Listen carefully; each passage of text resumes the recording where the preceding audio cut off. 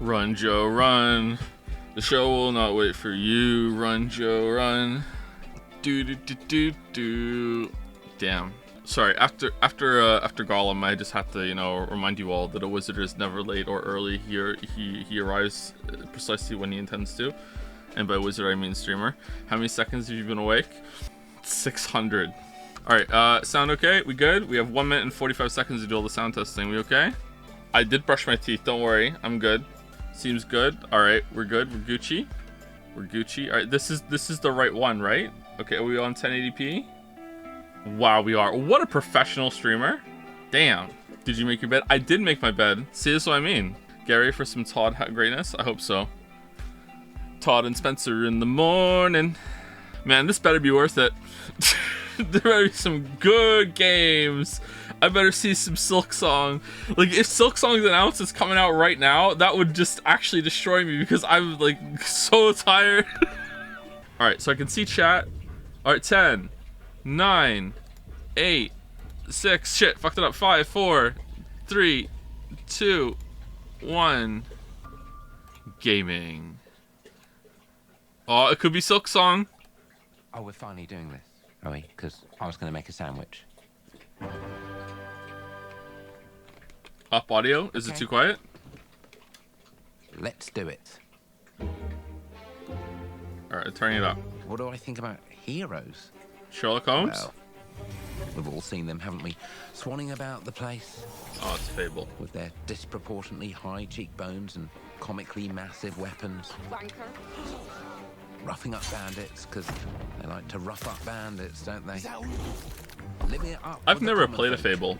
Every single night. We good now, or is it still On a too quiet? day-to-day basis, I'd say the true hero is me, someone who's breaking new ground with fruit, with veg, on the agricultural side of things. Just look at them. Not wafting around mythical creatures. Okay, it could still be Silksong. That's what they are. Wafters. Yeah, well done. You see, I'm not here to slay legendary beasts. I'm here to conquer the vegetable. Not a euphemism. Let's face it, the age of heroes is over. This is the age of innovation. I'm sorry, what is this? Fable farming sim? The age of death. One moment. Oh, he's a giant. This is awkward. Yeah.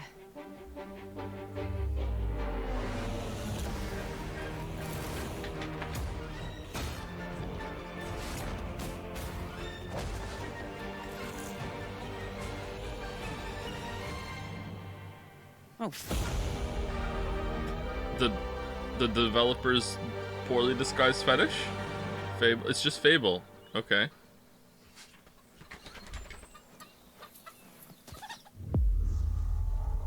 Okay. Never played it. Never played a Fable. Premiere. No gameplay, no hype. That was gameplay chatter. All in-engine footage. Hype is possible, but unlikely. You know what? It could still be Silksong. Oh, it's Tears of the Kingdom. Oh, okay. Oh man, both arms gone now. Forspoken? Shaking bones. Been a while. Uh-oh.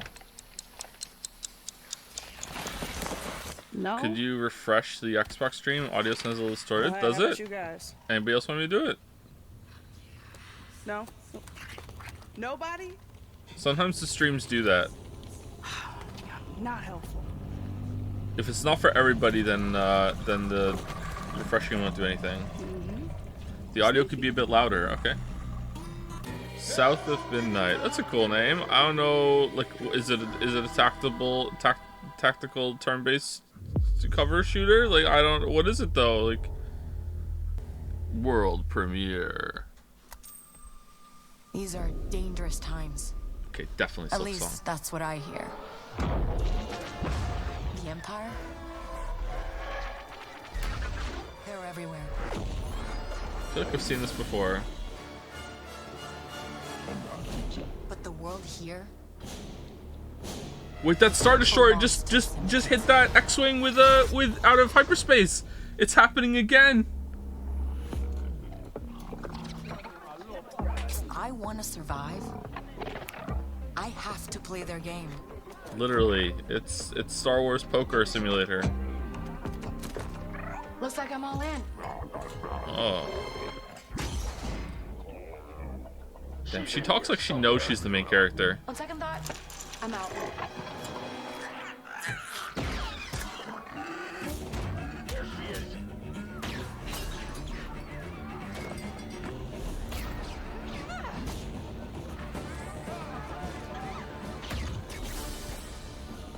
So it's Hannah Solo, okay.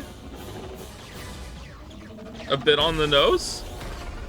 I've been held back my whole life. And now I just need The audio a is chance fucked up. to All right, finally what do you be want? free, What do you want me to do? Turn low latency mode off. wherever that takes me.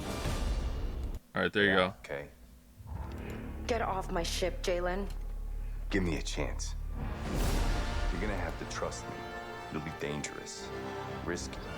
But if you pull this off, you'll never look over your shoulder. It's not. I need Jeff Keighley here to tell me. Chat will only believe Jeff Keighley.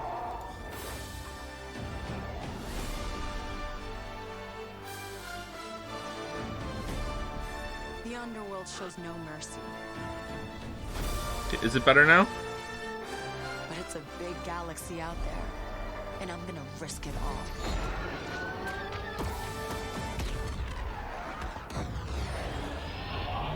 So what is this? Star Wars Outlaws. Okay. All right.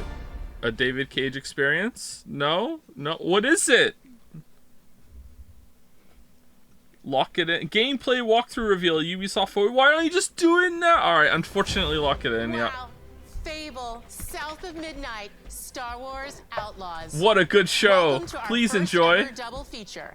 The Xbox Game Showcase, followed by a deep dive into one of the most important RPGs ever made, Starfield. What? Gaming is What? the most powerful of all entertainment. Calm down, It it's not out transports, yet. It challenges, it What do you mean? connects us. What, is It's this just a retrospective? incredibly It's not awesomely even. fun. What? What do you That is mean? why Team Xbox is committed to building the greatest place to play. By partnering with the most ambitious of game creators and by unleashing the power of the gaming Okay, community, her- enabling all of us to play the games we want. I don't know if she's with nervous, our but friends, the intense staring anywhere, into the camera is from kind mobile of devices to freaking PCs me to out a little consoles. bit. The lineup. Look we have somewhere for you else. today is just incredible.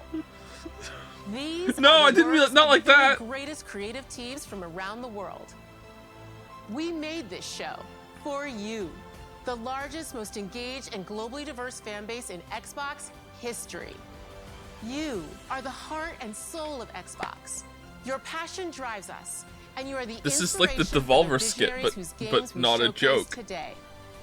From me and all of the team at Xbox, like the one they Thank did you. like 2 years ago or whatever. this next game is from Thunder Lotus, the award-winning studio behind Spiritfarer, who've gone back to their combat roots with an amazing co-op The fucking music, that's what I mean. Uniquely theirs. All right, everybody. Stinky devs. Hey It's Gollum, how's it time. going? So to Rowdy Rudy, Kenjo Bazooey, Jinchu for the new sub, welcome. Lilia's Tilted True for the resub, Solid Sora, Turtle Jesus, and Kohaki Yama for the resubs. Thank you.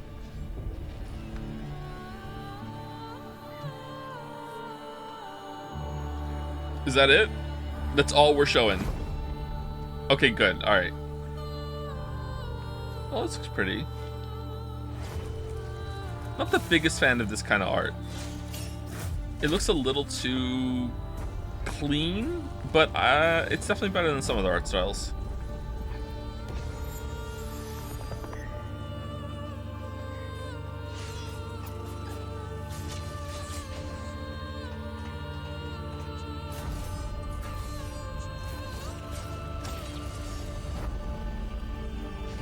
"33-player co-op," and just like that, I'm no longer interested. Although if you are, I hope you enjoy.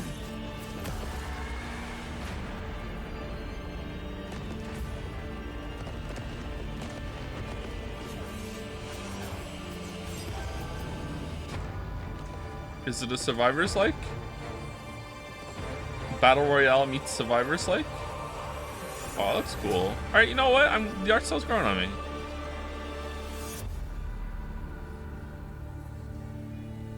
$33 Immortals. There you go. That's your answer, chat. That's why 33. Lock it out. Lock it out. All right, guys. It's a simple job. All right, Just Silk in Song and for out. sure. Nothing to it. Yeah, let's steal Silk Song. Yep. Payday 3. Payday 2, you would never guess it, but here's another version. Nah, this is Payday 3. Okay. Everybody hit the floor.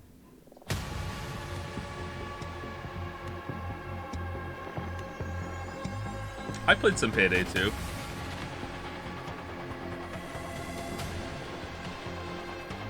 It dawns on me that there might have already been a Payday 3 and I just wasn't aware of it. Maybe this is Payday 4. Oh, well, this is the year of re-releasing things without the name in it, right? So it's probably just going to be Payday. Payday.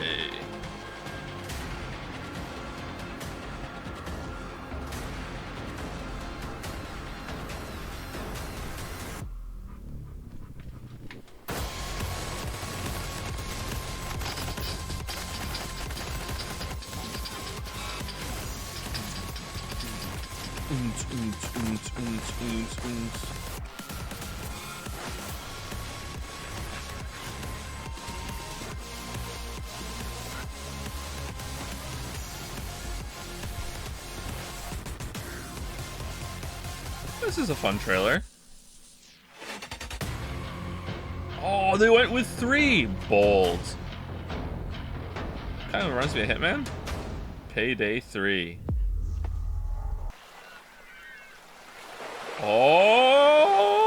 Oh, what is this? Persona 6?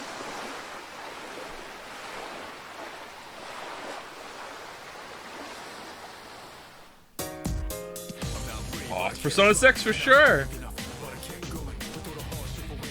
Oh, what's this music? Oh, God.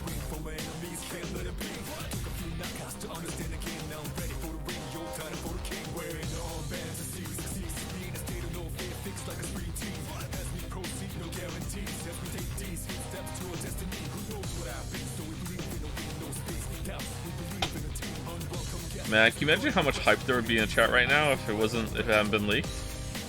Man, early 2024. All right, cool. All right, I think it looks good. Lock it in, obviously. Lock it in. Locked in. It's a Game Pass game? What? Is everything here a Game Pass game?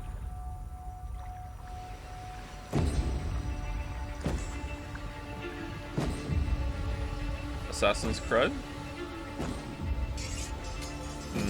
No. What's this? Oblivion remaster?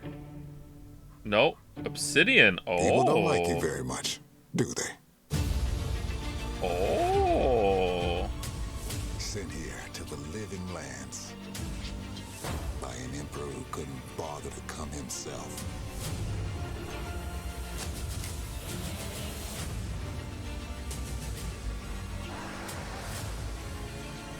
To investigate some plague that seems to be corrupting our very Mushroom souls. Bear. Looks like Silk Song. You want us to trust you. Oh, the kick is in. Kick confirmed. I love it when games let me kick. You scare us. Uh-oh.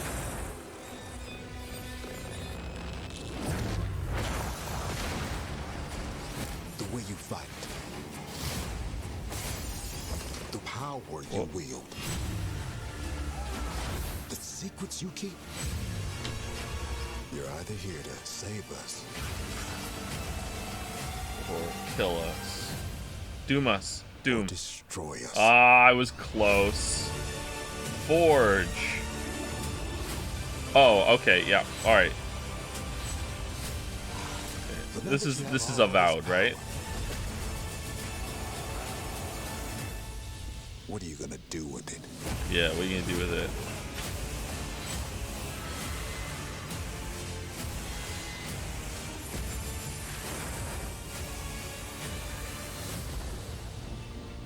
It's Avowed, yeah. Okay, I'll play this. I don't know if I'll stream it, but I'll play this. When's it out? When's it due? 2024. Oh man, 2024 is looking like it's going to be a pretty good year as well. Way better than this stinky, smelly year that's had barely anything worth playing. Rare. Lucasfilm games. What, Rare and Star Wars? What?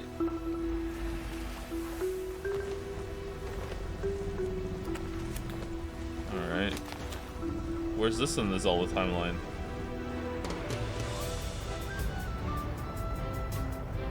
Oh. Yeah, there we go. Yeah. Oh, wow, Rare doing Monkey Island. Oh, okay. Welcome to the Scum Bar, the most notorious tavern on Melee Island. Wall-to-wall rogues and scoundrels. So tell me, which ship is right for you? A big ship? A luxury ship? A ship with just a splash of je ne sais quoi? The legend of Monkey Island. You mean Governor Guybrush. But Threepwood's not set foot out of that mansion for almost a year. Guybrush sold what do you out. think you're doing? I told you no autographs. Though I see you have a meet and greet ticket. And I guess it's not every day that you get to meet the mighty pirate Guybrush Threepwood. The legend of Monkey Island. David Gorman? Okay. The Chuck has turned the memories of this island into a prison for Guybrush. Well, what do we have here? You need these. Things may be very different from the Sea of Thieves you know. Oh. What? It's Monkey Island Sea of Thieves crossover? Oh yeah, Sea of Thieves was at the top last time, wasn't it? Alright, yeah, I'm just being dumb and blind. Or dumb and blind. Or blind. Yeah, sorry. Sleepy Joe. Yeah. Okay, it could still be Silksong. They renamed to Asobo. Oh. You know what? I respect flight simulators, but they're not for me.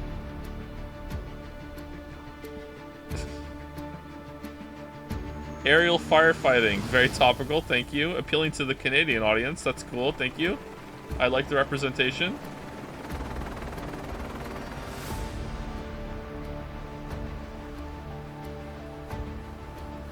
Oh man, it looks so good. Holy shit.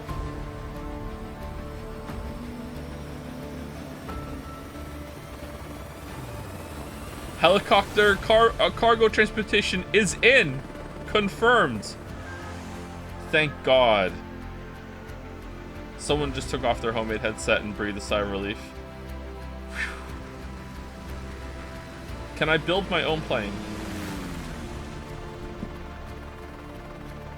God damn, look how good that looks. Lock it in. I can't imagine a more boring stream than me trying to play a flight simulator.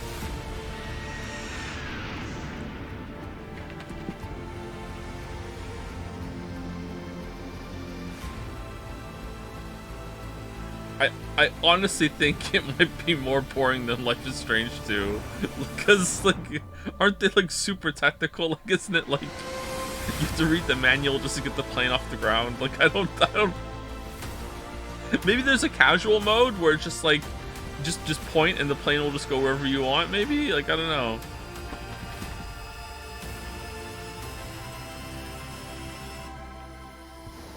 Hot air balloon trips. Oh, man. The sky is calling. Microsoft Flight Simulator 2024. I love how Microsoft thinks that they just like hit the jackpot with the Flight Simulator logo, and they're just like, you know what? Fuck it, zero iteration. They're like fucking Nintendo with Tears of the Kingdom. No, we have no notes. This is just how it's gonna look forever. No one will ever know which different game this is unless they look at the date. What is this? In the fucking space as well? Oh, Starfield crossover. Oh, this is from Dune! Sorry, I wouldn't know. I've had sex. Sorry. My bad. Thank you for telling me, though. Those things look weird.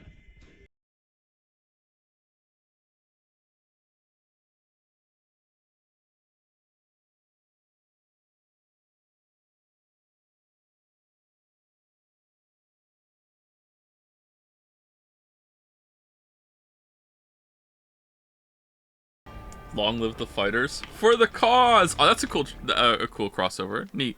Quick thank you to JSL, Quantum065, No Hope for My Queer Ass, UTEP6, Bedazzling Dazzler, our performance capture stage at Big Ninja Theory, Titty where we Moth have just Girlfriend, wrapped our shoots for Senua Saga Hellblade 2. and Johnny When we Rage first Twitch. showed Thank you very gameplay much. For Hellblade 2, it was a look at some of the game's cinematic and immersive action, where Senua faced off against a gigantic troll on the Icelandic coastline. Didn't the second one come out already, or no? Oh, maybe it didn't. Today, we're taking you deeper into Senua's story, her personal quest, her unique perspective on the world, and the intimate journey that awaits you in Senua's Saga. What you'll see today is all captured by the team on Xbox Series X. Hey, Yoshi. Oh, I have to feed you, don't I? Don't I? Oh, 1 second. I can see it, chat. Don't worry.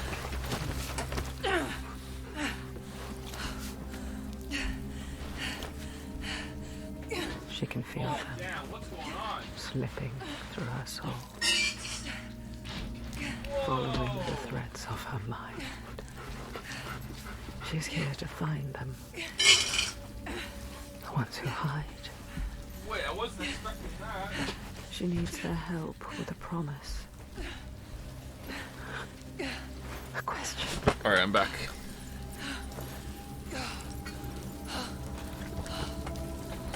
But it's never so simple, is it?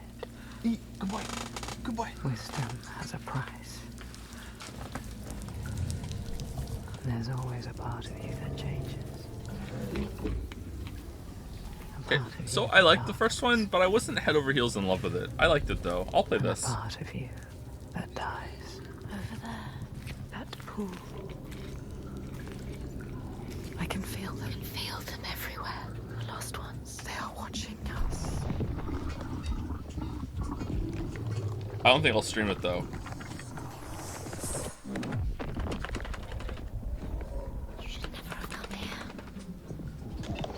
Oh, that looks cool.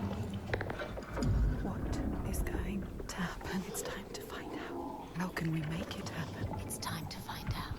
Why are they watching? It's time to find out. What are they waiting for? Senua, what are you waiting for? I'm here. So.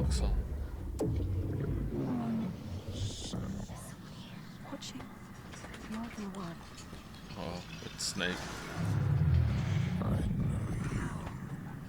Are they? Where are you? What do they want? I don't like it. I'm scared. This is too much. Their eyes everywhere can feel them boring into her. What is she supposed to do? Do something. Ask them. What do you want me to do?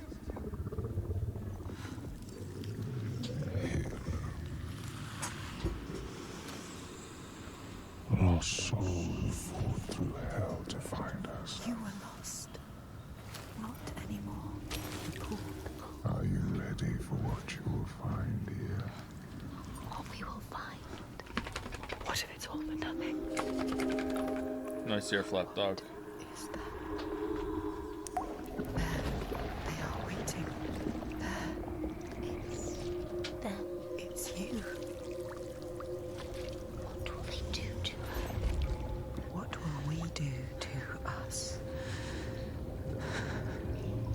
Touch it. Okay, I'm pretty sure that this would be good in the context of the game, like especially if you're like deep into it. But this being like how they're promoting it is a very strange decision. Like what? All parts of you that are broken. You can be whole. All the grief, all the rage, all the fear. Everything I've seen, everything I've done, has led me to this place. We've come so far, not far enough. Oh, she looks a lot different than the first one. You are ready to tell them. I am here. Now. What if we get lost forever? What will happen to them? What will happen to you? I will not let them down. She is ready. They know. Go. Who are these around you, Senua? Those you have saved, or those you led to death? Oh. Oh. Okay. There's probably water in Silk Song, right?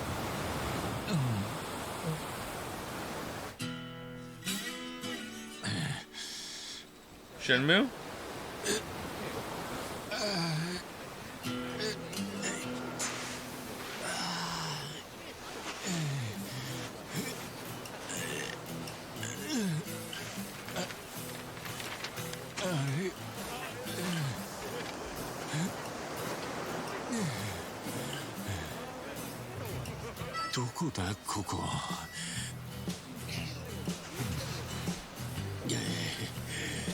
Oh, the conveniently placed objects to hide genitals bit never gets old.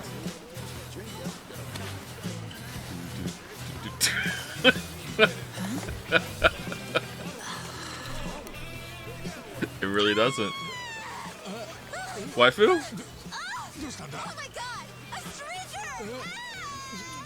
Wait, hold on. We're not in Japan? Oh, turns up, dude. Yeah, dude. Hang loose, bro.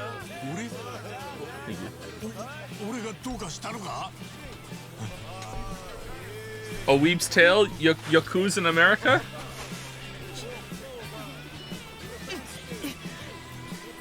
Huh?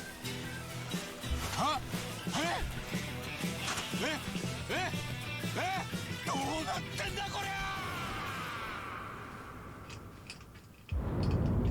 Infinite wealth, like a dragon. Are we in Hawaii?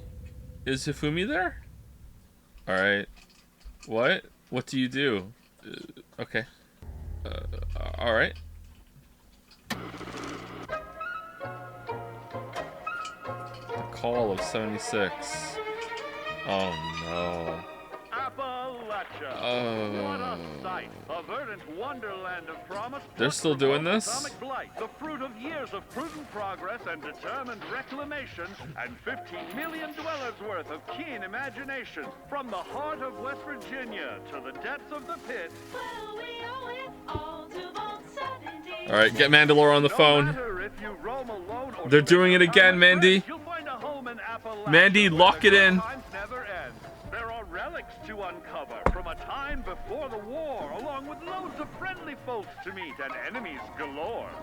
Oh, the Mole Men! I love the Mole Men. Foes are overthrown as we embark on expeditions into thrilling new unknowns. Yes, from Appalachian settlements to Nuka World on tour. You're never short on things to do or places to explore. Think you've seen I did that one already. Well, how about this? We did that one already. Pack your bags for an escape of Epicurean bliss. Put your rad shield on and fix your hair up pretty, because we're headed for the boardwalk of Atlantic City. So there you have it. So these Now all you the know load screens to there's a different million maps? ways to make the wasteland your waste home. And when you hear adventure calling, when you're looking for some kicks, I wonder if it still runs like ass. Answer the call of Vault 76. Okay, you know what? The song is kind of convincing me. Fallout 76, 1 year later? It's only been a year, right?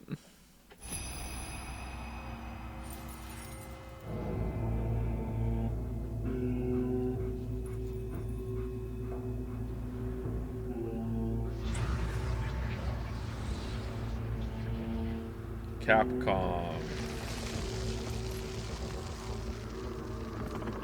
More like Crapcom.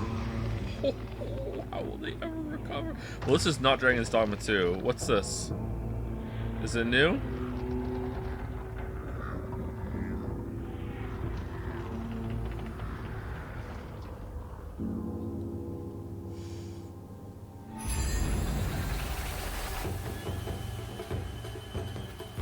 Is it a Neo-like?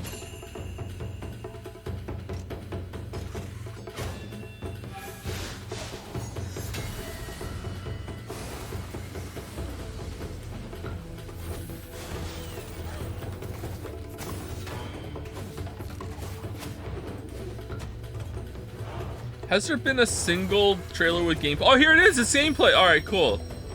Well, kind of. Maybe? I'm not sure.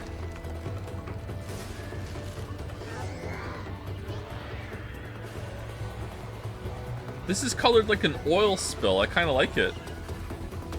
Like when you see oil in water and it's got that prismatic sheen over the top. It looks cool. I like it.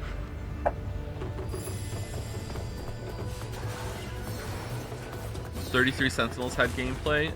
Did it though? Like there was, you know, there was real-time strategy here and there. Like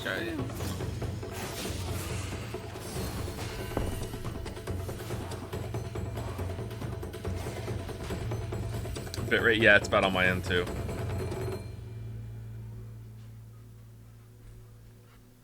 Path of the Goddess. All right. I'd like to see more gameplay. That looks like it could be interesting. They are really pushing this Game Pass. General Motors' historic commitment to performance is embodied in two of its iconic brands, Chevrolet and Cadillac. Yeah, I don't think this is Silk Song. The V-Series.R elevates Cadillac's competitive spirit to a whole new level with its thunderous V8 and hybrid power. The legendary Corvette has been a celebrated champion for decades. The all-new Chevrolet Corvette E-Ray continues that tradition. Gatsby, did you just eat Yoshi's General food? Motors is proud to usher in a new era of competition with the innovators behind the new Forza Motorsport. Forza Motorsport and General Motors are pairing their strengths in technical excellence and sophisticated modern design to take bold steps into the future and bring that experience to gamers. I'm thrilled to welcome the Cadillac V-Series.R. Oh, there's a car on stage! Oh, I love it when there's a car on stage. Oh, I didn't even realize he was on a stage. Oh man, there's two cars on that stage. I can't drive, chat. When you learn how to drive, do you suddenly start giving a shit about cars? I guess maybe? That's pretty good. I know you're ready. You've got this.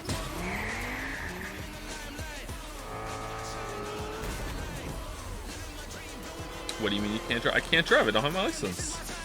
Let's tweak I'm narcoleptic. I didn't get to it.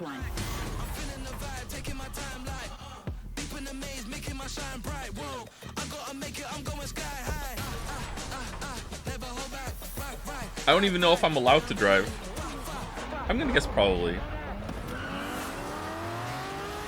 I'm a millennial. You think I can afford a car?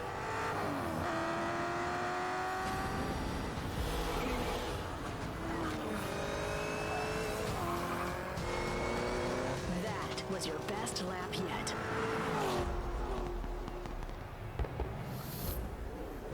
This is my timeline.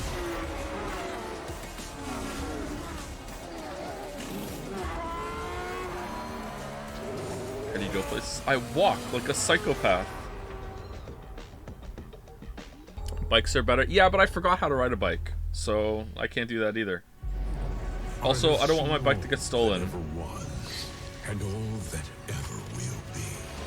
I have seen betrayal, endurance, ambition, and courage. I am the one who knows.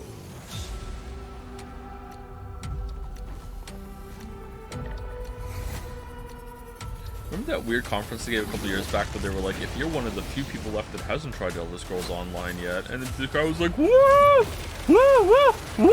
And I was like, is Elder Scrolls Online popping off? I didn't know that. Like, what is this, like, psyop they're doing to make me think that everyone's playing it but me? Like, based Americans think you can't live without a car. Yeah, it's true, yeah. In their defense, like a lot of cities, including the one we live in, are built around the assumption that you will have one. It's not the best thing in the world not to have it. Threatens to unravel reality itself. But my parents never offered to teach me how, even though my dad could drive. And then after that, there was a lot of family issues, and it just didn't happen. And then I got a narcolepsy diagnosis on top of just not being able to afford a car anyway. And now that we could afford a car, well, I don't know. The car prices have fucking skyrocketed in the past couple of years, haven't they? Too busy to do it. I should just do it though. Lily's learning. But honestly, I don't know if I'm allowed to drive. I don't know if with an narcolepsy diagnosis that they would let me have a license. Save Tamriel. I'm a bit scared to do it.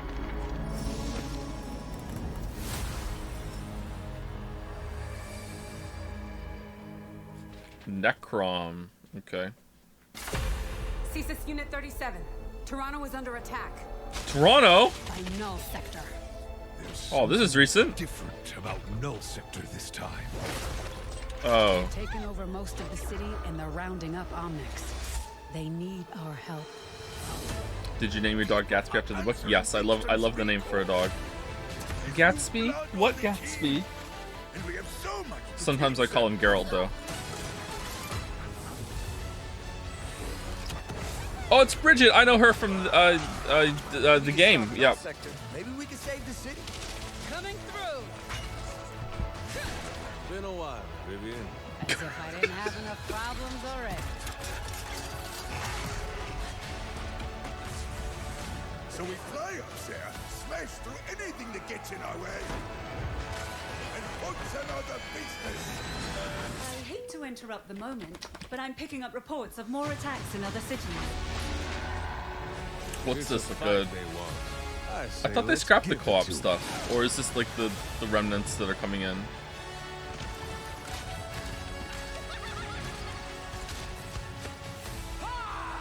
Engage. Target mark. Hero mastery. Time to create peace with bullets. So I can queue in and tell people that I'm gonna vote kick them unless they go out and finish their masteries for their bonuses. That sounds good.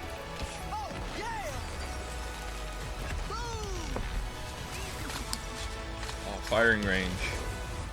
Wait, they didn't have a firing range until now? Story missions. Didn't the first one have a firing range? Oh.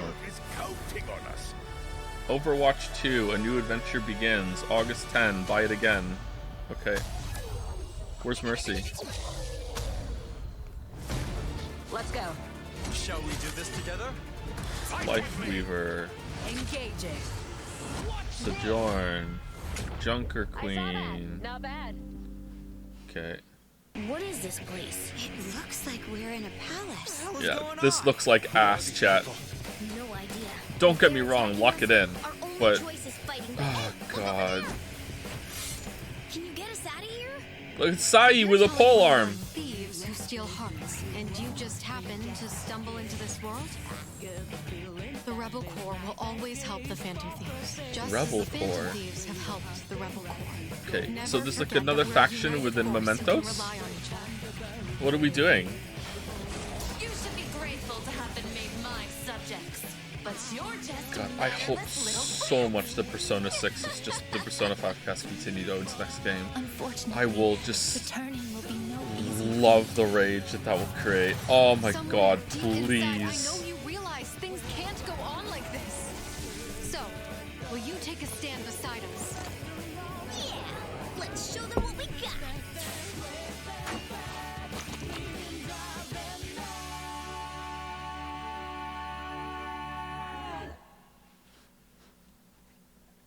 So it has characters from Royal in it. That one, that's good. I'm glad that they're consolidating the Persona 5s. I mean, this showcase has been pretty good for announcements so far. I don't think they're showing off the games as well as they could be. In the unknown. No Royal. Oh, there's no Royal continuation in that. Says Ironwrath. Okay. The wonder is not that the field of stars is so vast, Oh, Field of Stars. All right. I wonder what this is. but that we have measured it. Silk Song.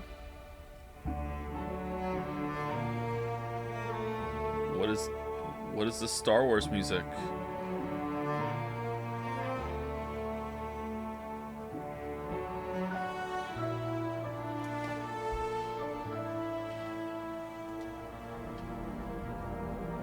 $25 in the making.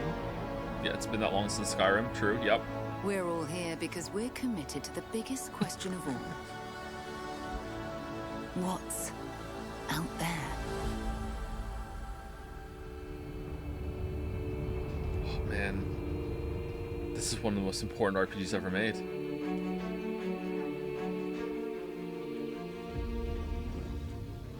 Getting You're some part of big No Man's Sky Constellation now. vibes. Part of our family.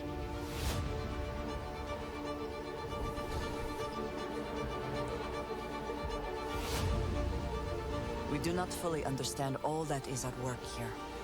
No finer group in the stars to be unraveling this mystery.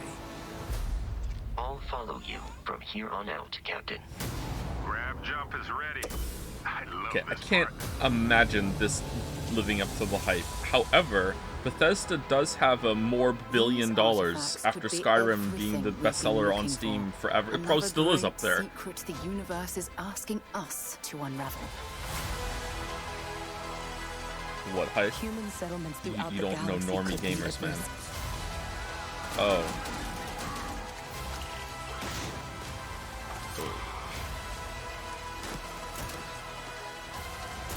We are not stopping. Whatever lies at the end of this road will change humanity forever. Forever.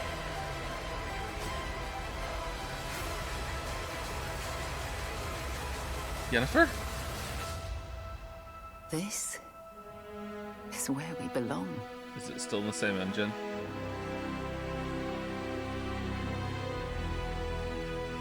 Alright. We'll do at least one stream of that and see how it goes. At least one stream, lock it in. Oh, that's really soon!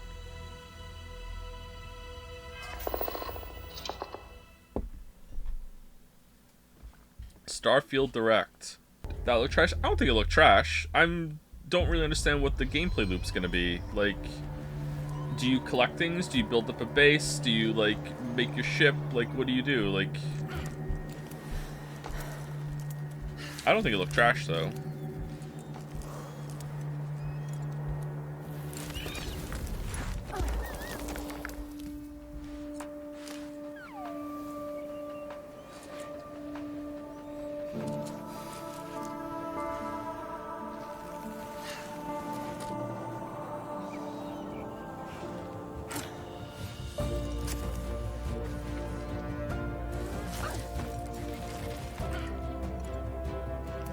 Getting on top of it? Oh, this is where you live? Well, this is a very strange commute.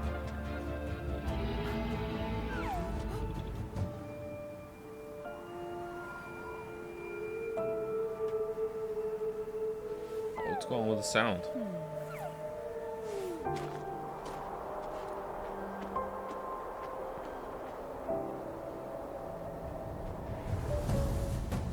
Don't Nody.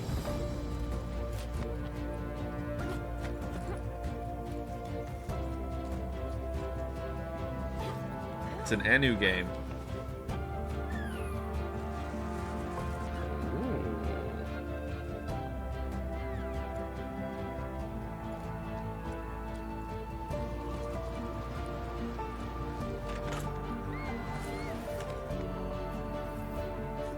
Okay, I'm getting some Golem vibes from this climbing.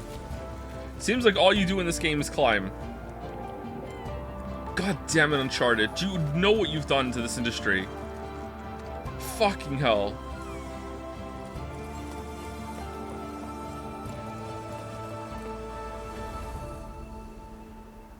Jusant.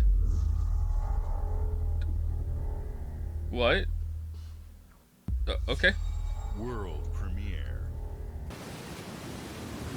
Hey, at least they had a gameplay that last one.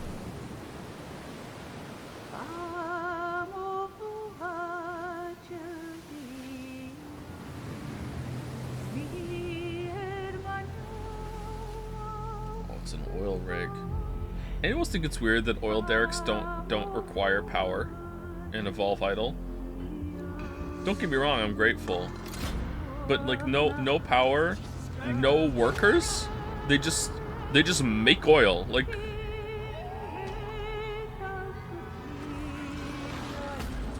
Amnesia, the rig, still wakes the deep. Better move then. Okay, that could be cool. I don't really know.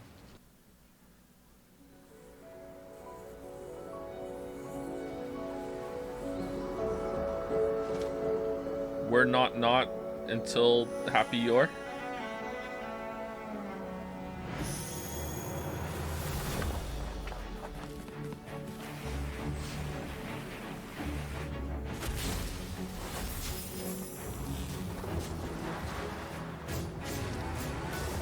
Not sure if hit stun or frame drops.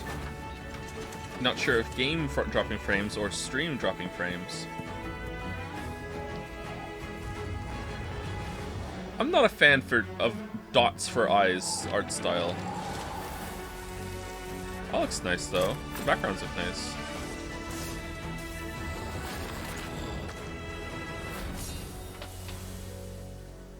Dungeons of Hinterberg. Alright. I would like to see more of that.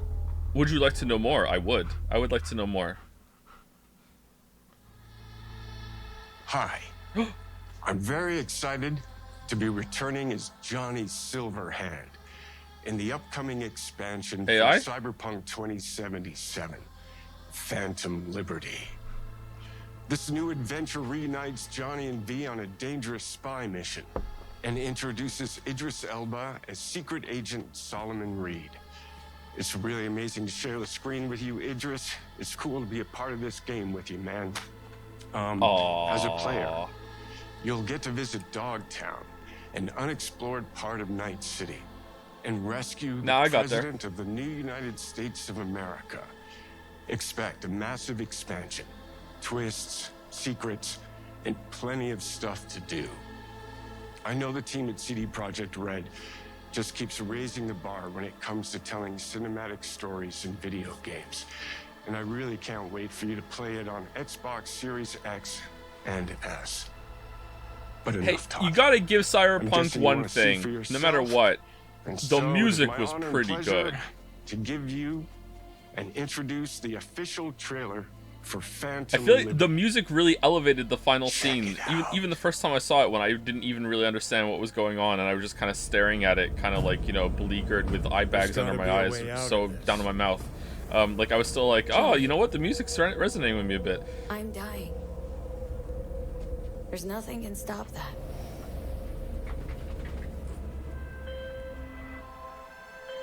V. My name is Songbird. I'm an NUS intelligence analyst. I know about the bomb ticking in your head. And I can save your life. What's the catch? I need you to get to Dogtown. Attention all Dogtown residents. The President managed to crash your Space Force One into our humble district. Man's got 1,001 reasons to want Myers as a hostage. Sleeper agents.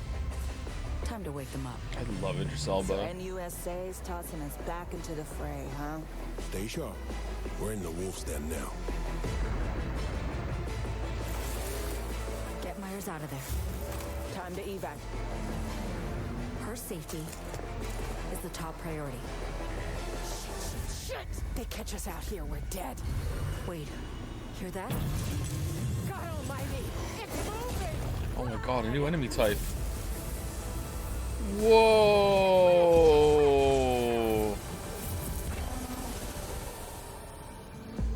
Someone ratted us out. Where is this? Treason ain't ever black and white. It's a charade, V. Wherever she goes, people get hurt. Bodies drop. Oh, Just okay. want what Songbird So we get promised me. betrayed. Okay. The cure. There is no cure. The situation has changed. You need to know if you're with me. Illusion of freedom draws in the desperate. Pick your truth, V. Come on, got iron in your hand. Gotta put it to someone's head. Pull the trigger. If I don't do anything, and do it soon, I'll die.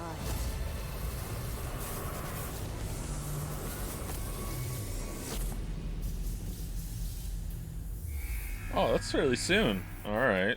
Okay. Well, I'm gonna play it. I don't know if I'm gonna stream it. All footage. Where'd I get butchered from? Captured and footage put together? Sorry. Slightly dyslexic for real. All footage.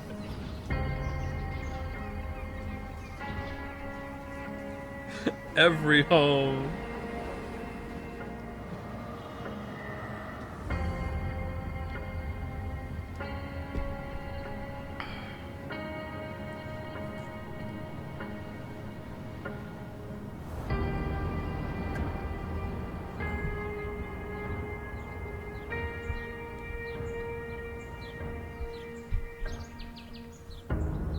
There's nothing, because we're underground in Silksong.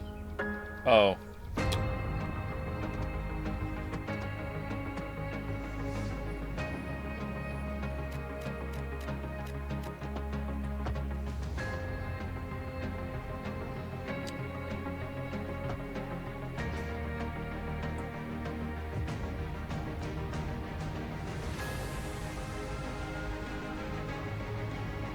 Don't these games just become traffic simulators? And it becomes like your job is trying to figure out how to get traffic under control forever.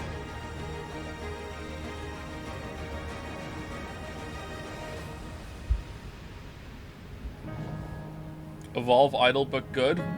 Whoa, whoa, bands! Bands! Permanently ban that chatter for 10 seconds, please. City Skylines 2. Wasn't there already a City Skylines 2? I thought it would be on City Skylines 4 by now. Maybe they just kept making DLC for the first one, maybe. I don't know. I tried to play City Skylines and I don't like it. I need more objectives, but I respect it. Like, if you want like a virtual model city simulator, then City Skylines is probably the GOAT. It looks like the first one. I think if you went back and looked at it, you would be able to see a big difference. Oh, Atlas! Persona 6?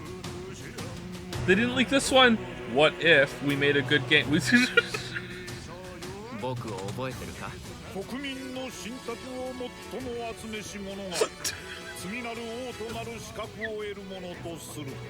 is this?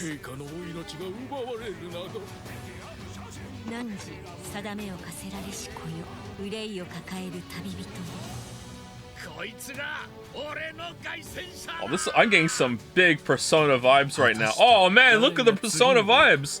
Holy crap. Yes. All right, Persona 6, let's go. A new fantasy drama unfolds.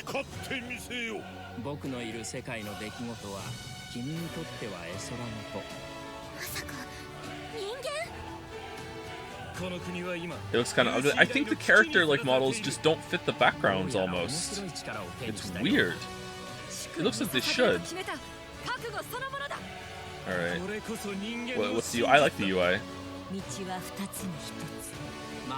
Wow, the frames.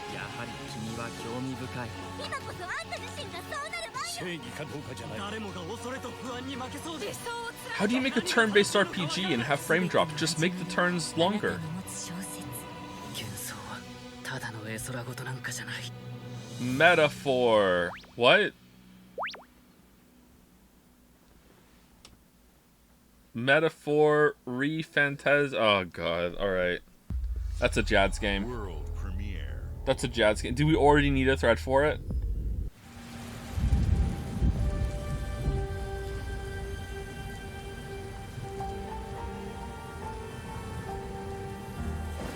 Humanity's cities have fallen.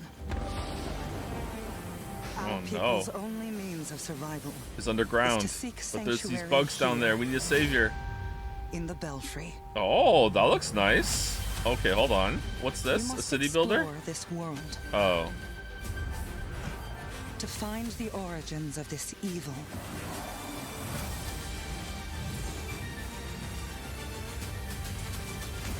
And bring hope back to our people. Explore co-op adventure. Oh. Oh. You know what? There aren't a lot of these, so I guess if people want a game like this, then this is a welcome thing. But like I'm good.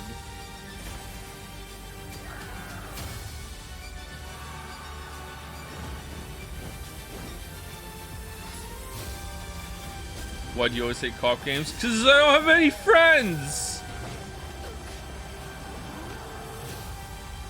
Together, you can save humanity.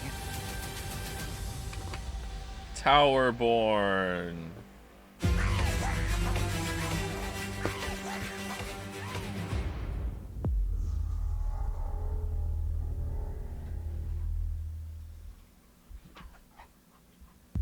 I guess the kids are getting old enough I can play with the kids. Yeah, that's true.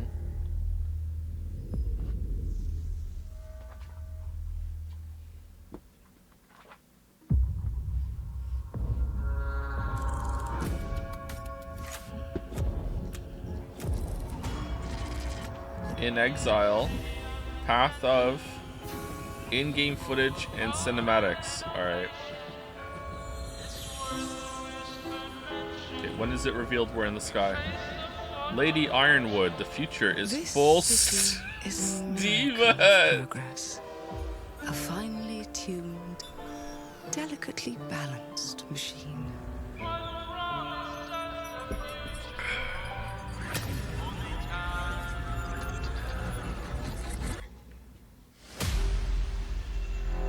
But it only takes one rebellious little gear to ruin everything.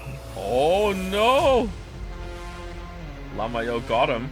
If you resist my rule,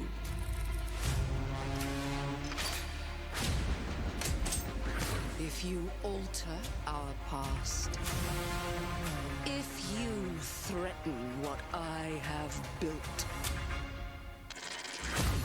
there is nowhere in space or time where Gravity I Rush? will not destroy you.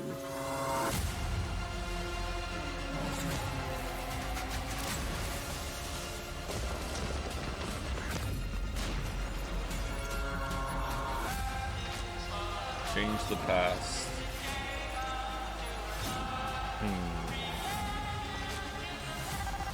Okay, for some reason, I don't know why, I'm just not feeling it. Oh no. I feel like I should be. This looks cool. I'm just not feeling it. Any last words? Because it feels like a fake game. Before my friend puts one in your scalp. Oh. It's a Witcher guy. Clockwork Revolution. Alright.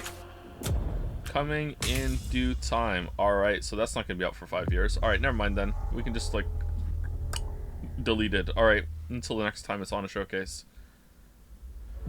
Thank you all for joining us. Today is a special day for me and the team. I'm excited to see 11 games showcased from our first-party studios. We opened with Fable from Playground Games. Oh, we're done? Which will bring the franchise into the modern era while staying true to its British style and humor. British style. Compulsion Wish we could have seen and some In Exile gameplay. shared their first original experiences since joining Xbox with South of Midnight and Clockwork Revolution. 5 years away again for And Fable, we're maybe? thrilled at how Avowed is shaping up for release next year from the RPG masters at Obsidian. In addition to Avowed, I'll play Avowed. our studios will deliver Hellblade 2, an all-new Microsoft Flight Simulator, Towerborn, and more in 2024. Later this month, You know what? Not a bad showing for players can look Xbox, forward considering to they're, Elder they're the Scrolls big-time Online underdog Necrom to Nintendo and Sea of PlayStation Thieves at the Monkey moment. Island. Not bad. As we look to holiday, we will launch Starfield and Forza Motorsport, both built what's for Sony Xbox doing, man? Series X, S, and PC. PlayStation We are is also underdog. honored to share Absolutely not. 14 games today from our creative Absolutely partners, not. like Star Wars Outlaws from Ubisoft Massive in collaboration with Lucasfilm Games, 33 Immortals from Thunder Lotus, Kunitsu Gami, Path of the Goddess from Capcom, and more Persona games coming to Game Pass thanks to our continued partnership with Sega Atlas. They're the richest console maker, I'd but not also like to because of the congratulate console. the Like, this is Studio their gaming Zero division team on compared to the Metaphor others. ReFantazio. It's great to be able to premiere. They don't what get is to next dip from into the whole creators of thing. Persona here in our showcase. We are focused on putting our players and game creators first in everything we do. No matter if you choose to play on Xbox, PC, or over the cloud, all gamers are welcome here at Xbox. Yeah, all gamers welcome. When it comes to our consoles, I like that they do that. we have heard your feedback on two Means I don't have to buy fronts. the console. First, we have significantly increased our supply of Xbox Series X, making it easier for fans to find globally. Nah, I'm good. Second, we know you've wanted more storage with Xbox Series S, and I'm excited to share we have some news there as well.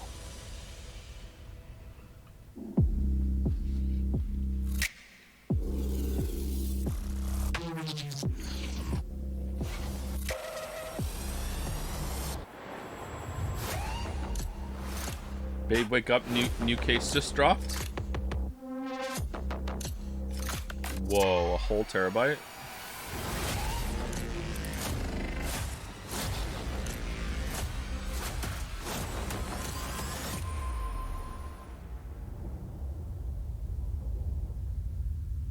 Oh, that's fairly cheap, isn't it? And now for the one more thing you've all been waiting for. Prepare for the most comprehensive deep dive we've ever done for the biggest game we've ever built. So sit tight and enjoy Starfield Direct. Like directly in the trash. I know, right? I know. All right, here we go. I want to see some gameplay loop. Okay, does the PC game show happen after this on the same channel? Because if it's between Starfield and Day 9, I'd rather watch Day 9. Hey everyone, thank you so much I take for it back us today, and welcome to Bethesda Game Studios. Yes! You know, we've been so lucky over the decades to make the kind of games that we love here, and that's thanks to all of you. I love Todd. The Elder Scrolls, the Fallout. We love creating these worlds and playing in them just as much as you do. And throughout all Thank that you, time, Fool's Gold, we'd for the often resub. talk Very about topical. and dream up the space Thank you, game. Monterago, for the resub as well. Of being who you want to be and exploring a new world, but set it in space. Yeah. Where you weren't really limited in where you could go or what you could do. And that is Starfield. Obviously, we've come a long way since then with the games we've built, our technology, and all of us here in the studio. We've done so much together, but like the studio. we've never Damn. tried to make a game like this. Today, you'll get to hear from many on the team. This is a nice and see studio. So much of what we think makes our game special. So let's jump in and take a look.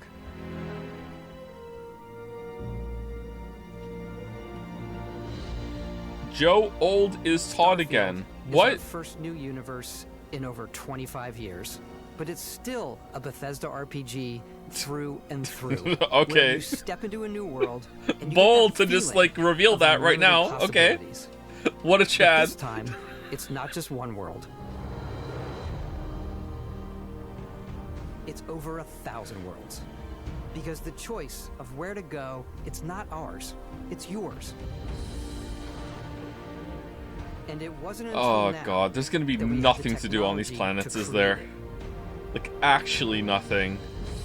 From the rocks at your Fucking feet hell. to the mountains in the distance, to the people and creatures that live in these worlds.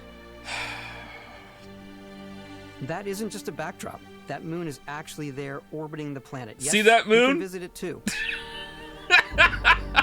We realistically simulate the galaxy around you.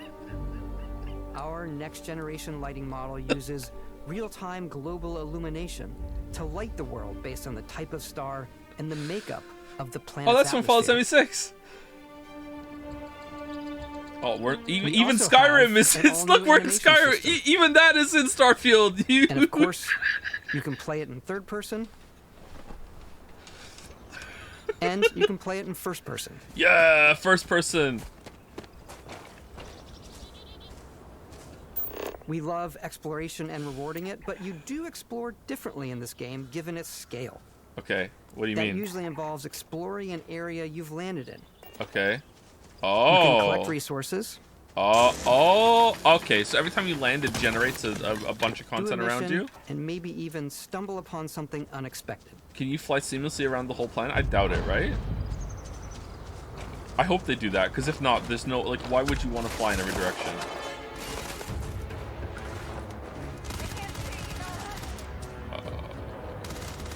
They really want you to know you got 25 XP. Oh, 15 XP this time. All right, what about next time? I'm thinking 20.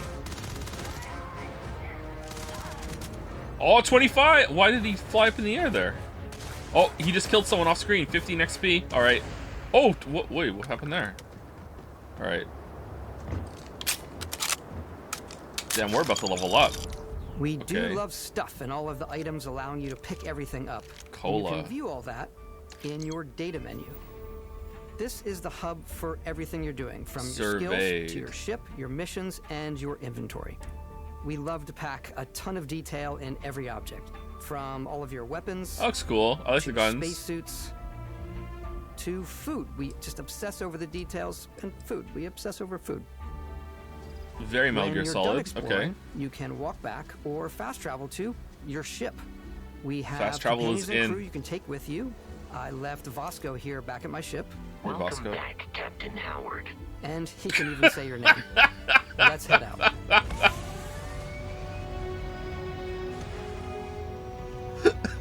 Is Todd aware of Our his mission power? is to convey the wonder and majesty of space exploration, to evoke the romance of the golden age of early spaceflight. And we've been referring to this approach as NASA Punk. This means a design language where the tech is advanced, yet still looks grounded and relatable. No, I'm gonna die. No, no, they didn't. Obviously the NASA, which is the rigid, hard, function over style, and then Punk, which is all about style.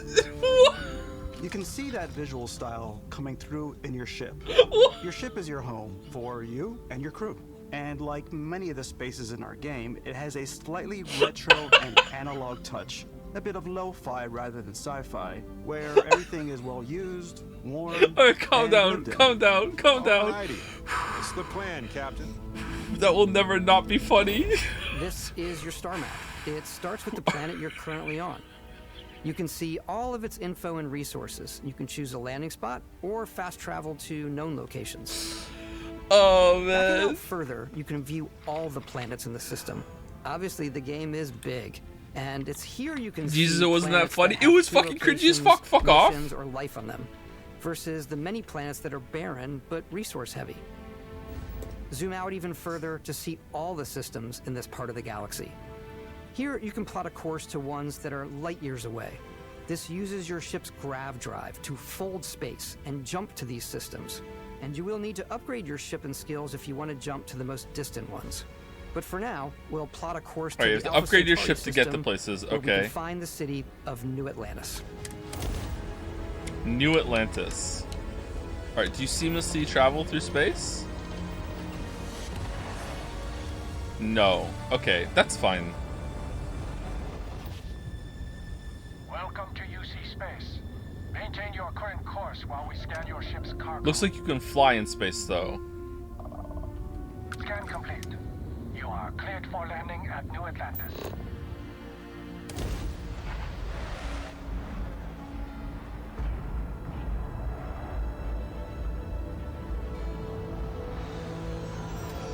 As soon as you land in a city like New Atlantis, your eyes are guided upwards. You can't even land where you want. I think that's a good thing though. Do you really want to be able to land wherever you want on the planet? Like, that's just confirming more and more that there's nothing on the planets. Custom art, crowds, and quests. So the main focus when we're designing a city is obviously what supports the story. We try and tell as many small stories as possible. This is a colony war memorial. It's a few moments of gameplay that make the space feel like it's full of real characters that are going about their day-to-day lives. Oh, that's good. It's paralyzing if you really stop and think about it. Buddy, it's coffee. It's Big also NASA Punk where vibes. your adventure with Constellation begins.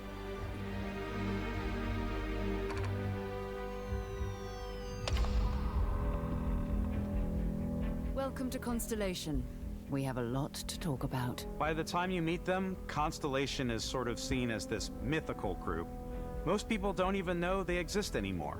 They're the last true explorers in the galaxy, and they're trying to find the answers to some of humanity's biggest questions. What do you mean? They just looked at space and were like, you know what? We're done exploring. Except for this group was like, no, damn it, we have to keep going. Spoke to you.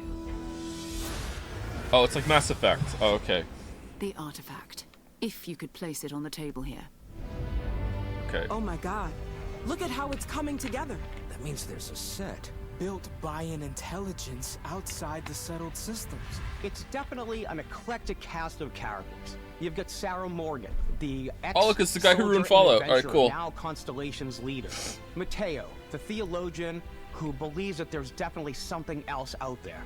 Noel, the gifted scientist and Sarah Morgan's protege. And Walter, a very successful businessman in the settled systems and Constellation's financier. Oh, he's the bad guy. Goes as long as you have the money. There's also Vlad, the ex-pirate, Sam Coe, the former space cowboy, Ex-pirate? and Barrett. You know what I hate about these pirates? Completely resistant to my otherwise irresistible charm. The journey you take with Constellation is just the first of many you'll embark on. The Settled Systems is home to all kinds of different stories, people, and adventures for you to uncover.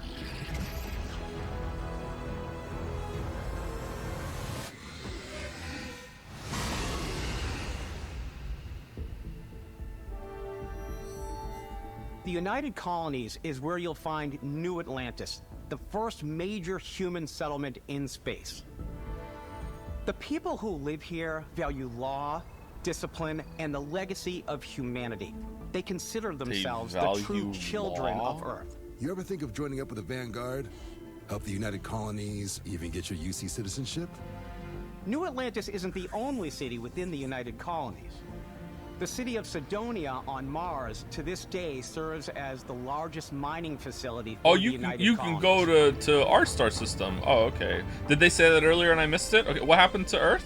Beyond the United Colonies' reach. Did they say that and I missed it as well? In a much more wild and independent coalition of star systems. This is Freestar Collective Space. Well, this looks like a different game all of a sudden. What the fuck? Is Aquila City. The Stone Root Inn is an Aquila City fixture. Oh man, this was an expensive Ranger game. relies on judgment and intuition to do what's best for the people. Neon started out as a fishing platform, but Neon is now known throughout the settled systems as a pleasure city where almost anything goes. If you've got morality issues, we're not going to show it though. This definitely isn't the job for you. Okay. Had to mod that in. Ryujin is hiring the best and brightest of today for our future tomorrow. Everyone has been chewed up and ground up by Neon. Try not to get yourself killed, all right? Alright, it's New Vegas. Alright.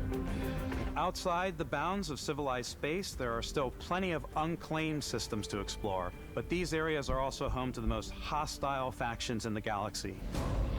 Oh no, the snake people! I was afraid of this. Shall be made dust in time. Red Mile. Face. This is the face of a brave runner here to challenge the Red Mile. Okay, you know what? I think they're selling this game pretty well right now, I gotta say. Like, they are like, look how much shit there is to do. Like, oh my god. This is a good showcase, I think. In Starfield, we're pushing our cities and settlements further than we ever have before. It's all there, waiting for you. A slice of humanity's future. So, ready to get out there? Yeah, I am. I'm not saying the game's going to be good, chat, or I'm like, oh my god, I'm so hyped at this moment. I'm just judging it like for what I think most audiences are gonna take from this. They're not really gonna care that the combat's not that great because most people don't like that. Look at how popular Tears of the Kingdom is. So it's like they're selling the world universe, how many places there's to go. Like seriously, like this is gonna be a very, very effective showcase. One of the biggest overhauls was done through our character generation system. We scanned a wide range of faces from different age groups and ethnicities. And by mixing and matching all that data, we were able to create highly detailed and diverse characters. We use that exact system to create all of the characters and NPCs you're going to see in the game. So any character you see almost always is a character you could make yourself. Cool. Alright, so this is gonna live and die on how well they do the Radiant system this time. Come on. If the Radiant system, if they've done like major strides in doing that, then this could be pretty good. Physical damage, mentally the and they've had like fucking 15 years to improve on it, so maybe. New recruit for Argos Extractors? Ring any bells? Any of this look familiar? God, this is like 5 games in one.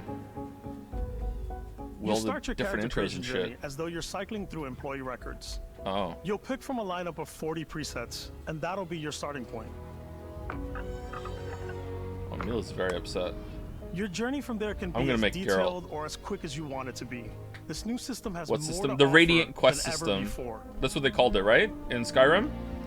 The procedurally generated quests. The simplest character generation system we ever had. We let the player get as close as possible to make whatever they want. Okay, good. With the various facial morphs you can blend together. Anyone else try and make a character in like Oblivion and Skyrim, and they're like, this looks good, and then they make a couple tweaks, and they've turned them into a fucking monster, and then they can't fix it again, and then they have to just restart the whole thing. Because like, shit, I fucked up the chin and the eyebrows, and I don't know how to make it better. Like, oh, god damn it. Backgrounds come in. Backgrounds give you I just go with a preset now. And start you out with 3 basic skills. From chef to dusty. You know, the crew still has a betting pool about which restaurant critic you must have crossed to wind up here. It was me. What's great about backgrounds is you never know when yours is going to come in handy. You could be in the middle of a fancy restaurant, talking to some guy, and suddenly you learn he needs a beast hunter to help track down a monster. Oh, okay. Probably should stick I to like these little professionals background anyway, things. They given make what it kind happened of the last hard to time. judge We're also the giving game, you the though. option to customize But your they're build fun. even I like further them. I like by them. letting you pick up to 3 traits. Oh, Traits 3 are completely traits. optional, and they come with their own advantages and disadvantages. Oh, cool. I like that too. I like that You could choose to system. meet Nice. your biggest fan. Is it real? Oh, it's him. He's back. He'll join your crew and he'll give you gifts if you're willing to put up with his constant commentary.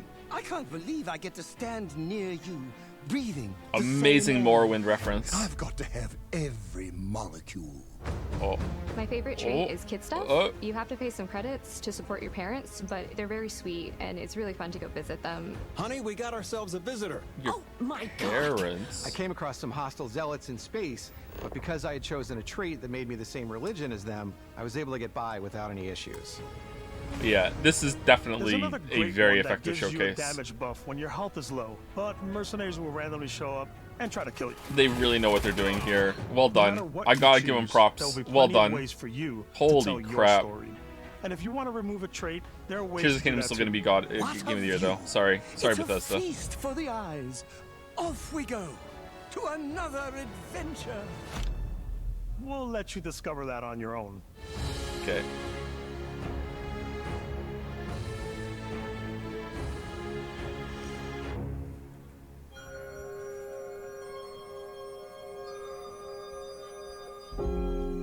Once you've built the perfect character, that's when your journey can really begin. We took what we loved about skills and perks from our previous games and put them together. Oh, to because we create an make the all-new character. skill I system. thought you were saying you guys have made the perfect Each character. time you What the level fuck up, is you that? get a skill point. Oh, 4,000 XP for that one. Unlock or rank up skills. Okay. Ranks are unlocked by completing challenges associated with that skill. Hacking is in. Hacking Challenges is in. become increasingly difficult as you work your way to higher ranks. With our 5 different skill trees and 4 ranks per skill, there's a lot to choose from. Oh, it's like badges from Boy I like the Scouts. xenosociology skill because it lets you mind control aliens. Oh. Well, now I know they're aliens. Spoilers. Boost pack out of the gate. I'm boost packing everywhere.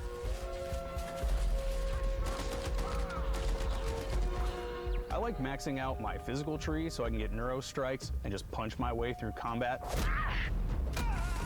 Yeah. Oh, punching astronaut. Oh man, you can be Buzz Aldrin. Invest in the I'm skills doing a of Buzz simple Aldrin run. playstyle. I'm very much a stealth player. So, I'm out there pickpocketing everyone. My favorite part about being stealthy is slowly creeping through vents like you're in a movie and then jumping out and springing on people. If you don't understand the joke, Buzz Aldrin once Whenever punched possible, someone I like to who talk my accused way him of through faking the moon situations. landing. This area's off limits. The joke has now been explained. Fine, I'll issue you an access card.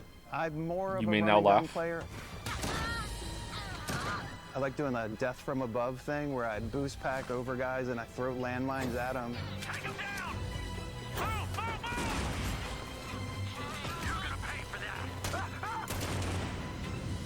I like blowing stuff up.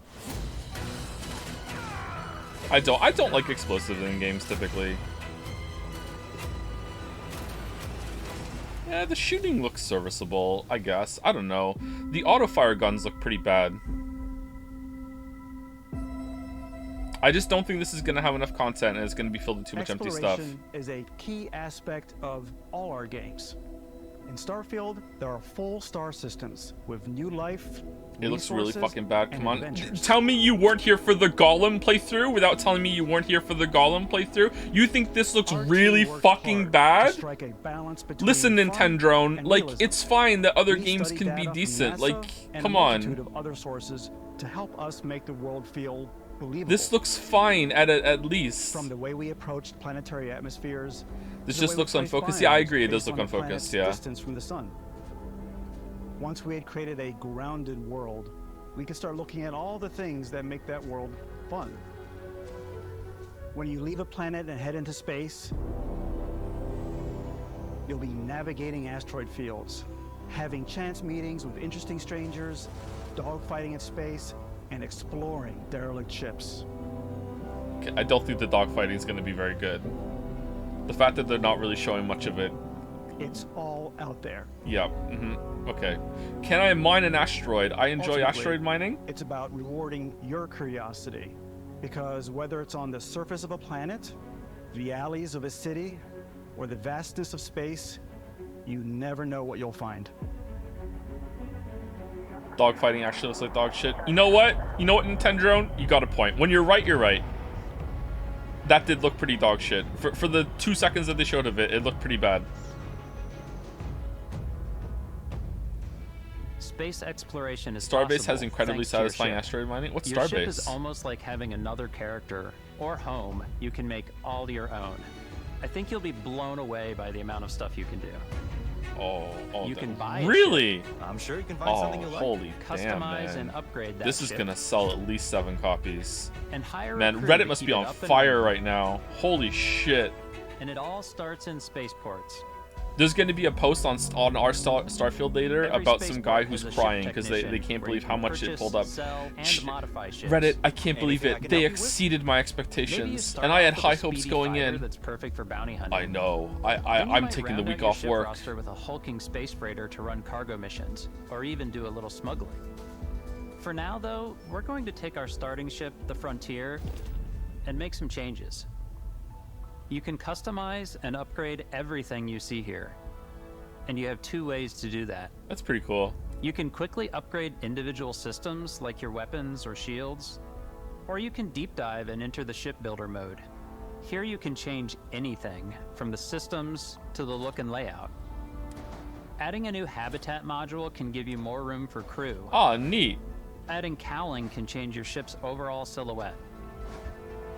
An improved grav drive allows for longer distance space jumps. This is like big NASA You can Punk even vibes. fully customize your paint job to get the exact look you want. Okay.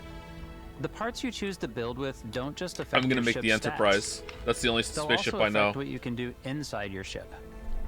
You can have modules for crafting, or for storing and displaying your weapons. Starfield's in-game ship manufacturers bring their own look and feel to Will you stream every this? piece of your Absolutely, ship. we'll stream it for one From stream at living least. quarters to cargo holds. After that, probably mess not. halls, and Open world control games rooms. don't stream well for me. Okay, those last 3 weren't Our that modified different. Frontier is a Bethesda. practical ship, but with a little creativity, your ship. Or can was look it like showing like the almost iterations anything you went through want. until you finalized it? Okay, It's a maybe bit that's what odd, they were but one going of my for. favorite Okay. ways of customizing ships is I make them look like animals. The HMS Platypus, All right. as I called it, where it had like a giant tail to it. So quirky. Oh, wow. And we've Okay. done spiders, we've done mechs. So it's really Oh, copyright whatever claim. your imagination is. And while you can build your home among the stars the way you want to, I'm telling you, you're man, probably not this the is a only person who will great call your ship showcase. home. They are nailing this. This might be one of the best ones I've ever seen for like please buy the game. Like this is so effective. Engines ready. If someone was like a little on board, this is sealing the deal. But like if you hate Bethesda, of course it's Some not of the going to members convince of you. Constellation can join you on your journey.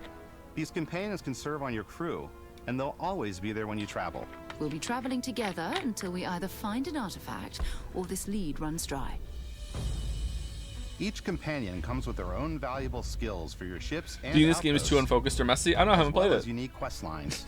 Eventually, Sorry, it's a some fair friendships question. I might think it's going to blossom be a into bit messy, yeah. romance. I don't know that I've ever really loved anyone except you. Wait, And what? if you're looking for a little extra help on your ship, you can always hire additional crew at spaceports. Got any room on your ship for someone like me? Nope. You'll also meet potential crew members out in the world. Still think there might be a spot for me on your ship? I gotta get off this rock. Nope. Sorry. Assign crew to your ship or Come back outposts, and their unique 2 months skills will later and affect be how like, they run. you got some space now? And just No, like sorry, there was an companions, iridium most deposit crew here. I members just can came lend back a to hand get in it the now that I field. have mining Take plus Bosco, for 3. instance. Oh, okay. These Well, if you designs change your mind, you know where I'm going to be. Haha, can't go anywhere else. Please avoid getting shot. You might die. I still wanted to give it almost a humanoid personality, so I elongated the limbs. This tends to make him feel more human-like, and give him a little personality. It is a shame exploration requires so much bloodshed. Oh. Using the shipbuilding tools and crew selection I think features the Mars of Lander Starfield, was known for saying that, you'll be right? able to build Definitely and big captain the NASA punk ship of your vibes. dreams. And now, let's take to the sky.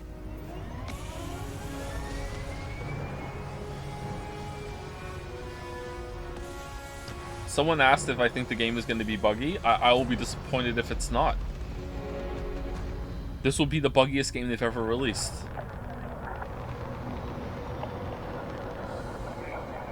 There's going to be a clip of like just your character like soaring through space because the ship didn't load in. Anything. And that is really cool for us as developers. Spaceflight should be exciting and dangerous, and you should feel like you're in complete control every step of the way. We've extended that sense of control to ship combat. It's not about just hitting your triggers to fire All right, here we your go. weapons. Here we go. It's a complex dance between your piloting skills and our power allocation system. Is it? Boosting power to your engines will make your ship faster. Okay. And do you do that like in the middle of the fighting or Powering no? up the ground drives will shorten the amount of time it takes before you can make a jump. Okay, do I have to mine some stuff to upgrade my ship stuff? Because that would be fun. Alright. And moving your power to your weapons and shields means you're ready for a fight. Yeah. Alright, this looks You like should busy always work. be on your toes because you're not alone out there. Yeah, there's people on your ship. You have a crew.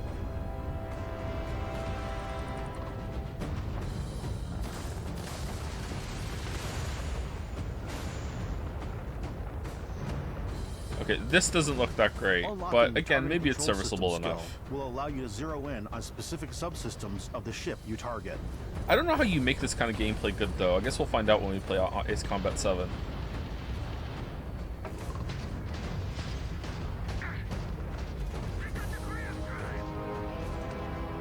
After destroying an enemy 30 ship, XP? you can loot the remains from your cockpit. Oh. You can always turn any ship that engages you into scrap. But you can also take a more personal approach by docking with the enemy vessel and boarding their ship. Oh. You get more loot this way.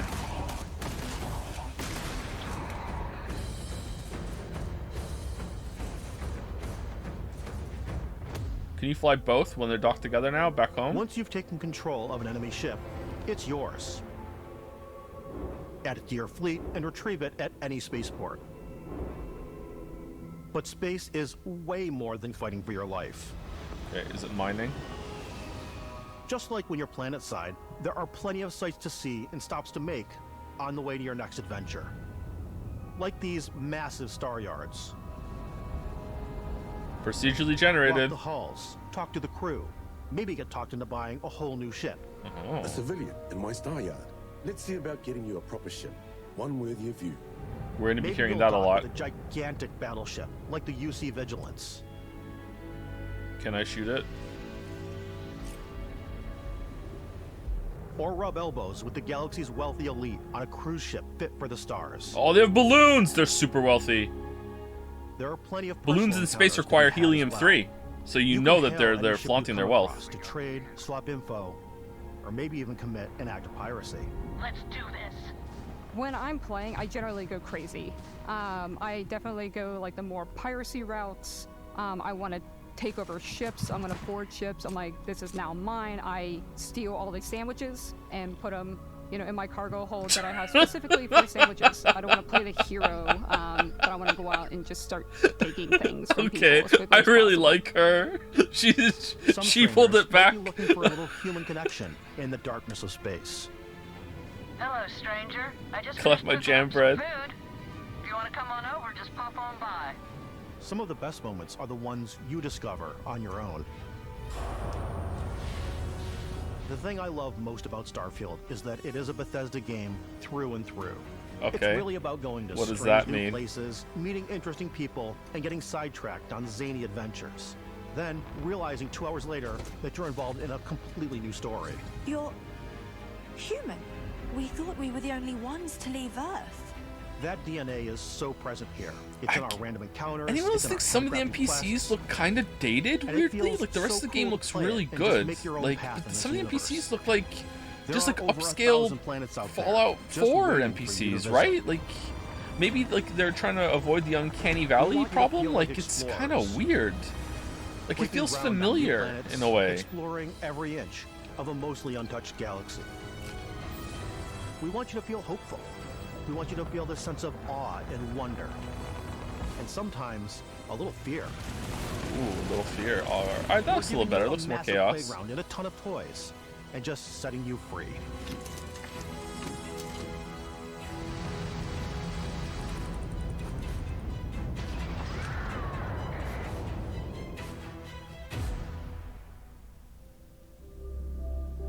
Hey everybody, we've shown you so much stuff, but we thought we'd just take a little break and show you something a little bit different. You know, we put so much detail into our game worlds, and we love the opportunity to bring that into the real world with our collector's editions. And for this game, we've done a watch. It is the Constellation Explorer's Watch. Is it going to be this like is the watch proper that you though? get Like in the game, do you that get acts it? as part of your HUD, where it's The compass nerve. and environmental information. Oh my god, the balls after what happened last time. And we've also designed this really Holy cool case that it comes with this one. Yeah, we really took as much care in designing this case as we did the watch. Our attention to detail in the game totally translates to this. Inspired I can't wait to watch the internet historian video on this. The Apollo era to bring back samples from the moon. It's got an intricate locking mechanism, authentic, heavy, comes with a Constellation patch, NATO strap, and the overall functionality and believability of this as something that would exist in the world, in the Starfield universe. Oh, and hey, take this. You'll find it very useful out there. Wait. It even tells the time. We actually have something else. Now that we're part of Xbox, we get to work with the amazing people on the Xbox hardware team, and together we have created this custom limited edition Starfield controller. It's awesome. It is now, you know, our favorite controller. We love this because it's inspired by the actual controls of your spaceship. And not only that, we've created the first ever custom headset with Xbox. And this is big NASA Punk vibes. vibes. That controller. Yep.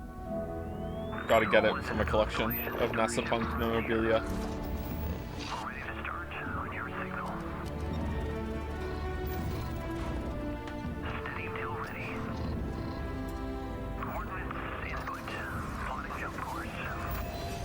I'm so pissed I like the design. I will now say it too. Yeah, I kind of like the design too. And I am also pissed that I like it.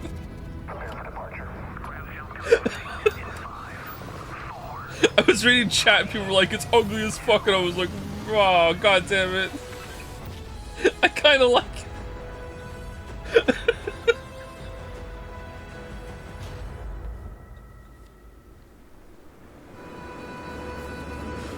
In every one of our I'm into games, NASA Punk. I never so knew. Much care into all those little details. Oh, we're not that breathe done. life Oh, okay. into our That really worlds. was just a little But Starfield intermission. Isn't just a Bethesda Game Studios Man, I need to world. pee. It's a Bethesda Game Studios galaxy. Oh. So why go this big with Starfield? Because we want to give you freedom on a galactic level. The freedom to experience both the exciting Grease, come back. planets No. and the quiet ones. Scanning a planet before you land is a great way to get a sneak peek at the available resources you can use for crafting, building, and customizing. What the I think what's cool about this whole system that we generate the planet itself as a procedural content, but the handcrafted content itself comes as the player explore. What do you mean? Our system builds a planet as the player approaches it. What? And then Todd Howard gets an alert and quickly handcrafts something. The system that adds interesting locations for the Oh, I get it. creatures to Okay, that's encounter, neat. or So there's plants to pick handcrafted up. like modules that they insert after It the allows us procedural to generation. add that touch Okay. of environmental storytelling. So is it different for everybody? Bethesda is known for. Aggressive That's creatures a have good been system. I like that disrupting system. our I think that's a good way of doing it. Their habitat isn't far from here. If you could take care of them for us, we would be in your debt. So even if your friends were to visit the same planet that you had, you would have a different story to tell. There you go. Yeah. Okay, cool. All right. That's probably the best way of doing it.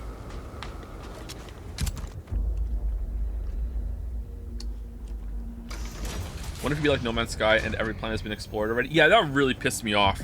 There was nothing. You were never the first one somewhere and being like on the frontier. Okay, like, calm down with the death animations. It's a rattle gun. Can I get a space gun? Like lasers? 10 XP. Oh, we're a lot higher than these guys. Oh, 20.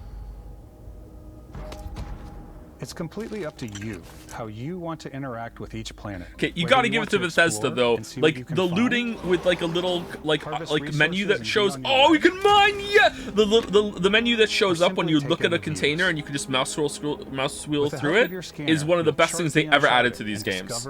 Like oh my god. Like going back to the older games and you need to like pause and there's like a little bit of loading and unloading whenever you open a fucking container. I find it so hard to go back to that shit now. Produce resources from those plants and animals. Really good. You can get experience and I prefer the old one, but it still has that one. You can still do it that way. And fully surveying a whole system.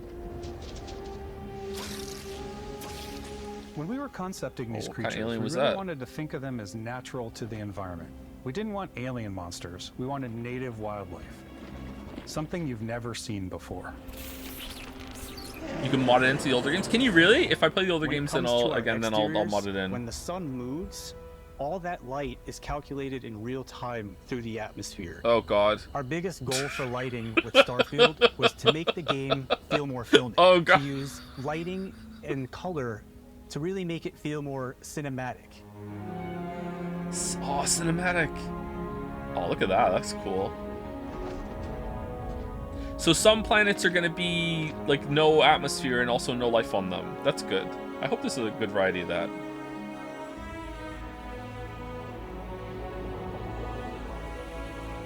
Someone has to find the Skyrim planet. There's going to be a Skyrim planet. And if there's going to be an Easter egg, that's Riverwood. I swear to God.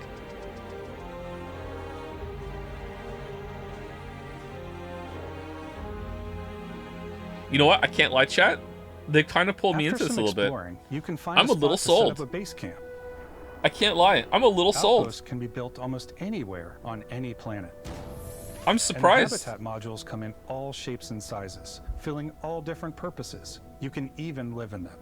Assign crew and companions to work at your outposts for added bonuses, and set up extractors to harvest resources while you're away. Oh, I like doing that. Incremental progress. We have a new fly camp, where you can toggle between on-foot building, or you can now use a top-down isometric camera, which helps plan out larger parts of the outpost and placing those larger habs. Gamified photo mode? And what the overall feel of your outpost is. And then when you're on your feet, you can really decorate and fine-tune. Would you say The Expanse is NASA Punk? Merrick, I swear to God. Merrick, I swear to fucking God. Would you say Warframe is NASA Punk?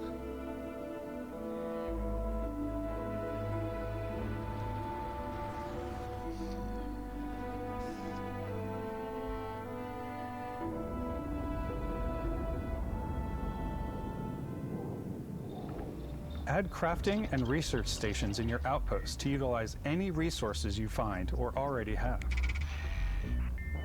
Mod your weapons to adapt them to your playstyle. Different weapon sights and scopes.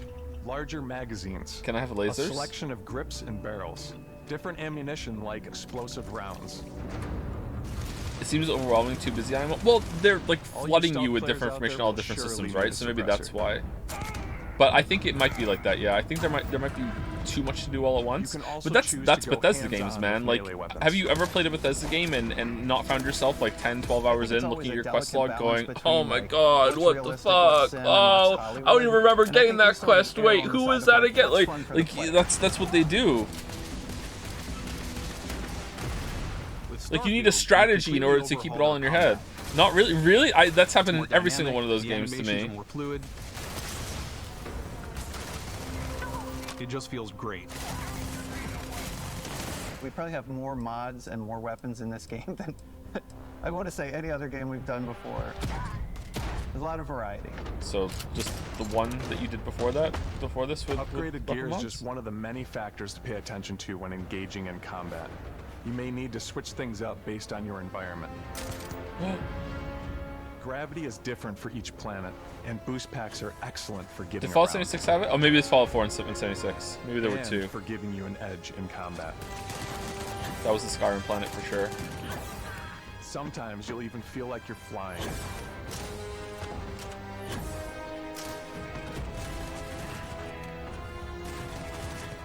Zero gravity environments pose a different challenge. Combat looks really Firing filler. A ballistic weapon in zero G will actually push you backwards. Oh, that's neat. I like that. That's a Energy fun weapons, detail. on the other hand, offer a more stable shooting experience. Yeah, this is not going to be a combat game. We also Combat's have just going to mag be like something you can These are do, high-powered like electromagnetic so you have induction context and ballistic have arrays. enemies. This is not going to Each be a barrel combat has game. its own targeting laser. This is and going to be a dish out some progression serious exploration game. damage.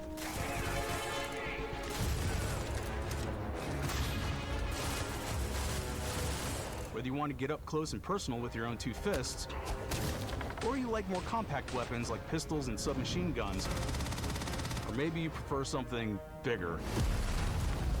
Bigger. What was the name of Starfield's that got enemy? you covered.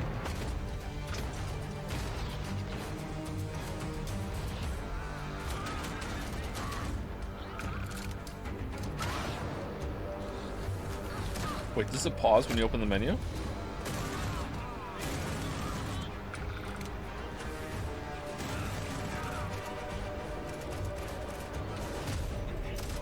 Oh, nice match cut there. Good job.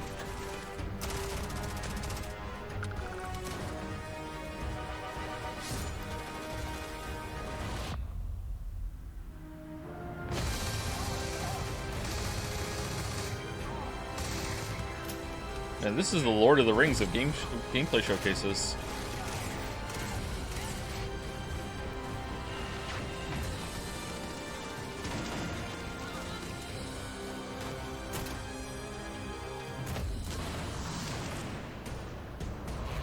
O2 CO2.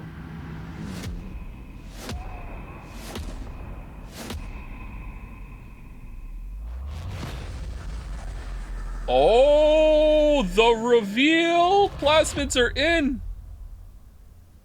Thanks again for being with us today. We are just so grateful that you've taken the time and spent it here. I know there was probably a lot to take in. There's a lot to the game, even more than we could show here.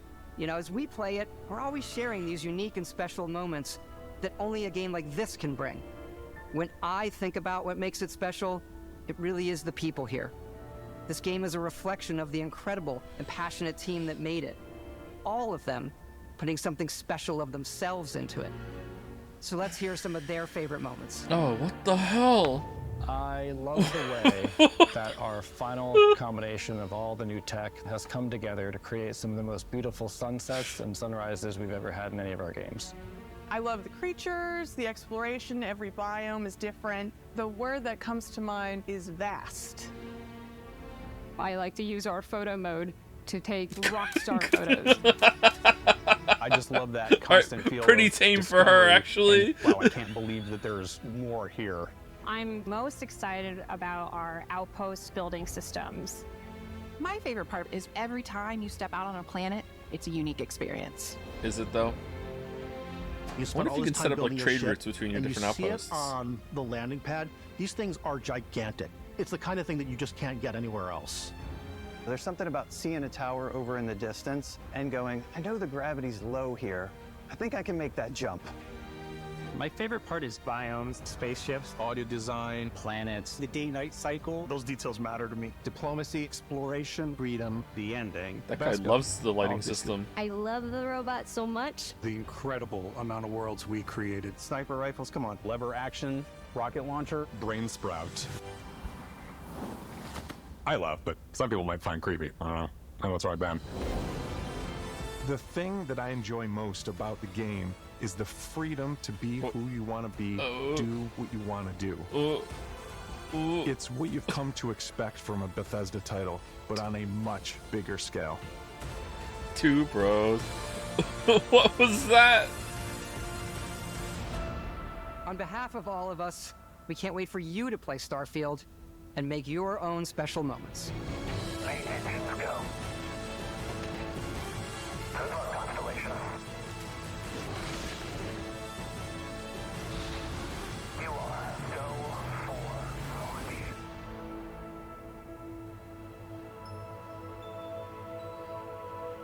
Starfield. Alright. So I don't know if the game's gonna be good or not. I have some serious doubts. I think it's gonna be like probably like decent to good overall, but like as a like promotional material, this is one of the best that we've ever had on the stream since we started doing this. That was absolutely fantastic for selling the game. That showed so much. It went into detail. It was a bit too long, especially at the end, but for the first half, it was a lot better. That's going to be really effective at selling the game for people, I think. This is gonna like sell like hotcakes. I'm a little excited to play it. I think it might be fun. Oh, we're not done. Okay. It actually showed too much. I closed my eyes during the city reveals. Okay, Todd Stan, calm down. Okay, when is the PC show starting? Is it right after this? In an hour. Okay. Okay, I'm gonna have time to pee after this. So I'm good because I really need to pee. I drink a lot of water and a coffee. Have you tried the Lies of P demo? Not only did I try it, I streamed it. At the end of the last stream that we did, or was it the stream before that, I played it for like 10 minutes. It was pretty good. 1 hour for Gollum. We're done, Gollum. I uninstalled it. We're done. Have you done Genetic Failure and Evolve? Is that the Valdi one? Yes, I have done that one. I highly recommend you go with the fungus genus in order to do that, because then you won't have to have farmers. That makes it a lot easier. If you just started and you didn't do that, you should do a soft reset to start it. That's how much easier it makes it. If you don't like it, too bad. That's just a genre. What? 2 NASA Punk for ya? Nice. Should I do it right away or get a decent amount of mastery? The earlier you do it, the better, and like the pittance of mastery you're gonna get is not gonna make it all that much easier, to be honest. So it's gonna be a slog no matter what, and it's a really good bonus for starting out. So you should probably do it sooner rather than later. If you go fungus, it'll make it easier, but it is gonna be annoying no matter what. Do you have a fungus? No, I'm already enough of a fungi. All right, I'm gonna mute this. I'm gonna like black screen and mute, just in case something auto plays while we're gone. So then please enjoy the black screen. Oh, you know what? Do I need to mute it? What's it gonna autoplay? Oh,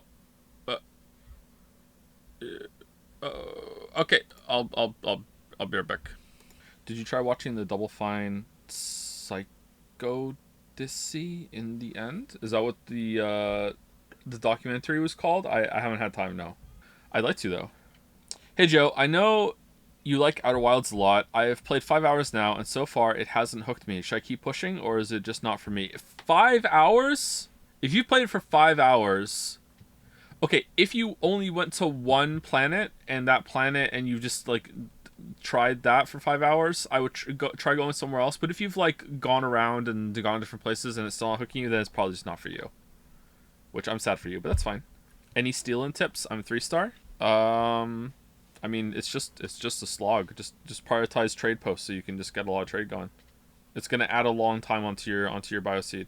You might not have made a lot of factories in your previous run, so make some factories so you can produce more alloy and polymer than you usually do, and then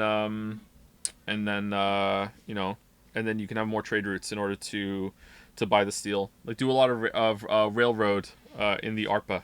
Evolve Idle has destroyed my life. I've just been clicking these buttons for 7 hours today. It's not even fun. Please help. Then just turn it off, chatter. If you can't control yourself, that you can't play it in moderation, then just, it's only gonna get worse. Just like, seriously, just walk away. Take this moment to just like walk away. I'm serious. If you don't have the self-control to play it in moderation, like an idle game, especially one like this where micromanaging it can be fairly effective, then you need to be able to just like, okay, this, I recognize that I'm not a good fit for this game and it's gonna hurt my productivity. I should just stop playing it. It can be a good learning experience for that sort of thing. Do you think Todd Howard is not done selling Skyrim and announces the Skyrim Planet DLC? I would hope so. I love it. I would love that. They have to. They have to. Evolve Idle has saved my life. If it has prevented me from playing Diablo 4 for 24 hours straight. You played Evolve Idle for 24 hours straight instead? Here's the real way to just destroy your life. Play Diablo 4, and between every map, Alt-Tab out and do your idle bullshit for like a couple minutes. Then be like, okay, do another map. And then after you're done, oh, it's time to do something else in Evolve Idle. Oh, okay, do another map. That's what I'm doing. You just said it stopped you from playing Diablo, though. Which one is it? Plot holes. Plot holes. It seems everyone wants to see you stream Fear and Hunger. There is a mod which makes it safe for streaming while censoring, by the way. Does it seem that way? It's only been brought up a couple times. What is this this lobbying that's going on right now? Could you get really mad and say every game in the showcase sucks to fill my need for outrage? Every game in the showcase sucked, especially Starfield. Alex El Capo is streaming right now to 38,000 people. Oh my god. Holy shit. That is so many people. Since when is Great Ace Attorney on the upcoming games list? Since, I don't know, yesterday? I think we discussed it, or was it the day before? Yesterday we didn't stream. I don't know when we're going to do it, but we'll do it eventually. There's lots of games I want to do. I like having a list ahead of me, because the list ahead of me means that that I don't have to make a lot of decisions like in the moment when we're like, oh, let's play a game. I like having things ahead and be like, oh, I know what we're going to do. You can look forward to it. Hi Joe, I've heard you mention in past streams you have a Steam Deck. Was thinking about getting one, but wanted to hear your thoughts on it. So I don't really use my Steam Deck as much as I thought I was going to. I don't know if I would recommend it, especially if you're not going to heavily load it with emulators and stuff, legally of course. If you're going to do that, then I think if you're that kind of person that would put that together and go through the trouble, I'm kind of lazy. Then I think it's definitely worth it, especially because then it's like locked in forever. As a device to play your Steam games on the go, I found it very difficult to play anything that wasn't like a 2D indie game. I tried so hard to play Elden Ring on it and I just couldn't do it. It didn't run that badly, but there was just something about playing like a big profile game on a handheld with a tiny, no, it's not a tiny screen, but it's a tiny screen. It's actually quite a large screen for a handheld, but compared to like your monitor or having it like in front of you like that, it just felt kind of weird and wrong to me. So if you have that same problem that I do, then maybe a Switch is better, because you can get a lot of indie games on that. But the Steam indie library is still going to be bigger than the Switch, and also then you want to buy the games twice if you buy them on PC and on the Switch later. If you end up doing that, if you want to play them on the go. So it's definitely a nice piece of hardware. It runs well. It feels good to play. It feels good in your hands. I think it's pretty sturdy. It survived being dropped when someone dropped it. It wasn't me. It actually wasn't. So yeah, I could cautiously recommend it with some caveats. Yeah. I recently finished reading the Witcher books, and obviously Destiny Fate is a major theme, and you've talked about how you don't like Destiny in stories, i.e. Wheel of Time. So what is about the Destiny in The Witcher that's better? So the Destiny in The Witcher is, instead of it being like a prophecy or just like, hey, this is the story notes that the writer wanted to have and we've added it in, it's kind of like a force of gravity in Witcher. And paradoxically it can be changed, because it's like instead of it being Destiny, like, oh, we need the characters to do this, let's just write it on a tablet somewhere and someone's gonna find it. It's instead like the power of promise and the power of like human interactions and relationships and that sort of thing. So that's why I think it works and I like it.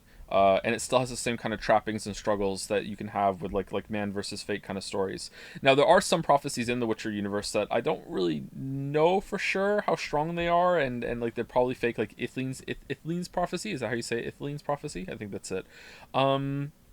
But, you know, everything is kind of obfuscated in that story, so I like that too. It's how it's used, I think, is the simpler way to say it. What are your thoughts on Fallout 4 now 8 years later? I haven't played it since the video, so I don't really have any thoughts.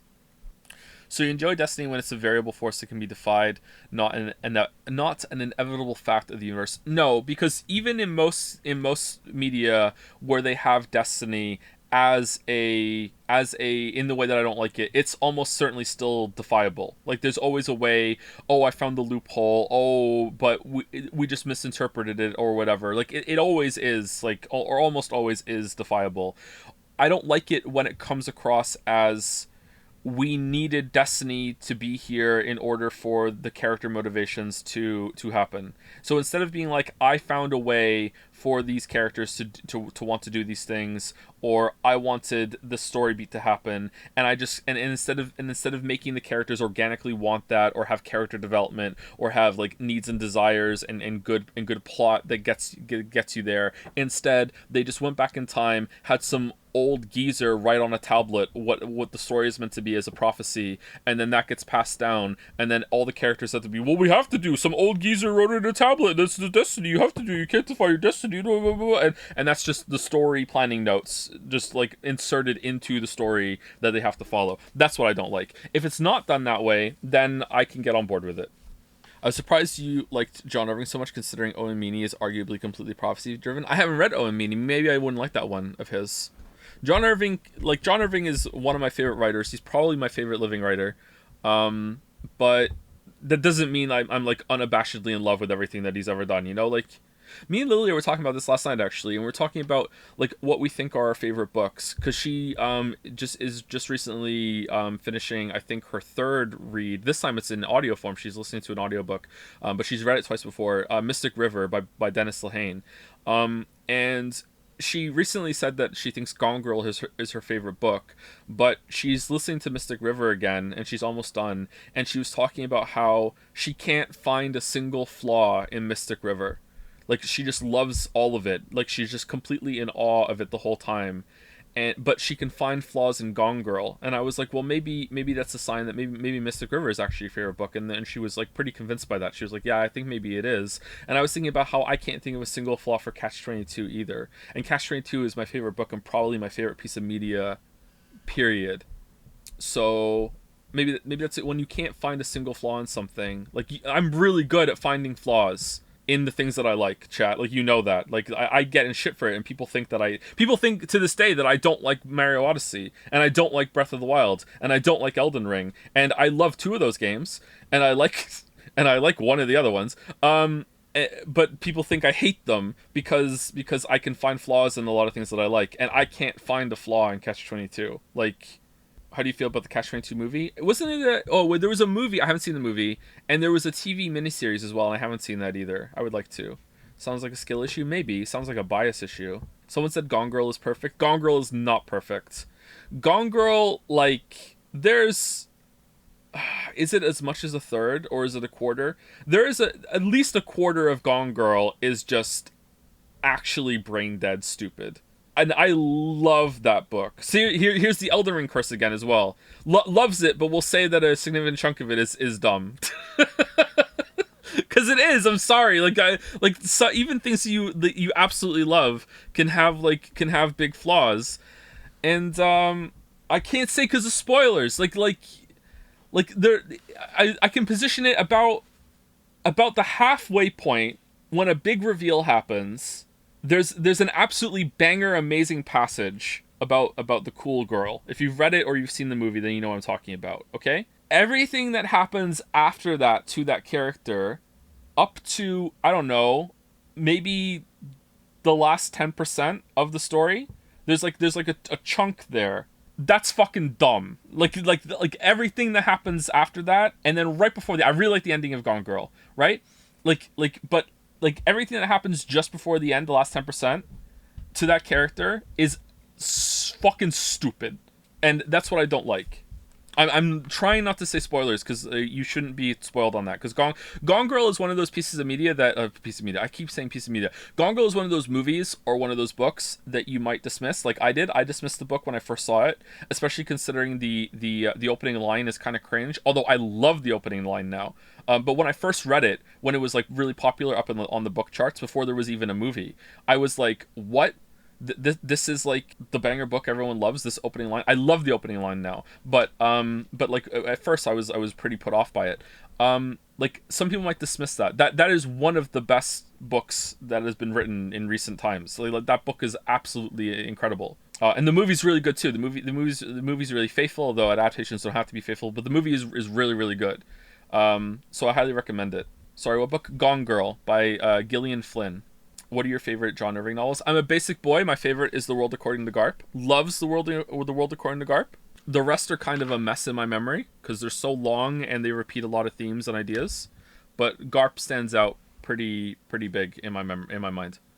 Notice how you have 3K viewers right now. Usually the game showcase ones do pretty well. Is Gone Girl worth reading after watching the movie? Yeah, I would say so, especially if you really like the movie. If you watch a movie and there's a really good book, usually the book is like a way to re-experience something that you really liked, and it's probably going to be better. If you read the book and you really like it and there's a really good movie that's critically acclaimed, usually you can also kind of re-experience the story that you liked, and it's probably not going to be better. Usually the book is better because it's a more personal experience, but it can still be pretty cool. Like, I don't think The Witcher show on Netflix is all that great, but I still enjoyed it because I liked seeing those characters come to life live action. I really like Geralt, I really like Ciri, I really like Yennefer. So like the novelty of seeing them come to life in that way was still an enjoyable time for me, even if I will look at it and go, what the fuck are you doing? Like, I still enjoyed it, you know? Like, it can still be fun. What a hot take. Okay, listen. There are lots of reasons to fucking hate on the Witcher Netflix show, okay? But the whole, it's not faithful to the books argument, when people on fucking online, you know the website I almost just said, haven't read the books either, and love the fucking games, when the games aren't faithful to the books either. Like, fuck off, especially Witcher 3. Like, what the hell are you talking about? Oh, I hate the Netflix show, it's not faithful, why did they do, but you like the game? You like the game, do you? Oh, okay, alright, cool. But the games are good, though? Yeah, but, like, the games aren't faithful, and that's what they always drill down on, instead of like criticizing the show for the real reasons they should criticize it, which is that the plots make no sense, the pacing is all over the place, especially the first one. The combat the fight scenes, apart from like 1 or 2 in season 1, are kind of bad, a little rare. The effects are the acting on everyone who isn't Henry Cavill isn't that great. Like, whoever plays Yennefer grows into it. I can't remember her name, and I liked her eventually, but at first I didn't. And I didn't like Ciri in season 1, but I think whoever plays Ciri in season 2, it's the same actress, right? Grew into the role and did a lot better in season 2. So I like that. I will forever be grateful to the series because it introduced me to Joey Beatty, who's in Amazing Devil, which is my favorite band at the moment. So like, but like, yeah, you should criticize a lot of it for real reasons, not that it's fucking about it's being faithful or not. Not about being faithful, it's about being shitty, and people think if you couldn't make it better, at least be faithful. That's cope, man. That's not what people were talking about when the backlash for season 2 happened. It was just nonstop, wall to wall, just like, it's not faithful. Why weren't they faithful? Like, I can definitely agree that maybe that's where they got to. It was, but like, that's just poor media criticism. It's like, again, with media, that's the word of the day.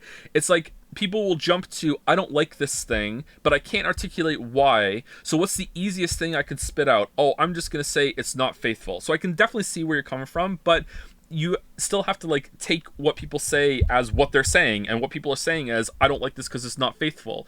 And that can really become a big issue when it comes to discussing TV shows and adaptations, because people will hear that from other things and think that from then on, faithfulness is the only qualitative standard you can judge an adaptation on, which is completely horseshit. That's not true at all. And then like the well's poisoned for discussing adaptations from going forward. Do you ever find yourself struggling with evaluating a game that has objectively more flaws versus a game you enjoyed more? Objectively more. Personally, I view Undertale as a flawless game, but I don't think it makes my top 4 games. So I think, wasn't it Jim Sterling that got into a bunch of shit about this with what was the review? Fuck. The line went something like, there can be nothing really wrong with the game, but it can still be an 8 out of 10. What was the game?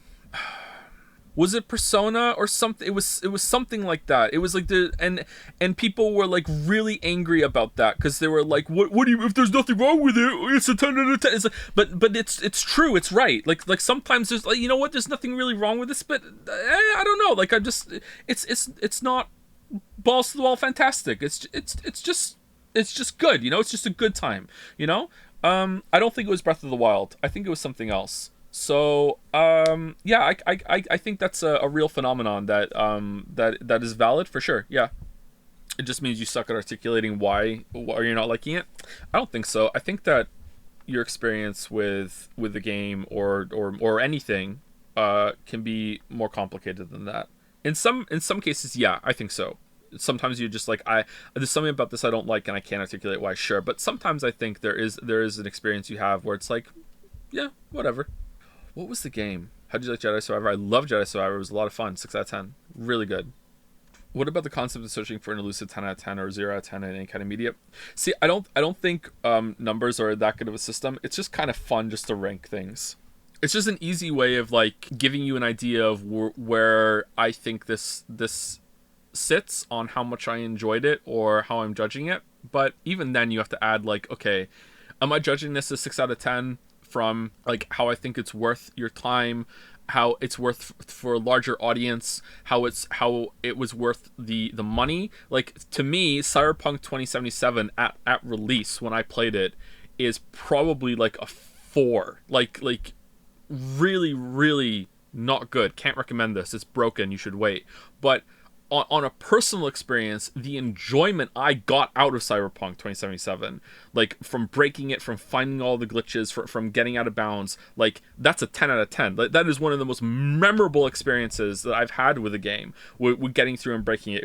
I had so much fun, like pulling that apart and getting to places that I wasn't supposed to, and seeing all the glitches and they became the game, you know? So like, you know, even a simple numerical score has to come with how you're approaching it and what your standards are, or standards is not the right word, reference point, I don't know. You have special needs, it's okay. Thank you, Grumpy. I have to break games to get off. Bench Merrick? What did Merrick do? Oh, Benchmark! Oh, okay, it's a Benchmark game. Oh my god, that must have been like 100 hours of Jedi Survivor stream. Scary. Yeah, it was kind of like Jedi Survivor. So think of Cyberpunk and like just think of the Jedi Survivor streams. That's what you missed from Cyberpunk. Pretty fun. I don't know if I would have gone as hard into Cyberpunk as I did if people had been streaming though. Scores and reviews should only ever reflect one's personal experience. People should just find reviewers that have similar tastes and play their 8 out of 10 games. I don't know if I agree with that. In a perfect world, yeah, sure. In the world we live in, I don't know if I agree with that. I think that there's room for a more broad consumerist approach to reviews at the moment. I mean, you're not wrong. See what I mean? This is an 8 out of 10 take. It's not wrong. However, does Elden Ring increasingly become more Dark Souls 2 the longer it goes on? Yeah, it just keeps getting better and better the more you play it. Was The Beginner's Guide a perfect game, or The Stanley Parable? MIO, the former is a perfect game for what it wants to achieve. The Beginner's Guide is pretty good, although I hesitate to even call The Beginner's Guide a game. It feels like an interactive story to me more than a game. But that doesn't matter, that's just me being pedantic. I liked it a lot. For what it sets out to do, yeah, pretty perfect, yeah. Please weigh in as to why you think video game reviewers are so bad at playing games. I don't think they are. I think that's a myth. I think that a lot of video game reviewers are decent enough at playing games. I think there are some bad video game reviewers, for sure. I think that exists, yeah, absolutely. But isn't that a good thing? Shouldn't some video game reviewers be bad? Because a lot of video game enjoyers are bad. Isn't it, like, don't they need representation? Like, no, it's literally their job. I mean, if you can't finish the game... Okay, so here's my problem. I think that in almost all cases, unless the game is a broken mess, you shouldn't review the game unless you finish it. Like, that's a pretty hard rule for me.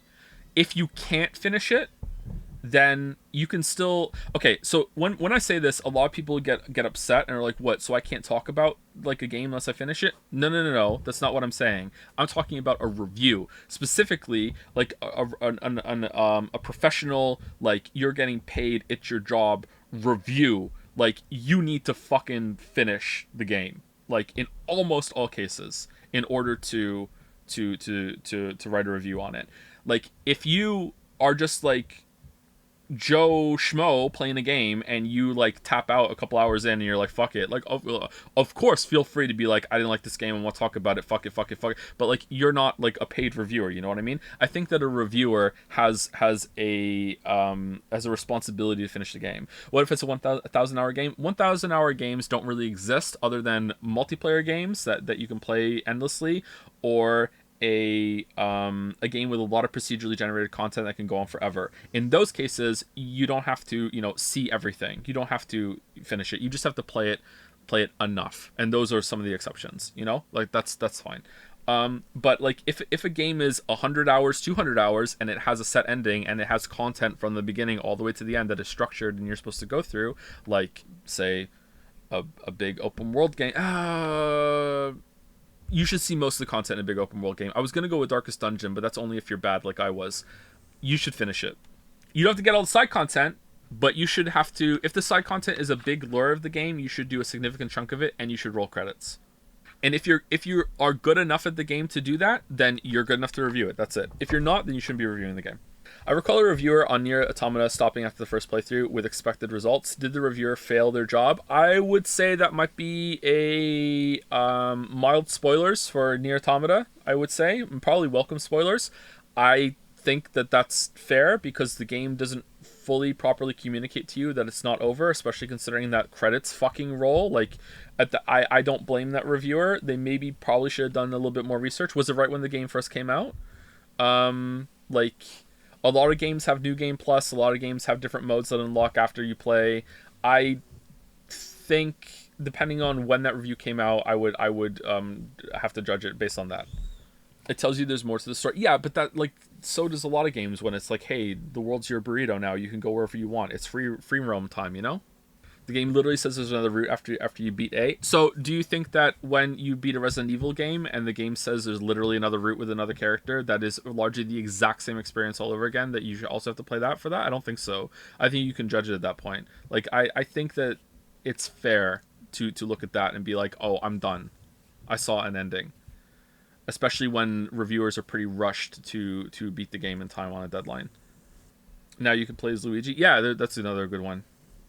You should at least try the other route for a review. Okay, but that doesn't help in this case because for a long ass time in route, is it route B? What's the route called? I can't even remember. It's literally the same game. For if I hadn't had chat telling me to keep going, I might have stopped playing and thought I was done. Like this is not a good example. Like god damn was I bored. Like, not only is it literally the same game, it's kind of worse. And then Route C is like Route C is really good. But like after that, like, yeah. Can someone review Sekiro if they can't beat Sword Saint Ishin? I think so. No. if you can't beat Sword Saint, how did you get there? It literally starts with a different gameplay scene though. Yeah, and then after that it's the same for so much of it. I think it's a fair experience to be like, I think I'm done. But solved by research. So I'm coming back to, when was the review? Was it common knowledge? Like, was this a review that was before the game was even released? Like, I think that it's unfortunate and you should continue playing, but I can see how it happened. Won't rush into the end of the game to skew the experience. Yeah, absolutely. But that's the nature of like day one reviews. And I think most people understand that. If you are reading a day one review, you have to keep in mind that the person rushed through it. They're not even playing the same version that you are because of day one patches. Which is why, there are videos like mine and a lot of people on YouTube that will make videos on the game like sometime later that are like, oh, okay, here's more of a more thorough dive into it. If they don't understand that, then they should learn. Do you think remakes should be viewed as updates or sequels? Depends on the effort that is put into the remake. Like, Tears of the Kingdom is definitely more of a expansion pack area of a remake, whereas Resident Evil 4 I think is a more full-on remake, like almost would it be like a sequel again? Yeah. If I'm a reviewer and I can't beat a game because it's too frustrating, but I have a good handle on my feelings on that, Is that not good information to tell potential customers? Isn't that a valuable perspective to give people? It absolutely is, but not in a review format. If you like, what are you reviewing? Why is it a review if you haven't finished it? Like, it's definitely valuable information. It's definitely worthwhile. It's worth an editorial or like some sort of article, but it's not a review because you didn't finish it. IMO. I think a gray area would be like if you get close to the end and then you're so frustrated, but you go and confirm via watching a playthrough or something that there's only a little bit left and there's not a really big change up in the gameplay after that. I could kind of maybe get on board with that being okay. Like you did the research and you confirmed, yeah, there's only this and that's it. And I know that's not going to change my mind. And you like say that in the review, like, look, I probably be okay with that. But yeah. Opinions on Spider-Verse? I don't give a shit about Spider-Man. Sorry. I heard the animation is really good though. Maybe I'll watch it with my kids at one point. No, sorry. I know I can be a sarcastic asshole sometimes. That's not a dunk on Spider-Man. Oh, I'll watch it with my kids. I'm just saying in the future at some point, like, maybe the kids will get into that and I'll watch it with them and I'll enjoy it on my own. But like, I'm not gonna seek that out. Sorry. You know what? Fuck you. Fuck Spider-Man. It is for kids. I'm doubling down. RT Game did old E3 retrospectives. How about watching old ones as well? That could be fun. I don't know when we're gonna have the time for that, but yeah, that could be fun. Is it too loud? It feels really loud for me. I'm turning it down. Would someone finishing Disco Elysium but speeding through most of the dialogue constitute a proper review? Did they read it? Did they hear it? Were they skipping through it? If they were skipping through it, then no, that doesn't constitute a proper review. That's like playing an action game and cheating. If you're cheating, then you didn't do it. Not only did you rob yourself. What's your opinion on making new games versus remaking old ones? Should we really use all that to have time for stories that were already told? That's a weird question, Chatter.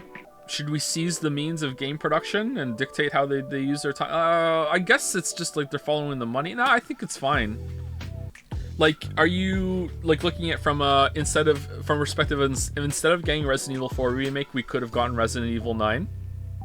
And a new game with a new character and new gameplay stuff and everything like that. I think Resident Evil 4. Sorry to keep talking about Resident Evil 4 because it's just the freshest one that we just played. I think that was a really good experience, and I liked going back to that and returning to it with updated visuals and everything. I think games are special in that game. Okay, so first of all, hot take that some people might disagree with. Media ages. Some people don't agree with this, and I think that's just objectively true. Sorry. Like, as art progresses, it gets better. Like, something that was good when it first came out might not be good now. Some people vehemently disagree with this opinion, and I do not understand it. Like, they will say, like, to me, insane things like, no, it was always bad, we just didn't notice because the standards were so much lower back then. I mean, motherfucker, that's what I mean when I say it's aging. Like was I having a fake good time back then? Like, but whatever. Like, I know some people vehemently disagree with it. Maybe I don't understand where they're coming from, but yeah. Anyway, so video games, I think, age more obviously than books and movies. Although movies, if you go back and watch old movies with really rudimentary CGI, those have aged badly too. But games not only have aged visually quite quickly, but also in terms of controls and how you interact with them. So I think it's like games lend themselves to remakes more than almost anything else. I think that is I'm cool with it. But eventually, maybe not. Maybe eventually it's gonna be like it's just a cash grab, and I would rather have new experiences. So I can see where you're coming from. Whoever asked the question originally. Although a movie that has aged wonderfully is Jurassic Park 1. I saw a clip of that when the T-Rex shows up for the first time, and oh man, how does that still look good? Holy fuck! Like god damn. I mean, I know it's not CGI, it's practical effects, and maybe that's probably why, but I think even the shot of the CGI T-Rex following the car, maybe because they framed it so good, I think that still looked good too, and that was CGI, right? That wasn't practical effects, was it? Damn, Jurassic Park. Davy Jones still looks amazing for Pirates of the Caribbean. I haven't seen that one with Davy Jones in it. I've only seen the first Pirates of the Caribbean. I will say though, having just said that, I'm surprised when I go back to older games and how some indie devs are using older art styles for nostalgia and also for effect, how some of them are really actually effective. So I never thought that there would be an indie game that would recreate the PlayStation 1 art style, and I would be like, hell yeah, I'm on board. And yet there have been some where I've seen it and been like, damn, that actually works. Usually it's a surreal kind of horror experience and I like it, but I wasn't expecting that kind of thing. However, I don't know if we're ever gonna get like a game that's trying to look like Mario 64, because like, ugh. So maybe there are some like little periods in gaming history where we're not going to recreate that because it doesn't have any value. But I'm surprised that the PlayStation 1 kind of aesthetic I quite like, and now I feel some nostalgia for that as well. So I guess it's fine. I think remakes are more for maybe for an interactive, like the control side of it, more than the visuals. Although the visuals updating the resolution can help too. I'm really sensitive to resolutions, I think. Although not as much as some people in chat. As someone who found you through YouTube and would previously check your second channel and assume you stopped streaming until I found Fan's channel, have you ever thought of promoting your Twitch or announcing when you stream on YouTube? I'm saying this now because quite a few people say they found you from Fan Highlight of Jedi Survivor. Yeah, I haven't. I have so much uploaded on the second channel right now that I have to just finalize and push with chapters and stuff. I think, didn't Total Biscuit used to do a video every single time he was about to go live on Twitch? And didn't YouTube start like being like cracking down on that by like fucking your channel's algorithm, or just making it so you're not allowed to do that? I don't think you're allowed to do that anymore, but it's fine. I don't think it's all that necessary in terms of like viewership, but more people knowing that the streams are happening from the second channel uploads would be better. I would rather not stir the hornet's nest that is main channel and being like, you know, hey, I'm streaming, and then be like, where is Witcher 3? Where is Witcher 3? Where is Witcher 3? Where is Witcher 3? Where is Witcher 3? Where is Witcher 3? Where is Witcher 3? I would rather not do that. Games age very poorly, especially in gameplay, because they are realistically less than 50 years old, so it is still evolving a lot. This used to happen with books and movies. The Bible is a good example because of how poorly written it is. Yeah, I mean, sure, I'm already looking forward to the remake of Tears of the Kingdom that makes it good. So yeah, I definitely agree there. Like, going back and playing Resident Evil 4 OG would be an interesting experience, because like there's probably stuff about that I haven't even that I've forgotten that makes it an inferior experience to the remake. Oh, there's a take. Apparently you can't even move while aiming, and some people might like that actually, but I'm sure that the remake has better gameplay. I'd be surprised if I went back and be like, oh damn, you know what, I prefer this. Missed Xbox conference, was there something good? The Starfield presentation was like unironically one of the best I've ever seen.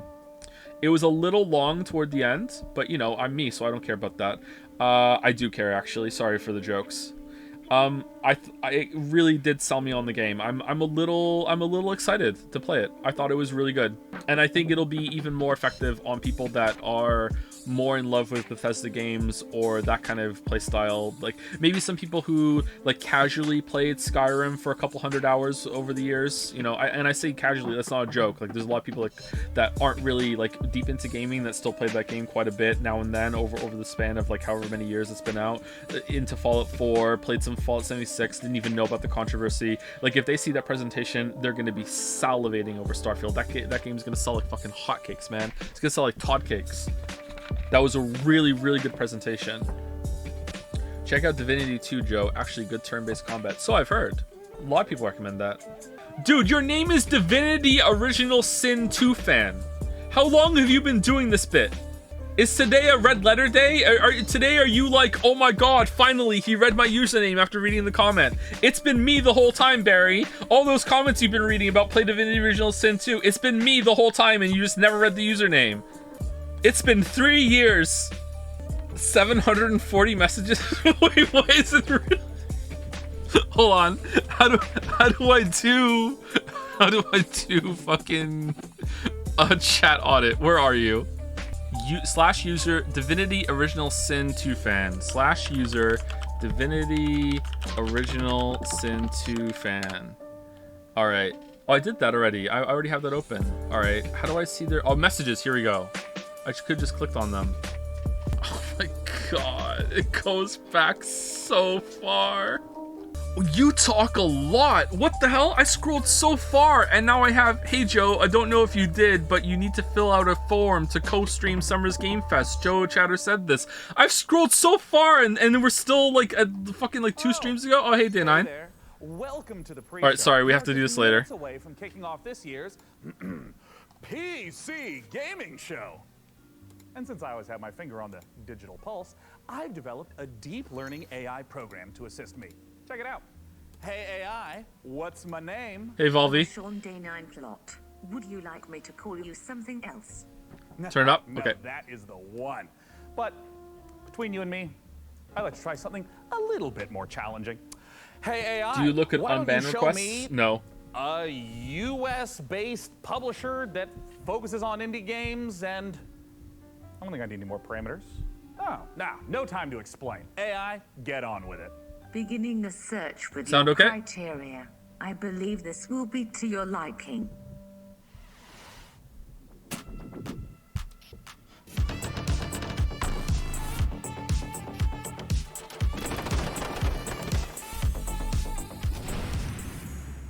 Tiny Build is our games publisher headquartered in Seattle, Washington. Founded in 2011, Tiny Build have established themselves Tiny as one of Build. the industry's key publishers of indie games. Their Is this notable someone doing a releases voice, include or is it Hello actually Neighbor, a Speedrunners and text-to-speech? one for people watching on the web, Kill It With Fire. I have just It's attempted a text-to-speech. joke. It was unsuccessful. Who is buying the Hello Neighbor games? How? What the? Hello Engineer? Who? How? Thank you, Joe's Retinas, for gifting a sub to Divinity Original Great Sin job, 2 little AI fan. buddy. Tiny Build's a great choice. And thank you, Haji Leo, for the new sub. Welcome, welcome. Deep mind training session going here.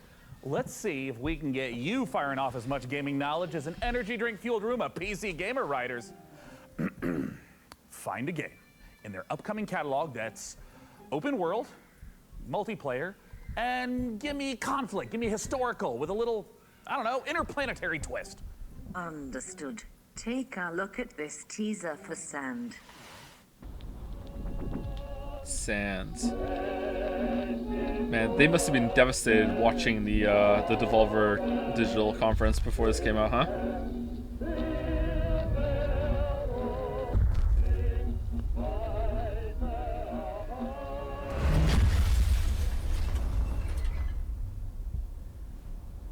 Okay. Is that not what we're doing? Hey, great find, AI. That sand footage has me pumped for some Arrakis-style action and feeling faintly inadequate for being unable to grow a fantastic early 1900s mustache.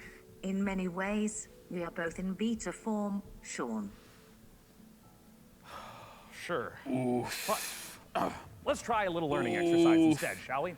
What if I wanted to keep the sandy vista, but without the Austro-Hungarian space colonization? Something, I don't know, cutesy.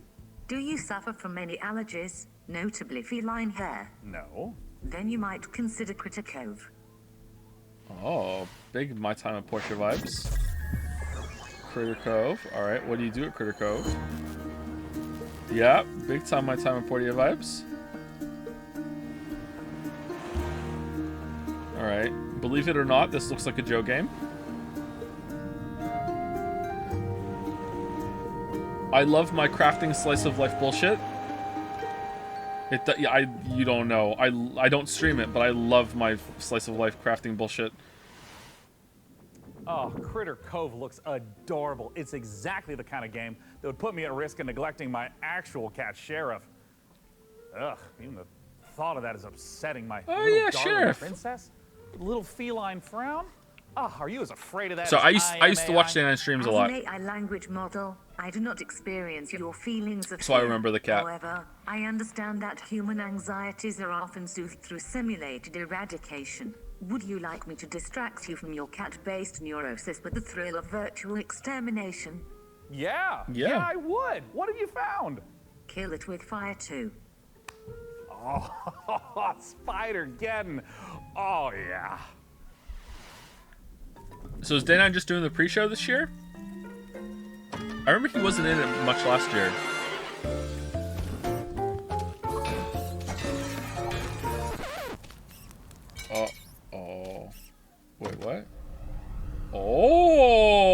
just did, I can't say that. Okay, and then we go up to the alien saucer and kill spiders up there, right? Yep.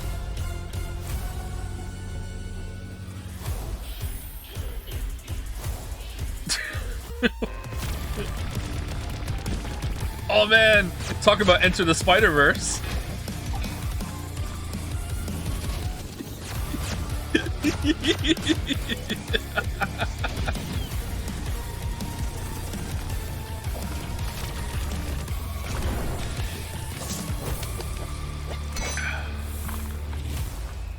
Kill it with fire too. Did that happen in the first one? Well, singe my eyebrows and call me T800. Kill it with fire 2 looks like a great way to let off a little steam without getting your home insurer involved. Hey AI, let's see how you deal with upscaling. Let's stick with the kill it theme, but let's make the danger a little bigger. Would a bear be an adequate sized foe? Bigger. A monster truck. Bigger. Suggesting the largest and most ferocious beings to ever walk the earth. Dinosaurs. Clever girl. Ferocious. Alright, is it slice of life crafting bullshit with dinosaurs? Okay, well, what do we do? What is? Okay, I guess it's just filling the countdown. Developed to the point of autonomous thought. I think I would have rather just had a countdown than these like cock teases. Like I combine two of your most loved games to recommend a brand new tiny trailer for the trailer. Yeah, it's a trailer for the trailer. I'm gonna sneeze. Result: I am future coming to 2023. Excuse me. Meet Chris, the last man on Earth. There's another game like this that's coming out that looks a bit more grimdark, where you're like in an apocalypse and you have to like fly around getting stuff. Looks pretty good. I can't remember the name of it though. Build a beautiful game influencer, by the way. Defend it at night. What? Explore the flooded city.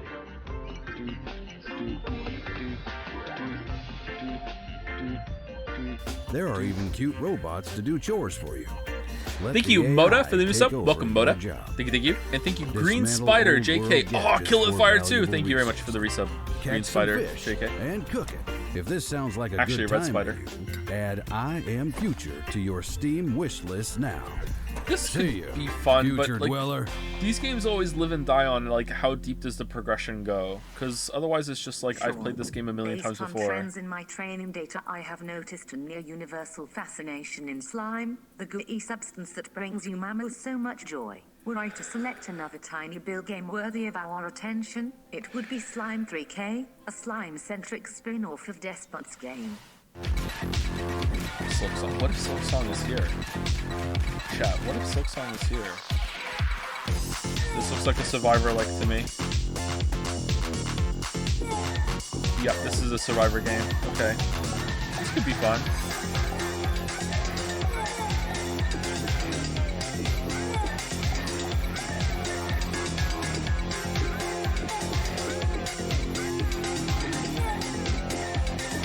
No, they're not playing very well.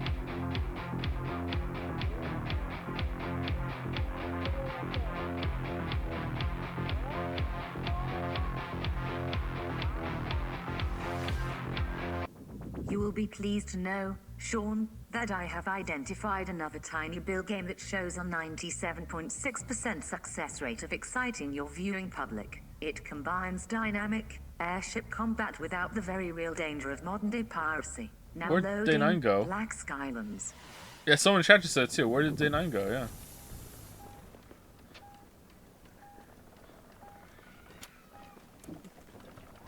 Hotline Skyami?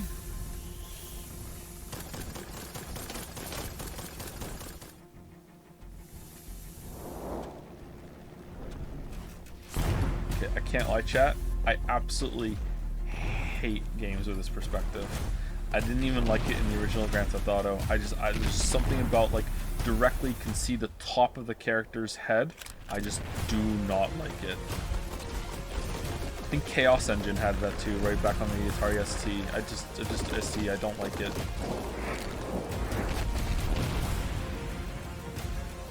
The gameplay can still be fun. Like, I had fun with Hotline Miami, but it was like I had to tolerate the directly top-down art style or perspective.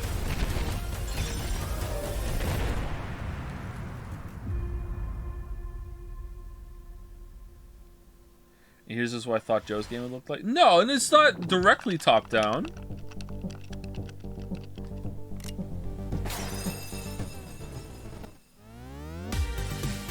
He played Darkwood. Yeah, Darkwood did it well.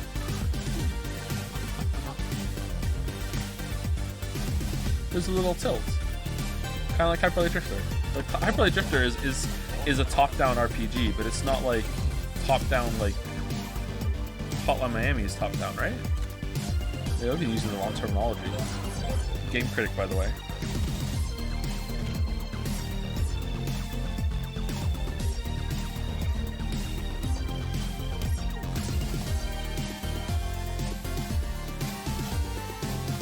Yeah, Bird's Eye. So top down and Bird's Eye have a distinction in my head. Yeah, thank you. It is Bird's Eye. Didn't this come out already? Or was there a different game that was like this that came out? Oh, this is a sequel! Oh, my bad. Sorry. Punch Club... Yeah, there we go. Alright, Punch Club 2. The sequel to Punch Club 1. Oh, yeah. Black Skylines has it all. We got Do you think it's kind of fucked up that Vampire Survivors copied the mobile game and now there's a genre called Vampire Survivors? Like, didn't the same thing happen to Minecraft? Like a father figure to you. What would you do? With the Zachtronics guy? Destroyed this entire place, including me. I mean, there's a reason why the popular game took off and the other one didn't, right? Those dirtbags. I would be unable to cause purposeful harm to a human being. Foiled by Asimov again. But you'd at least, like, miss me, right? I am not capable of missing you, Sean. In your absence, I would simply enable automatic updates. Well, no one can say I haven't created a pretty excellent AI. Software capable of seeking out and critiquing the latest games coming to PC. That's what I do. It's just a shame it lacks something more personal. I mean, imagine what a co-host this AI could be if it had access to every bit of information on the internet. But it had the likability, the human touch of, say, Frankie! Is Frankie back? Oh, stick around because it is not long until the show starts, and I would hate for you to miss out on the biggest exclusives. Frankie wasn't here last year, right? And a promising new co-host. Ha! Let's start the PC gaming show. Frankie had a baby. Frankie did have a baby. I follow Frankie on Twitter, and I knew that from the last time I checked Twitter, like a year and a half ago. I figured that's why she wasn't on the show last year. Mature audiences. This presentation contains flashing images. This is Frankie. Hey, Frankie! Hope I'm not interrupting anything. The stream setup. I mean, I was just in the middle of deathmatch. Great. Great to hear it, Frankie. Listen, I've been thinking about the PC Gaming Show 2023, and I kind of want to make a few updates. Sure. I mean, it's already packed with world exclusives, in-depth interviews with the biggest studios, crazy good giveaways. What more can we add? Well, look, I don't want to get into the, that is a hairy mic. Minutia, the fine print, the ethically And then sinister Joe motives looked over at behind his true mic. innovation. No, Frankie. Okay, what both of their I've mics are a realized lot cleaner than my is mic, that chat. I can't do this show without you. Oh, sure. Or at least a version of you. Huh? Oh, blah, blah, blah. Listen to me yapping on when there's so much to do. I mean, we got things to plan, code to write. Oh, listen, also, I brought in some new assistants. What mic do you use? The exact same mic that they're both using. That's why it's funny. They could just stop by Literally that microphone. Old London town. To just get the ball rolling. Does that sound good? I suppose if it's for the show. Excellent. Oh, hey, that's them. Ah, Frankie, let me say it again. You are one of a kind. Now, please give my love to Gunther and Helga. Ah, they're great guys. Very thorough. I'm gonna turn Frankie into a robot. Robo Frankie. Hello, are you Sean's guys? What are we doing? Mr. Sean has many great ideas for the show. You're lucky to know such a man. He is a visionary. A visionary. He is a man with his eyes locked on the future, like a horse staring into the sun. A majestic horse. Read now, please. If you like the look of Game A, then check out this world exclusive of Game B. Necessary data acquired. What are they doing? Dear Frankie, thank you for your unwavering service to the PC Gaming Show. Your services will not be required this year as we pivot towards the future. No hard feelings, Sean, Day 9 plot, AI visionary, and all-round good guy. Son of a... True. True. What are the nanotubes? Oh, they're PC cables in your case. Oh, okay. Oh, hello there, everyone, and welcome to the PC Gaming Show 2023. I'm Sean Day9plot, and today I'm not just joining you on a tour of the finest upcoming PC games. I am standing with you on the bleeding edge of innovation. Nice I've revolutionized how this show is made. Production crew, ditched him, don't need him. It's just me, my automated systems, and this one guy I've hired on work experience. Say hi, Dakota. Hey. So what does the face of the future look like? Weirdly, pretty familiar. Why don't you introduce yourself, Frank AI? Hello, broadcast viewers. I am Frank AI, a virtual co-host. Wow, they did a good job copying her. Icon, Frankie Ward, utilizing deep learning neural networks. Super duper. And what do you have lined up for us? I have analyzed the entirety of published games media and surveyed discussion forums for the most anticipated titles. I have then constructed the ideal showcase, including titles like Stormgate, Path of Exile 2, PAX Day, June Awakening. Wait, Path of Exile 2? Morris Men, Troop Lord of Destiny. Wait, are those like the jingly dancing guys from England? Are you sure that's a real game? My mistake, Sean. Morris Men is a game concept I devised based on a holistic survey of the most popular Steam titles. Would you like me to generate another? Huh. You know, instead... All right, sorry, I have to say something inappropriate let's to just get Lily. things Okay, rolling we're with good. something that actually exists. First up, from 11-bit studios, we return to an icy apocalypse in Frostpunk 2. I appreciate Day9 and Frankie doing this, but oh my god, it's so bad. It's bad on purpose, though. That's the badness is the point. How can we make it cringy enough, but also try and sell it? Do you hear it? Do you hear it? I don't think it's on purpose. She's an AI disembodied head that they had two random European like men in black go in and like, what do you mean it's not on purpose? Like, it also needs time.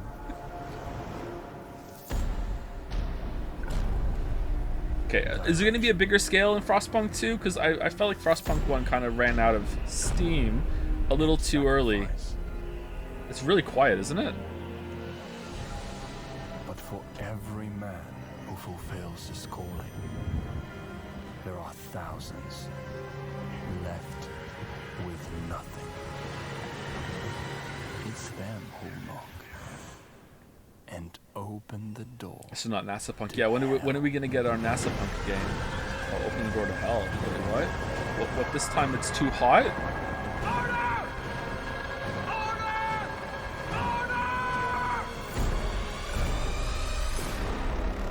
2024. Oh, that's what's gonna happen in 2024? Okay.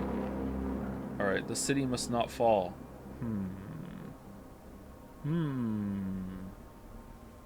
Okay.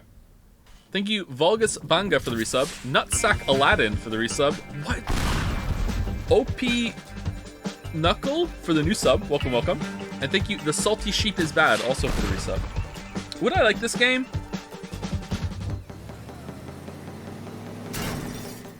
It looks interesting, but I just don't think it has legs. Yeah, I would like this game. Okay.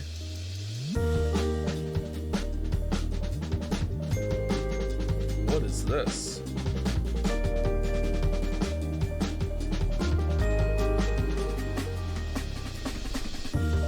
What is it? It's Breakdown, isn't it? Is that what it's called? Or Teardown? It has a really in-depth physics system. So like if you smash out the bottom of a wall, Teardown, there you go. If you smash out the bottom of a wall, the rest of the wall will fall down.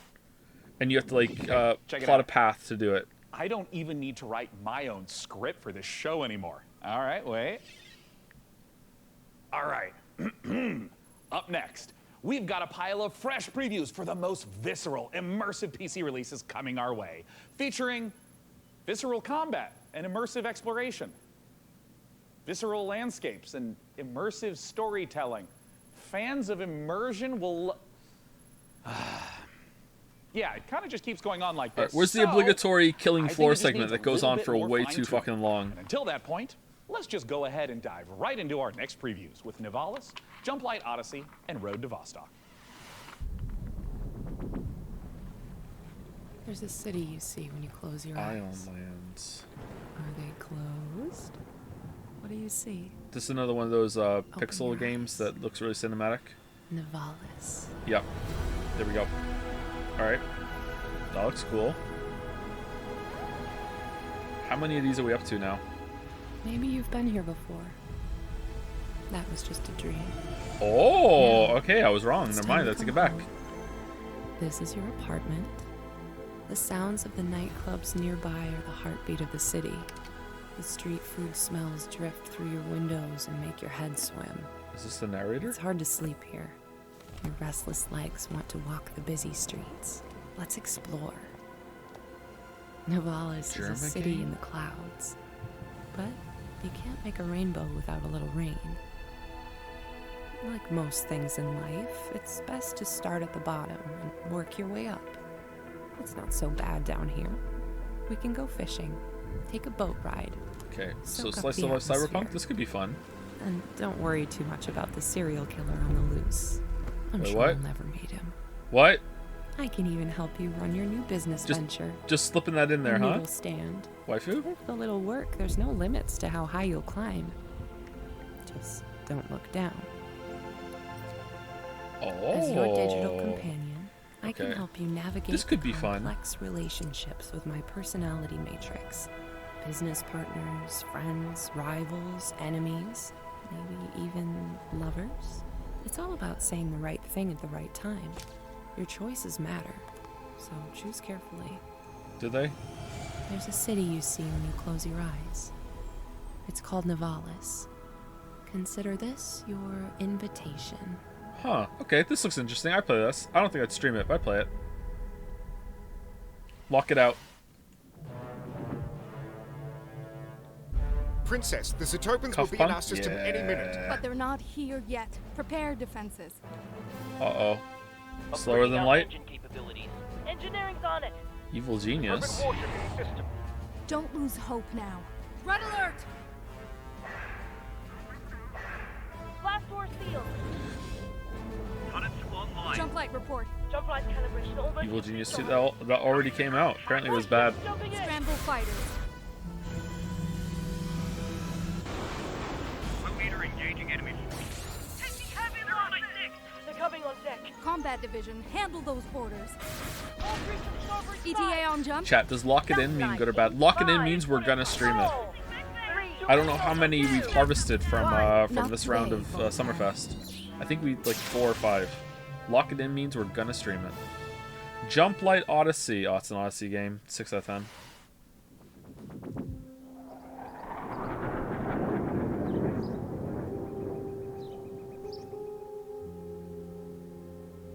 A hardcore survival FPS game set in a post-apocalyptic border zone. Alright.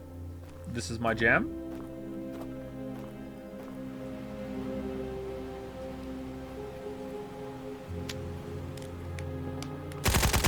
As long as it's not PvP, it's my jam.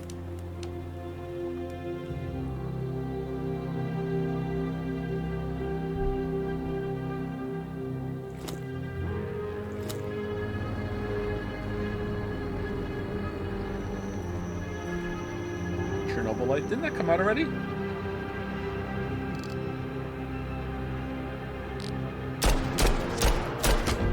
How did those miss? Oh, it's PvP, okay. Road to Vostok. Fucking jump scare title reveal. What the hell? Enabled. Upcoming games in the next 30 minutes include Path of Exile 2, the Oh. full Ferocious trailer, Age of Sigmar, Realms of Ruin, and Citizen Sleeper 2, Starward Vector. Failure to keep watching will lead What? to a personal system failure. Wuggy! Wuggy! Rise of P, the Pinocchio Bloodborne-like game, is just a couple months What? off. And it's got me thinking, what other untapped literary veins are just waiting to be gamified? I can generate a list of game concepts, pairing underutilized classic literature and an appropriate style of gameplay. By all means, but stick to public domain. We want to keep costs Citizen Sleeper is probably my course, favorite Sean. NASA Punk game. Concept 1. Great Expectations, Oh. Dirt Bike Racer. Okay. I don't really know what the market is for that. Next. Concept 2. What? Sense and Sensibility, VR Shooter. Sweet Jane Austen's bonnet. No. Next. I'd play it. Concept 3. Oliver Twist. Please, sir, may I have some more? It's artful, but a little problematic. I mean, why don't you just throw something together like a Metroidvania based on the Christmas Carol? I'm afraid you're too late, Sean, but perhaps you'd be interested in Ebenezer and the Invisible World. Are you kidding? Is she kidding? She's not kidding. I hope she's kidding. Vostok is single player? Cool. I don't know which one of those I should get into and try, but I like the concept a lot. I think maybe I have impossible standards when it comes to, like, survival, open world, shooter games.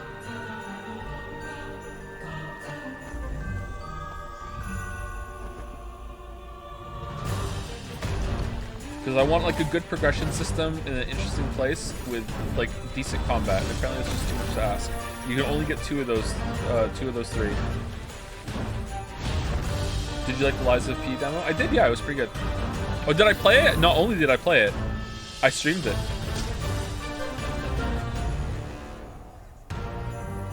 Gameplay, please? If you don't show me gameplay, I'm just gonna assume that your game doesn't exist, like those fucking, like, move the golden pins and make the lava fall on the guy ad. Like no. Oh, here we go, gameplay. Alright, cool, thank you. Not bad looking, actually. Why on... How on earth is this the property you went with? Okay, damage numbers. This does not bode well. Okay, the jump looks a little too heavy on the vertical than the horizontal. Oh.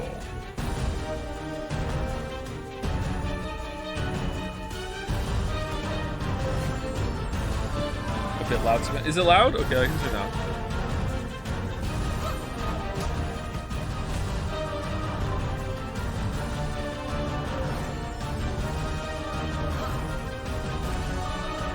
Is it better now? Ebenezer and the Invisible World. Yeah, that could be fun.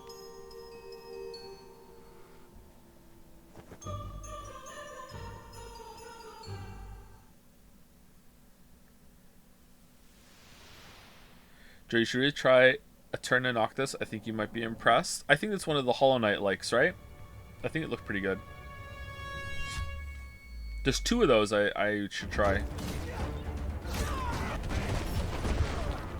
Is this the game we saw the other day that had the weird League of Legends trailer music? Because if it is, this looks a lot better than that. This is a better trailer.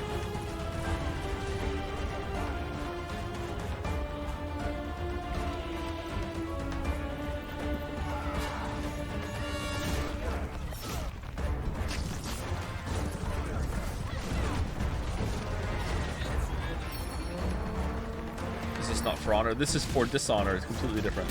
Nice match cut there. Ooh, 2 match cuts. Feeling fancy.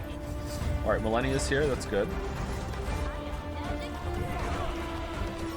I've no idea if this is fun or not. Like, it could be fun.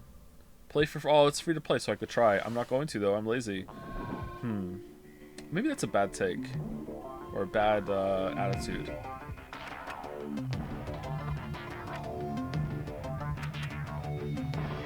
Ceasefire, man. Oh. What? Oh, damn.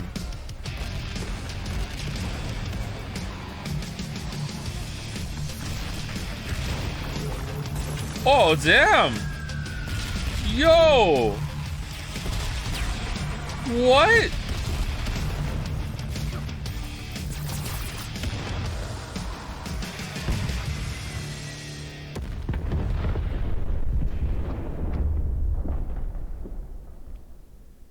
All right. Dwarf. Dwarf looks phenomenal. Hey, Frank AI, as a mind birth from like everything ever written about video games, I'm sure you've got an interesting take on it. What are your thoughts? Sean, Dwarf isn't just about strategic balance of resource scarcity and military industry. It's a game about the human condition, about our shared struggle against a cold and uncaring universe. That's pretty moving sentiment there, Frankie. Hey, what about Warhaven? Warhaven isn't just about clashing swords and moments of magic heroism. It's a game about the human condition, about our shared struggle against a cold and uncaring universe. Well, some wisdom bears repeating, right? And while I go sort out some unrelated gremlins and Dwarf could be fun. Procedural critique, let's see a game with its own gremlins to sort out, preferably with a shotgun. Man, old school RTS fans are just so starved. Like anything at all, they're like, yeah, okay, come on, be good. I gotta try it. Please, please. What the hell's this?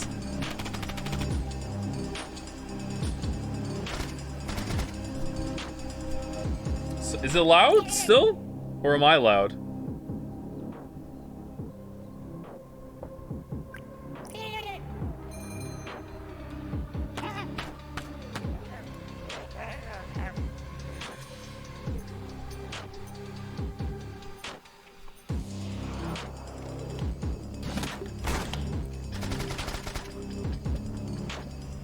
A Rick and Morty game?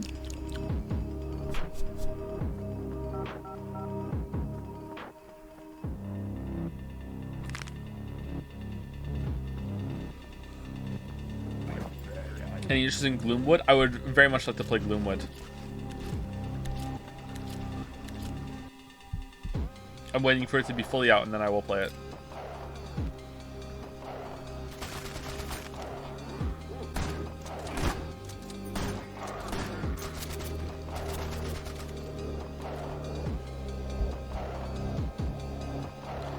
Oh, sorry, I got Dwarf Steam page running in the background. That's why it was loud. All right, is this a Germa bit?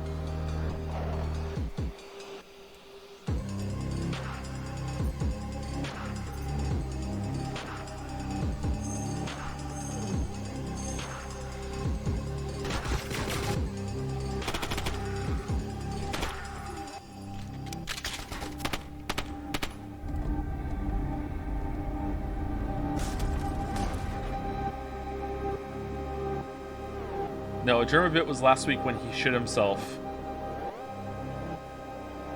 Based? Wait, what? Why am I asking? I'm good. I'm good. Thank you, V, for VHS for the resub. Thank you very much. And thank you, Evans111 for the resub as well. Unironically subscribing because of Dwarf. Chatter, I didn't make it. Oh no. What happened? Brother and I were Red Alert addicts. We drilled a link cable through our bedroom wall just so we could play with that screen sheet. Oh, nice. Thank you for believing in me. That sounds like a fun memory. Together, we'll make it the best shop the island's ever seen. What? Nice work. Keep this up and you'll be running your own shop. Maybe your own district.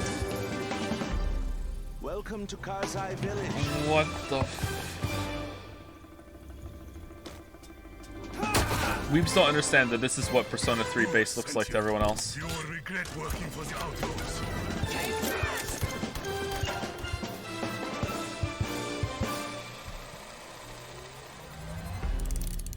Okay, that was kind of inconsistent with a bunch of the stuff that was going on there. Maybe like in some scenes the lighting was fucked up. Like, oh, is it Evernights? We're going out on a date. Or Turnights, whatever it was. I freaking told her. What are you Yes! Lock it in again. Mysterious infection continues to spread across the globe. Lock it in. What's going on? I mean, The infected, the wall. The song was about you. Your smile. Your warmth. Is there anything we can do? We just saw a broadcaster get eaten. I have to go. No, defeating him now might make the wall fall on top of us. But I can teach you a couple of things too, you know. Wait, is that a different girl? Is there more than one girl? I'm going to die. Wait for me. Goodbye. Oh, you lose your arm. Oh, this is a cuff game. Not yet. I love you. Savior Date.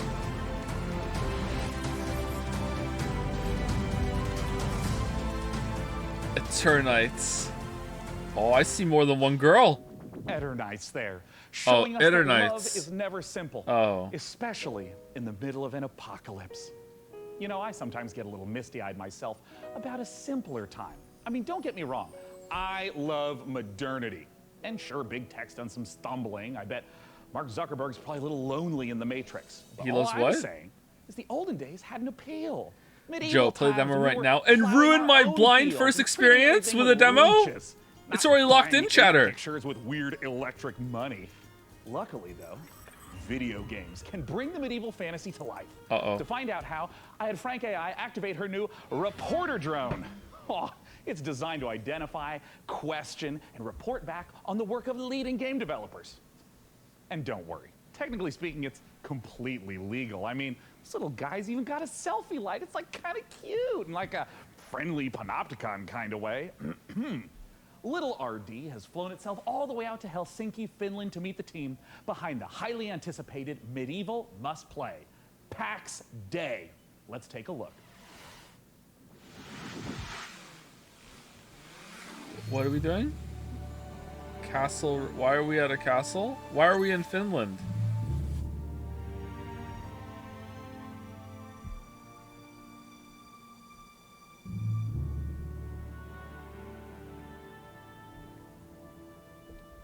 Everyone lives in a castle in Finland. And they all have a sauna. My name is Reynir Harðarsson. No plunger, I'm the game though. director for PAX Day. PAX Day is an open world fantasy game in a living, breathing world where you, Oh, it's a game. It's not like a PAX spin-off day thing. Oh, okay. And it's for you to explore. Imagine yourself if you are Alpha living build. in 12th or 13th century Europe. It's a very different reality. You know, it's where knowledge has been This lost. game's not coming and out it's till getting, 2030. rediscovered. It's where magic truly exists and ghosts exist and the myths are real. Cool. This is kind of the inspiration we take to build it. It's basically going back to the roots of what fantasy means and building a fantasy world based on real-world mythologies. And so we go very much into the roots. So we're using a lot of medieval literature and medieval bestiaries and grimoires, using real-world magic, actual recipes for healing and ointments, and using the real-world magical properties of plants. Can we see some of the game? I'm Solkara. I'm the Chief Product Officer at Mainframe Industries. So PAX Day, maybe the way to explain it would be, imagine you're in this amazing, beautiful world. It's huge. And you find yourself in a forest. Can see it. And your mission is to find a plot for where you start building a home. Oh, and from that home, you will go on to adventures to explore the world.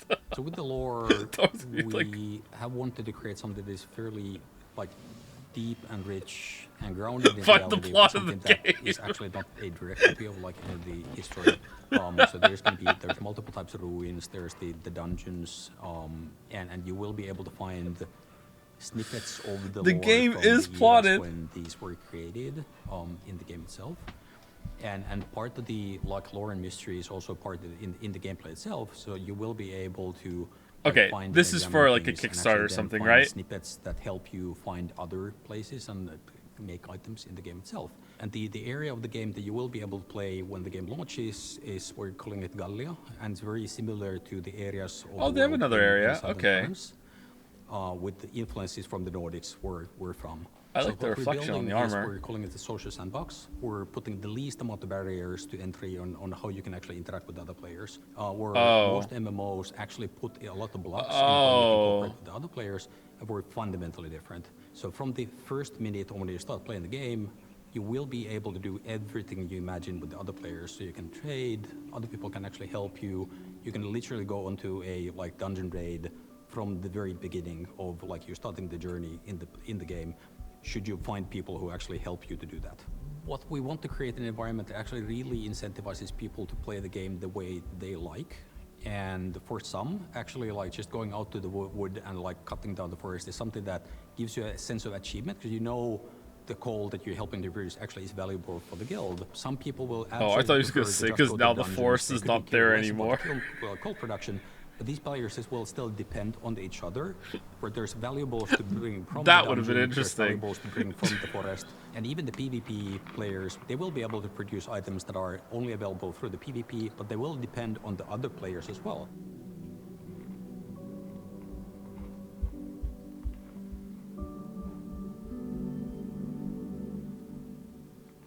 The lore of PAX Day is very much inspired by real-world folklore and fairy tales. Do you think indie devs can make a decent MMO game? I don't even think AAA devs can make a decent MMO game. PAX Day, this stuff is actually literally real.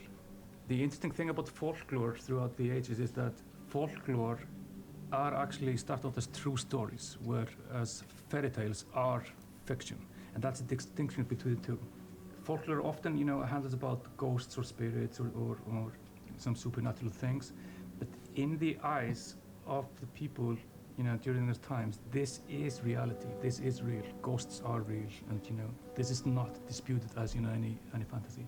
And this is what we want to reflect. So when you're walking in the forest during night, you will find these things. You will find ghosts. You will find the spirits of of the past. And the deeper you go, the more mysterious. I don't want to be mean, but why are they focusing on like typical fantasy conventions as if they're like, whoa, our game has ghosts?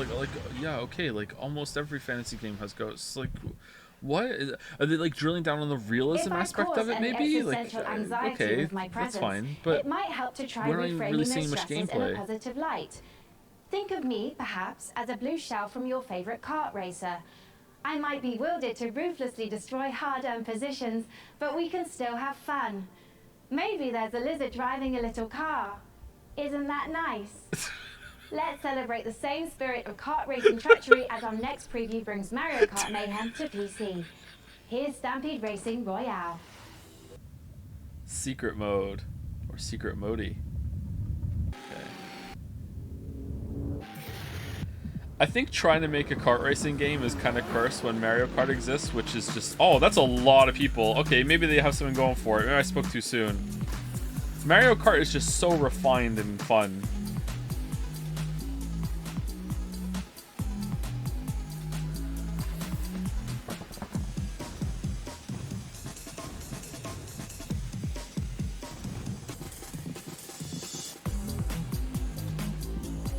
Wrong. Listen, Bethesda fan.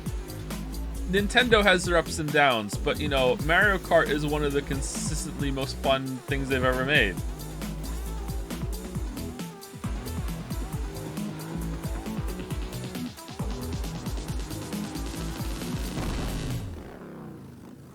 Stampede Racing Royale. That could be fun. For Master Horizon 2, The Search for Life, the art team is looking to balance style and authenticity to faithfully represent all the incredible vehicles used in space exploration. Players will see familiar rocket launches and a host of historical missions, past, present, and future. The design team have consulted with many space industry professionals to make sure that the gameplay reflects how it feels to be on the front line of exciting interplanetary discoveries. Go to MasterHorizon2.com to sign up to our mailing list to be the first to play the game. We have an alpha on the horizon. Ooh. Frankie, I cannot tell you how excited I am to see Path of Exile 2 in action. Being something of a Path of Exile veteran myself. That's debatable, Sean. Yeah. Your Path of Exile playtime falls well below the community average. But the time isn't what matters in that game. I'm also analysing your chosen character builds in recent leagues, and No, my build wasn't meant to be they're a fun producing build. some troubling DPS simulations. He has not played it for 51,000 hours. There's no way. Let's not keep the good people Has he waiting. really? Let's roll the tape for Path of Exile 2, please. Didn't he only recently start playing it? If Edziri could see this now. Ugh, disgusting. He didn't even get to maps? Well, that's just the Path of Exile experience. Oh, there's a dodge roll. Oh, man. Here we go. We're seeing gameplay. All right. Okay, this could... okay, make it more active. I just don't trust them to be able to balance this shit.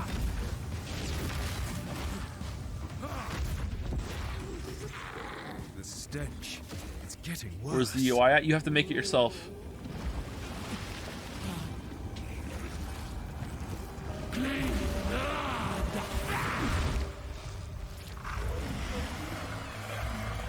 Okay, how many more of these are we gonna have until, like, we see more? I can't believe they did it again.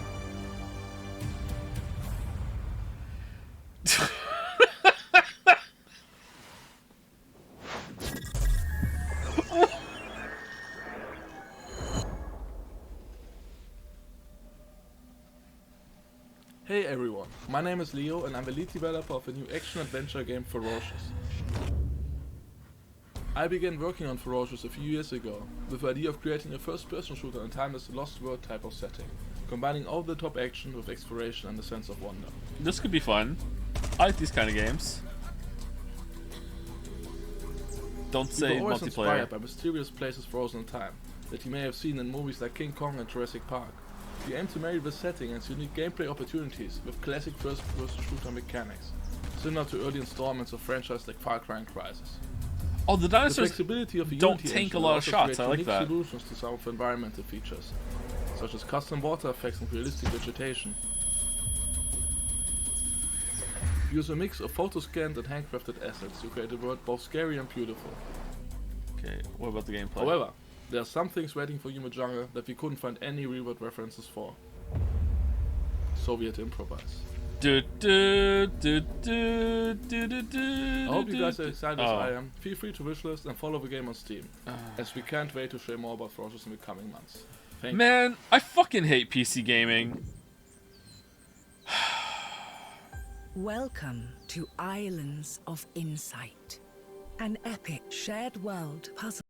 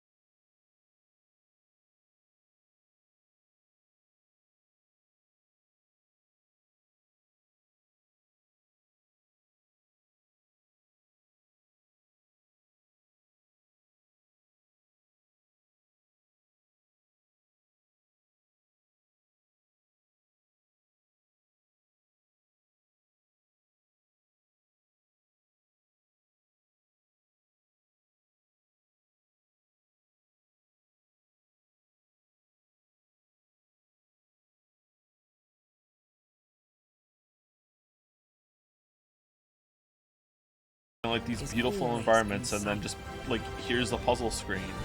It seems to be its own like subgenre now, right? Was The Witness the first one that did it, or was it there's someone else before that? Does it come from Myst? Islands of Insight. That looks like it could be fun.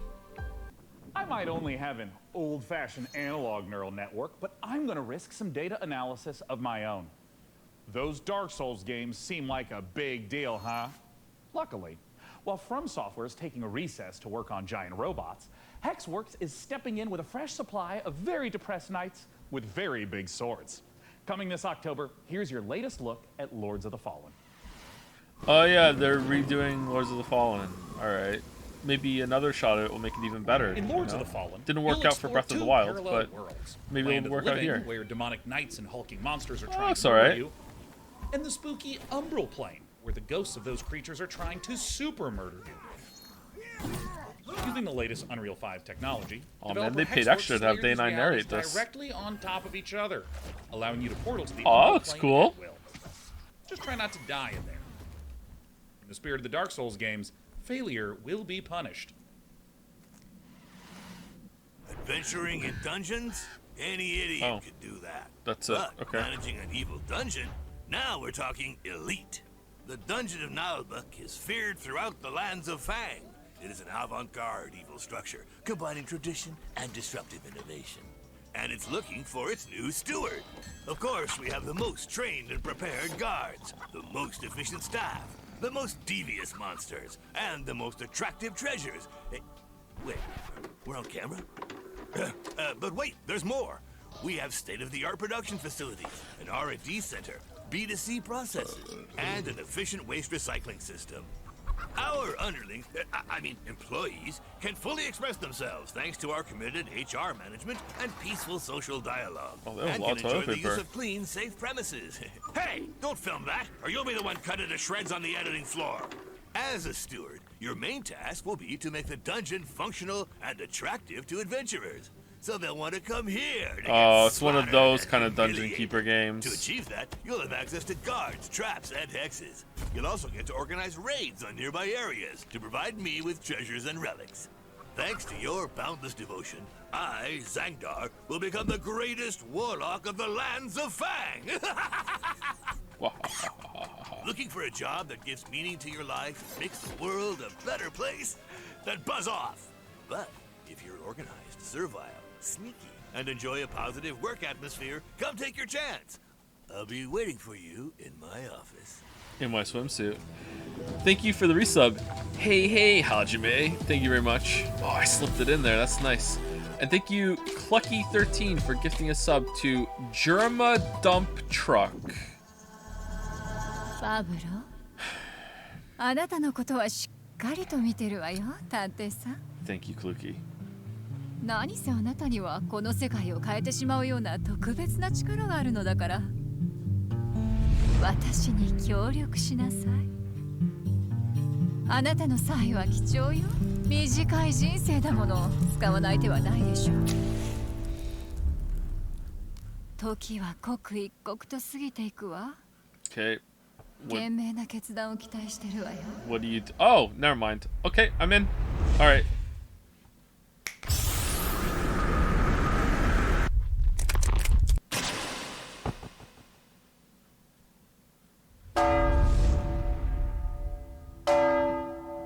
What?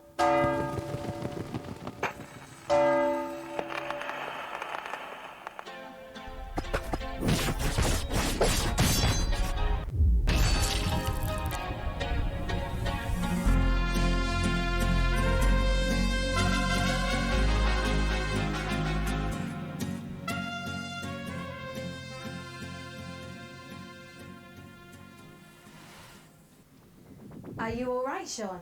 Our programming included a gunfight/dance sequence to promote mariachi legends, but your heavy breathing is indicative of exhaustion, panic, or that you are currently entering childbirth. No. Don't worry about anything. Systems are a go. Our schedule is just packed with so many games. I understand, Sean. I'll provide assistance. Notification. Day 9 has been updated to day 10.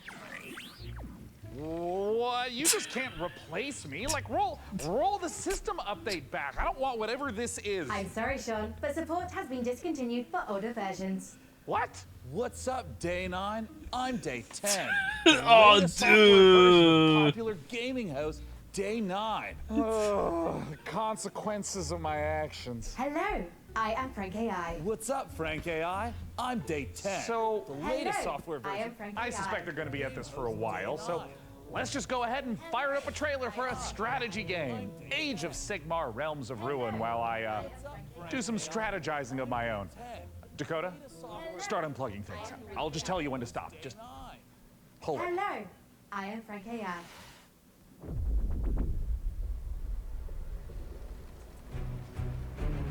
Commander, there is the stench of death about this place, not just from the Oryx. Death comes for everyone. Eventually. Except us.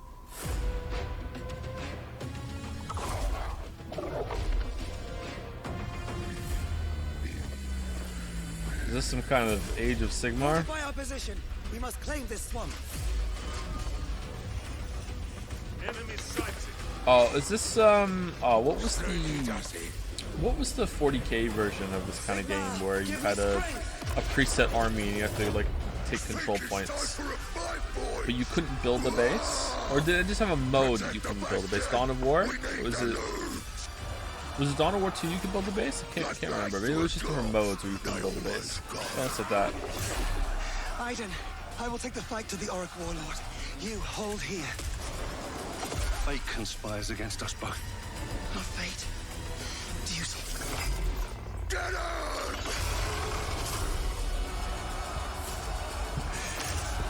You could build a base in Dawn of War. I don't think you can in Dawn of War 2. Maybe it's Dawn of War 2 I'm thinking of them. Realms of Ruin. Okay. It's not for me. Warhammer fans, I hope you like it. Is there too much Warhammer stuff now? Always was, bud. World premiere of Silksong's release date. Wake up, sleeper. A sequel already?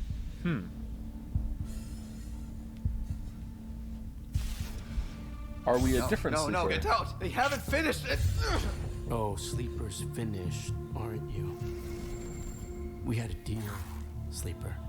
And yet, here you are, risking it all to try and break our contract to end your dependence. Just wanted to use them, you piece of shit!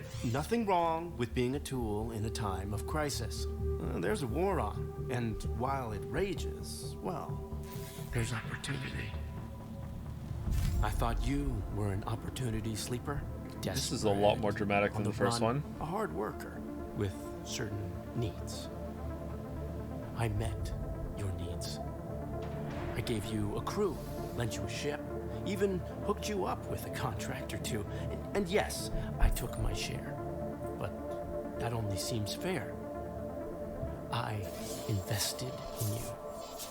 But then, you went and did this. And now, you don't need this. And I don't need you anymore either. Oh. Sleeper, go! Now! To the ship!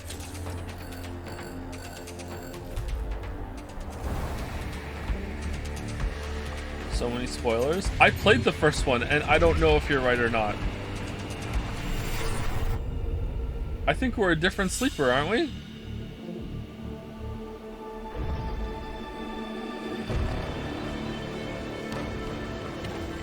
Citizen Sleeper 2, Star Wars Vector. This is just the beginning. This is just maintenance. Okay. I have found no official enjoyed case the of first death by game. I didn't FOMO love it. anywhere on the internet. However, I would not suggest risking being the first case. Failure to watch the next section of this show would result in you missing amazing new content from Dread Pilots, Miasma Chronicles, Pathfinder Gallows Bar Survivors, and Parcel Core. But first, here's Critter Cove.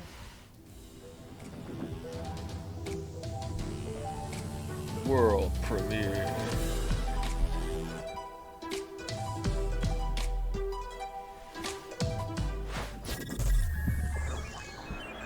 Thank you, Zygodactyl, for the new sub. Welcome, welcome, Zygodactyl. Or some say Zygodactyl. Alright, what's Critter Cove?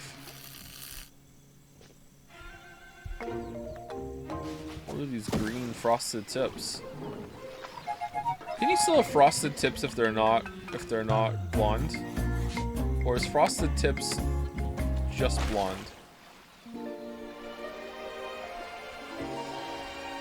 Like, cake can have different colored frosting.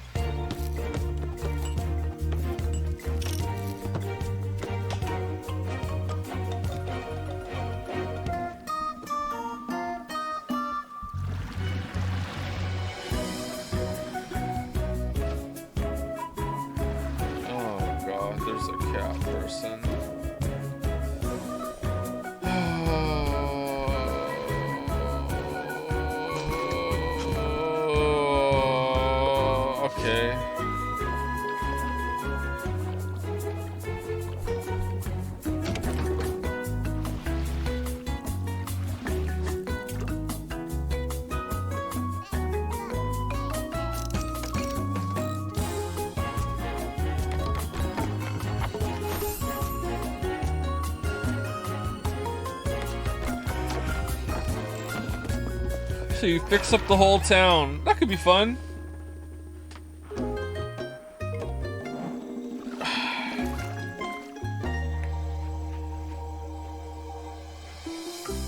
Oh, Oh, we're not done. Okay.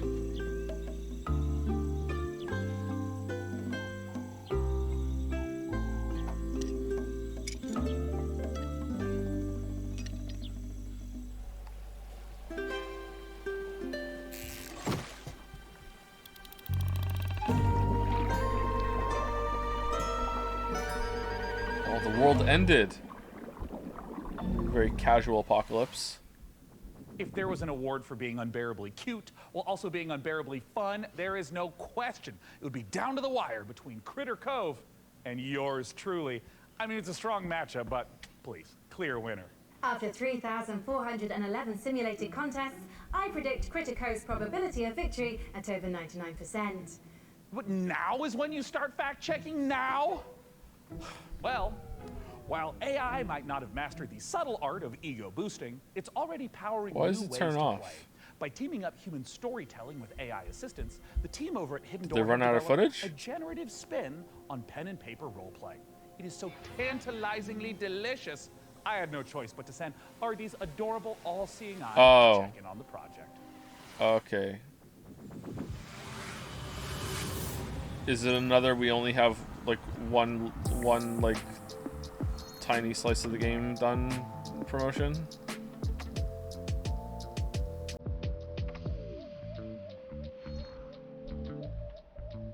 Hidden Door.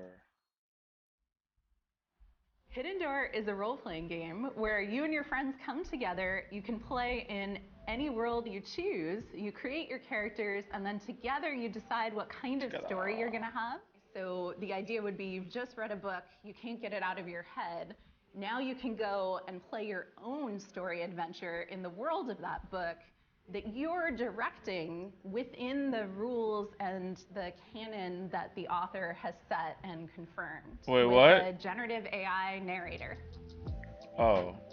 The way it works So is it's a that Northern you come Line in, game. you choose the world you want to play in. Right This now could be we have interesting. the I Wizard don't of Oz, really many understand more how it exciting works, worlds and to I'm come. talking over her explaining You it. create So, your character, you know. you decide the kind of adventure you're going to have by pulling out of your deck of story cards, and then the system creates a unique story adventure for you. And then you can do anything you want. It takes a lot of the joys of playing a tabletop role-playing game and brings them into a digital format. And as you play, you see a graphic novel come together dynamically based on what you choose to do and how the world and the story reacts to you. It's like an improv show where even though you might play the same cards, you get a different, unique story every time. So you throw words in, it comes up with suggested things you might do, you pick something, and then it reacts to you. And then along with our AI narrator who plays the role of, say, the game master, you can go on any adventure you want and you can do anything. And the system and the story will continue based on your choices. At Hidden Door, we are working with authors and folks who make some really exciting TV shows and other media to bring those worlds into the platform. And the system supports anything fictional. So it does do science fiction, it does do fantasy, it does, period romance. Does it do smut? Which you can think of as more relationship-based gameplay. It in addition to sort of your does! standard action-based It gameplay. does! Alright, or I'm sort of in! Dungeon Lock it crawling in! Storytelling. Lock it in! While there may be a million Star Wars games in the world, if you were playing one on Hidden Door, because of our AI narrator and the story engine, the choices you make They could be good? matter. So when you decide that you want to become, say, the governor of Tatooine, you can do that. And the world changes around you and your character. You are able to meaningfully alter the plot of the entire world in a way that how's was that never legal? pre-written What? or pre-scripted. There's no limit to the number of characters you might encounter, the locations, or the stories you can tell in Hidden Door. Today you can play Hidden Door anywhere you can access the web. So you can play on desktop, you can play on your mobile device, you can play on a tablet.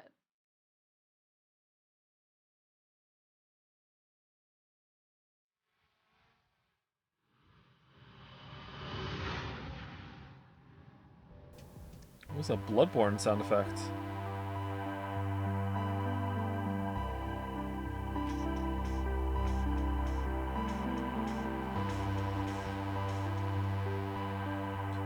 They must be using a lot of templates and like set in stone bits and pieces around like an AI framework. If they're clever about it, I think it could be pretty good.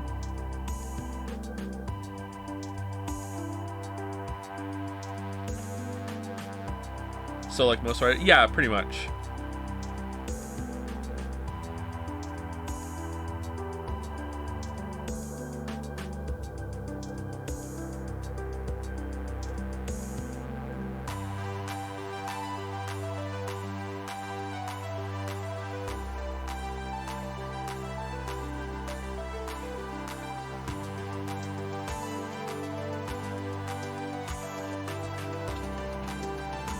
Dead Moon.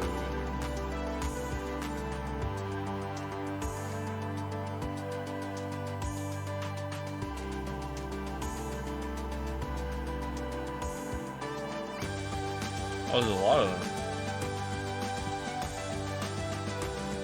Looks terrible. Listen, Bethesda fan, you had your moment earlier. Let other people have their moment now. It looks like Hidden Door is cooking up one hell of a winning combination. Am I right, Frank AI? It certainly seems so, Sean. Speaking of winning, you too can achieve victory with the PC Bethesda fans have been slumbering for so long. They're gonna come back like fast and hot now. They've been like suspiciously quiet since Fallout 76. What are you doing? I'm incorporating lucrative live service techniques to maximize the show's profitability. How would Battle Pass for a stream even work? With a gold tier pass, viewers can earn exclusive rewards, like viewing the show's trailers 1.5 seconds early and boosters for viewer rank experience. Look, I admire the initiative, but I think for now, let's just go ahead and table streams as service. I've already bought it. Major production decisions are only accessible for those who've reached viewer rank 80. You can, however, unlock immediate access with 1,800 Sean points, purchasable for $9.99. You made show production a Battle Pass reward? Is anyone close to unlocking that? Killzor 69 Blazed has just achieved viewer rank 58. Oh, God. Yeah. Okay. Dakota, find my wallet. And for now, let's check out a new dungeon crawler from the Don't Starve devs at Clay Entertainment. Here's your first look at Dread Pilots. Oh. Okay. Alright, I'm a little interested. I didn't play the game they made after Oxygen Not Included, but I might play this one, as long as it's not like a turn-based thing.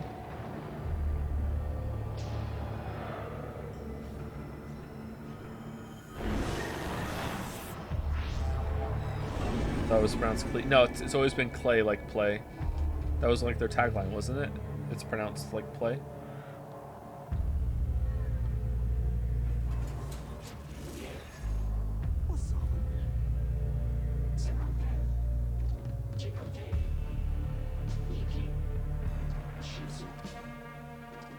Are you in a ship the whole time? Because then it's more like a dungeon trawler.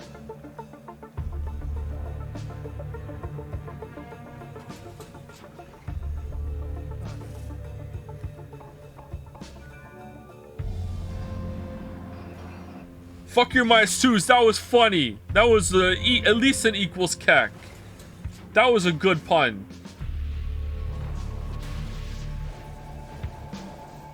People just living in this mess? What? Oh, you can asteroid mine. Alright, I'm in. Uh-oh. Oh no. Shit.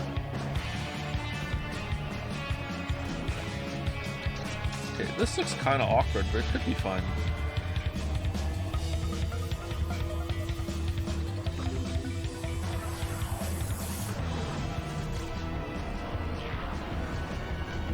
Whoa.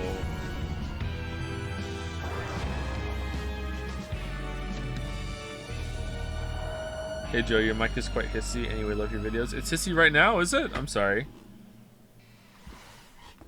You've harnessed your glove's power, and now you want to find me. Oh, it's a cuff like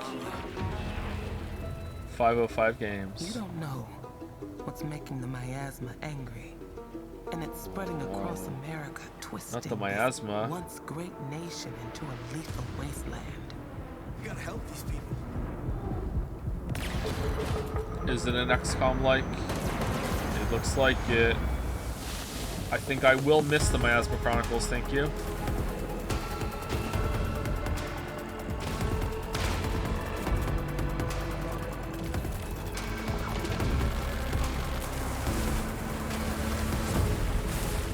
Maybe in the future, you will break through the wall and find me. And if you do, maybe I will tell you my secret.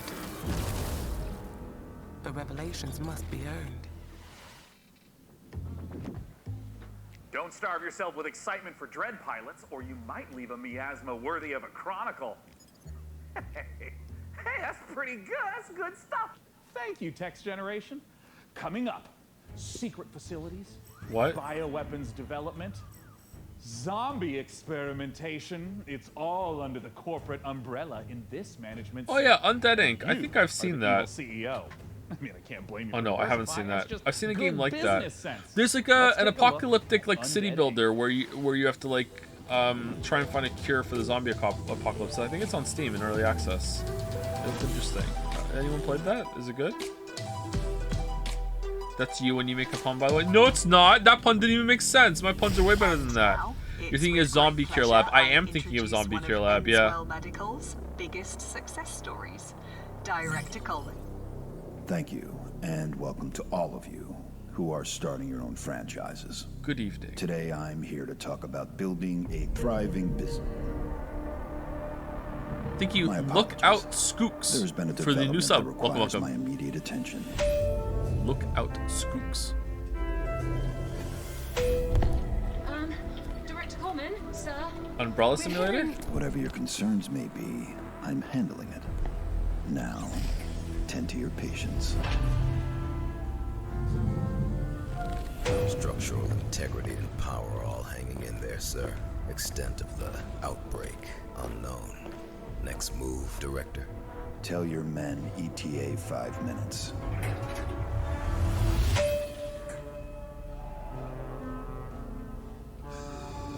Wait, he's gonna go down there and deal with it himself?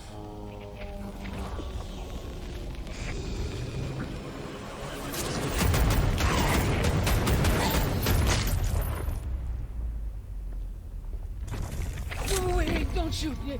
Director Coleman. Hey, man, sir. Are you okay? I got a little bitten, but I'm hanging in there, Director. I'm all good.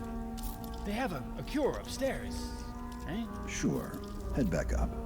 There is a shot with your name on it. Thanks, man. I mean, I was worried for a second there that There actually is a cure, though. I'm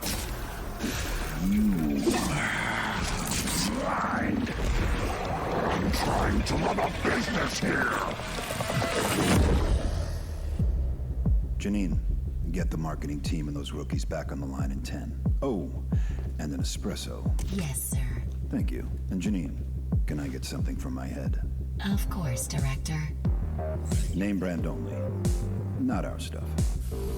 Quality control issues downstairs. Alright, I dig it. Do you? There was no gameplay. What are you digging? The tone? The tone's kind of fun, but where's the... What is it? Is it a shooter? Is it a tactical turn-based game? Like, what is it? Is it a management game? I like any game that ends in ink. Alright, noted. I'll add ink to my game title.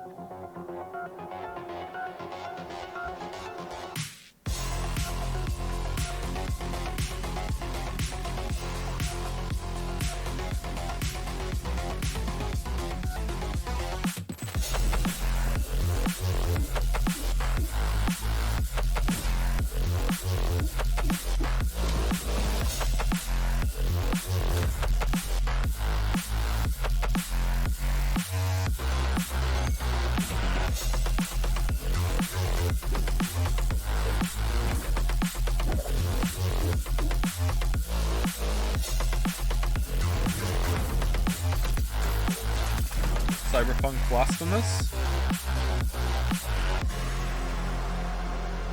Altered Alma, a space opera Metroidvania. That could be fun, I guess.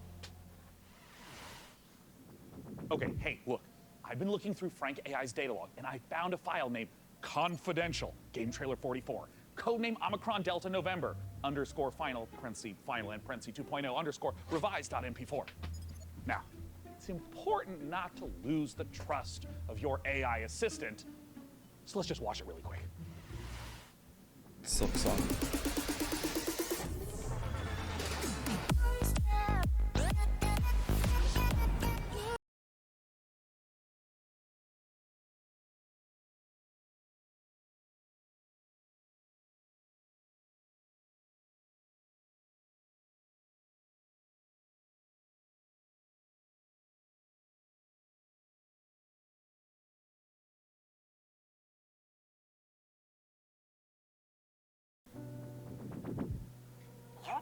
Alright, I didn't say anything there, so when it gets muted, you don't miss me talking. No.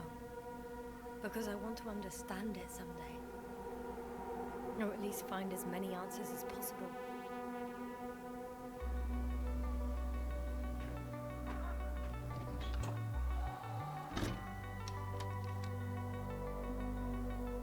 What?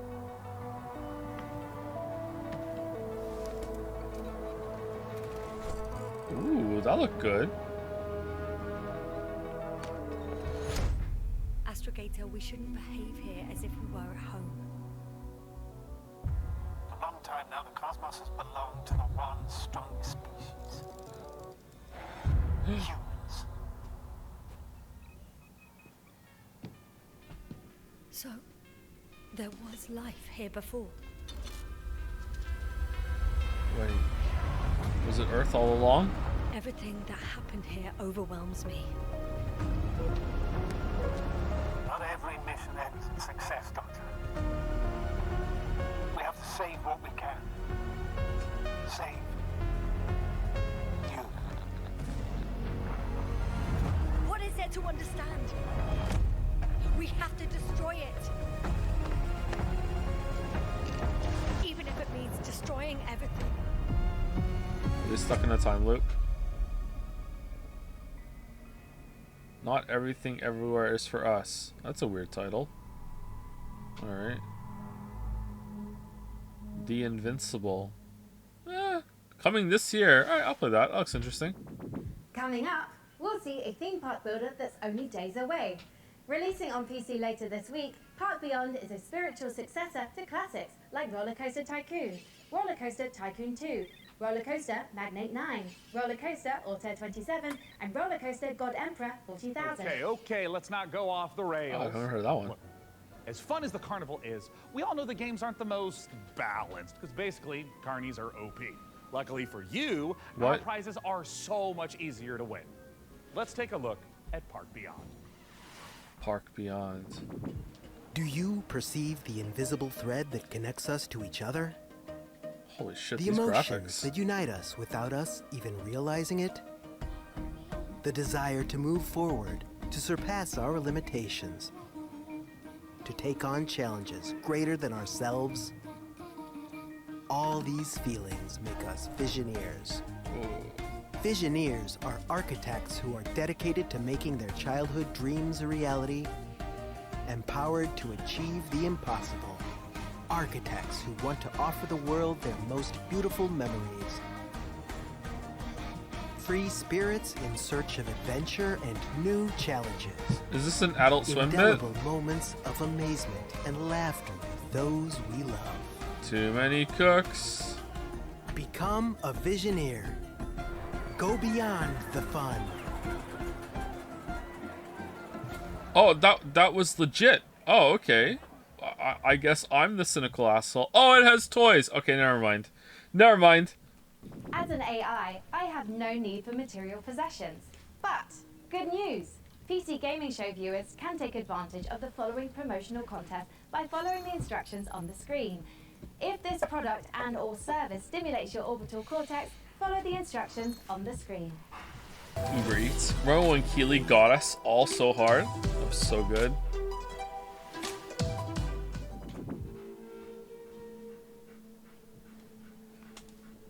Evil stirs in the depths of Gallowsmire. 3 heroes step forth to contain the darkness within. A legendary fighter. The fighter. Of peerless strength and skill. A cunning The rogue. rogue. Oh, this is a survivor's like alpha gameplay, not final. Powerful Okay. wizard wielding the fury of the elements. Yeah. Together, they are destined to confront the hordes of undead and their deadly masters again and again, attaining new heights of power and skill. But what hope have they to seal away the whispering tyrant? For surely there can be no hope of surviving.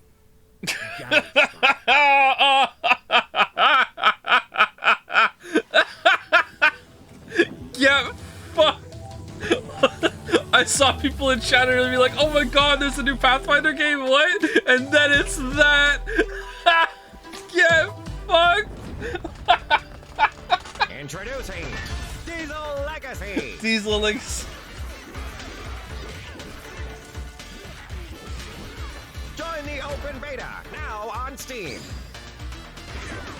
2 versus 2 action. I have to open Jazz. Hold on.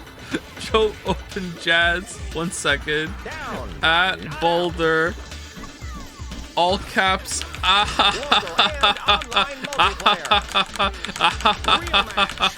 There you go.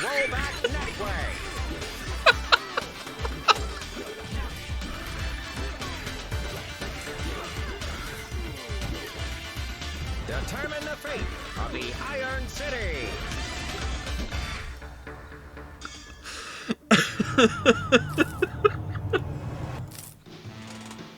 We do a little bully. What was this game? Why is Clover in it? Time we honor an overlooked hero, the noble delivery cyclist, powering the gig economy with their aching calves. Now, you might ask, hey Sean, are you just feeling a little guilty because you gave your credit card details to the AI assistant and now someone has to deliver the 57 parcels you ordered before you noticed?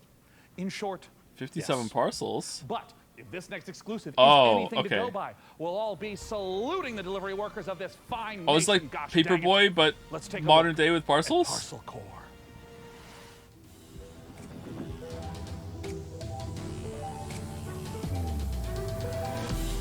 Dude.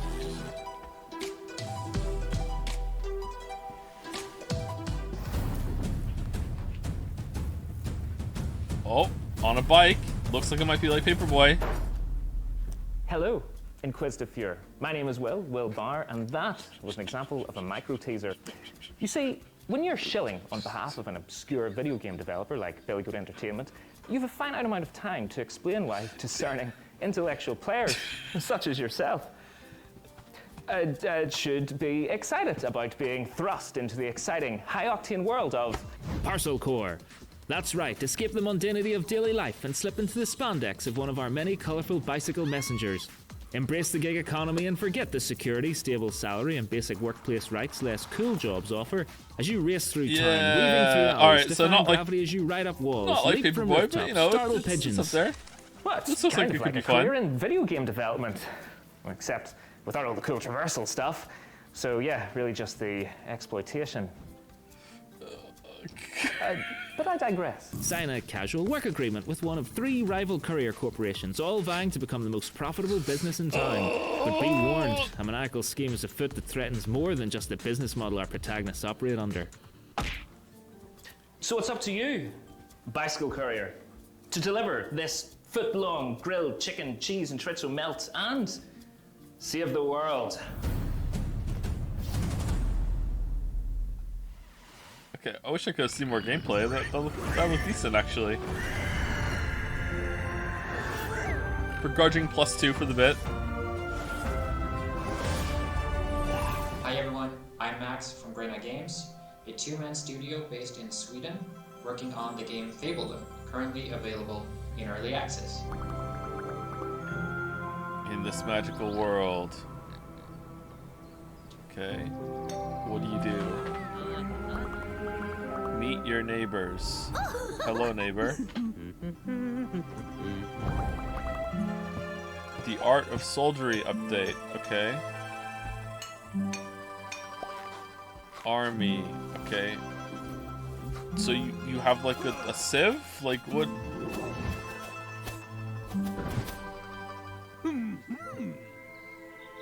Do you control the gun? What do you do? Like, oh my god. Trailers, you need to... I want to know what you... I might like that. What do you... Hello, micro friends. We have a new mission, soldier.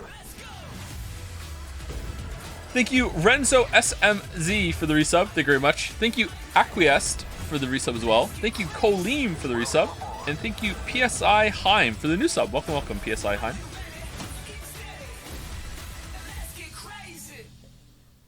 For no reason at all, Clawfist.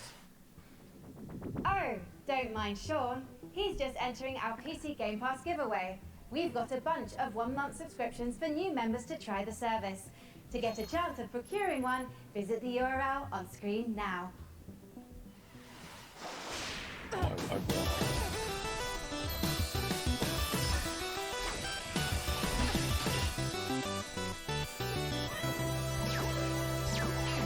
Oh, what is this music?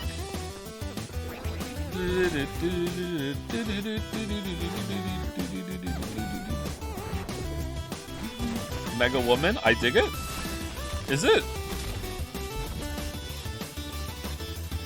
Oh man, that's pretty good.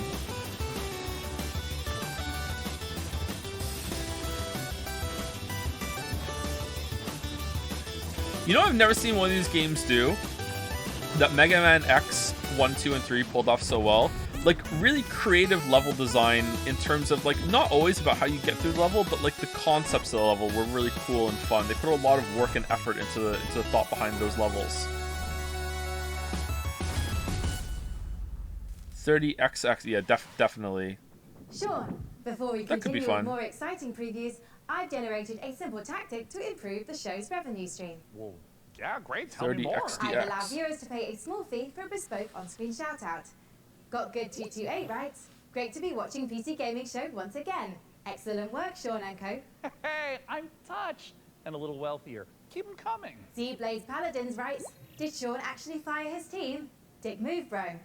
Look, you have to understand that this show needs to focus on long-term sustainability. Fired by Sean23 writes, I have sworn the blood oath. My vengeance will not be denied. Okay, it looks like that's it. Our shout-outs feature is broken. I'm so sorry. That's going to be all for shout-outs. I haven't logged any errors, Sean. Well, I'm seeing red flags across the board, and it's a real tragedy. Just can't be helped.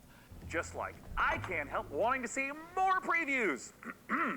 And with that, So is this the real Creepy Frankie Jar's plotting new revenge? Sci-fi survival game, Chimera. This is a long show.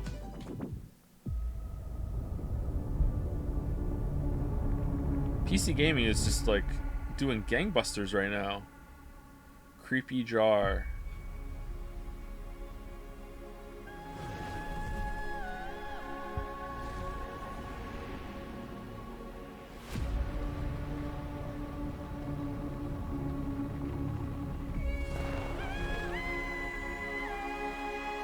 Anno 20,070?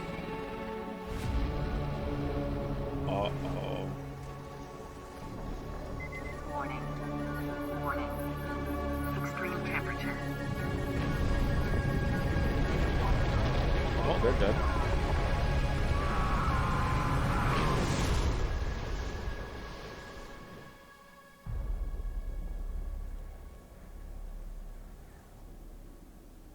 I don't know what gangbusters is at this point. I'm too scared to ask. Isn't gangbusters just a phrase you say when someone is like popping off? Like, oh man, doing gangbusters.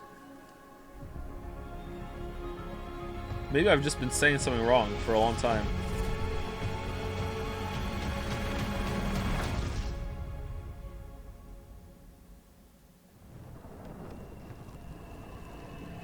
New sign just dropped? Uh-oh. Oh, now the star's getting cold. What is this? What do you do? Chimera. Okay, and is it like a... Do you do a city? Like... In the lost Caribbean Sea was a Once during a raid, I said I wanted to say cash cow, but instead I said money horse. Now is the day cursed pirates have their way. And then I doubled down. I was like, yeah, like when you bet on the wrong money horse.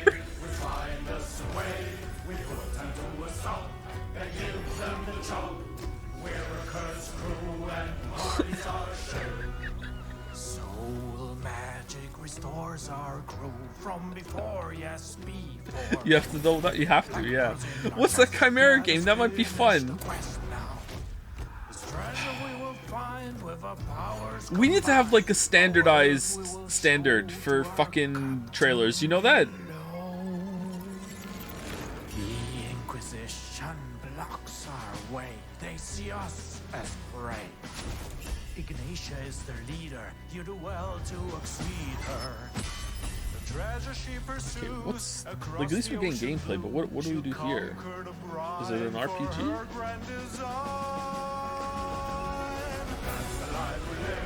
Ooh. We're the Hourglass Skull Pirates. Okay.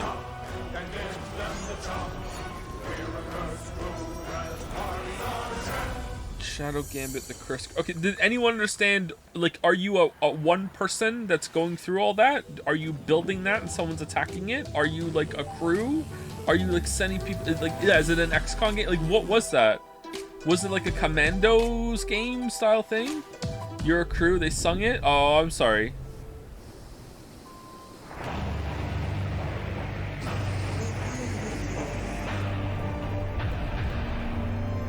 From the creators of Xbox One. A brutally realistic exoplanetary rally simulation?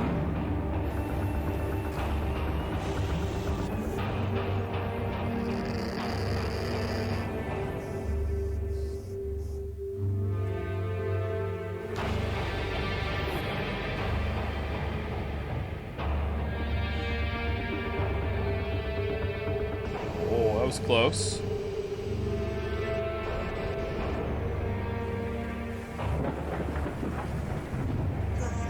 This is what like a lot of the public think that NASA does with their tax dollars. They just send buggies to Mars and do races.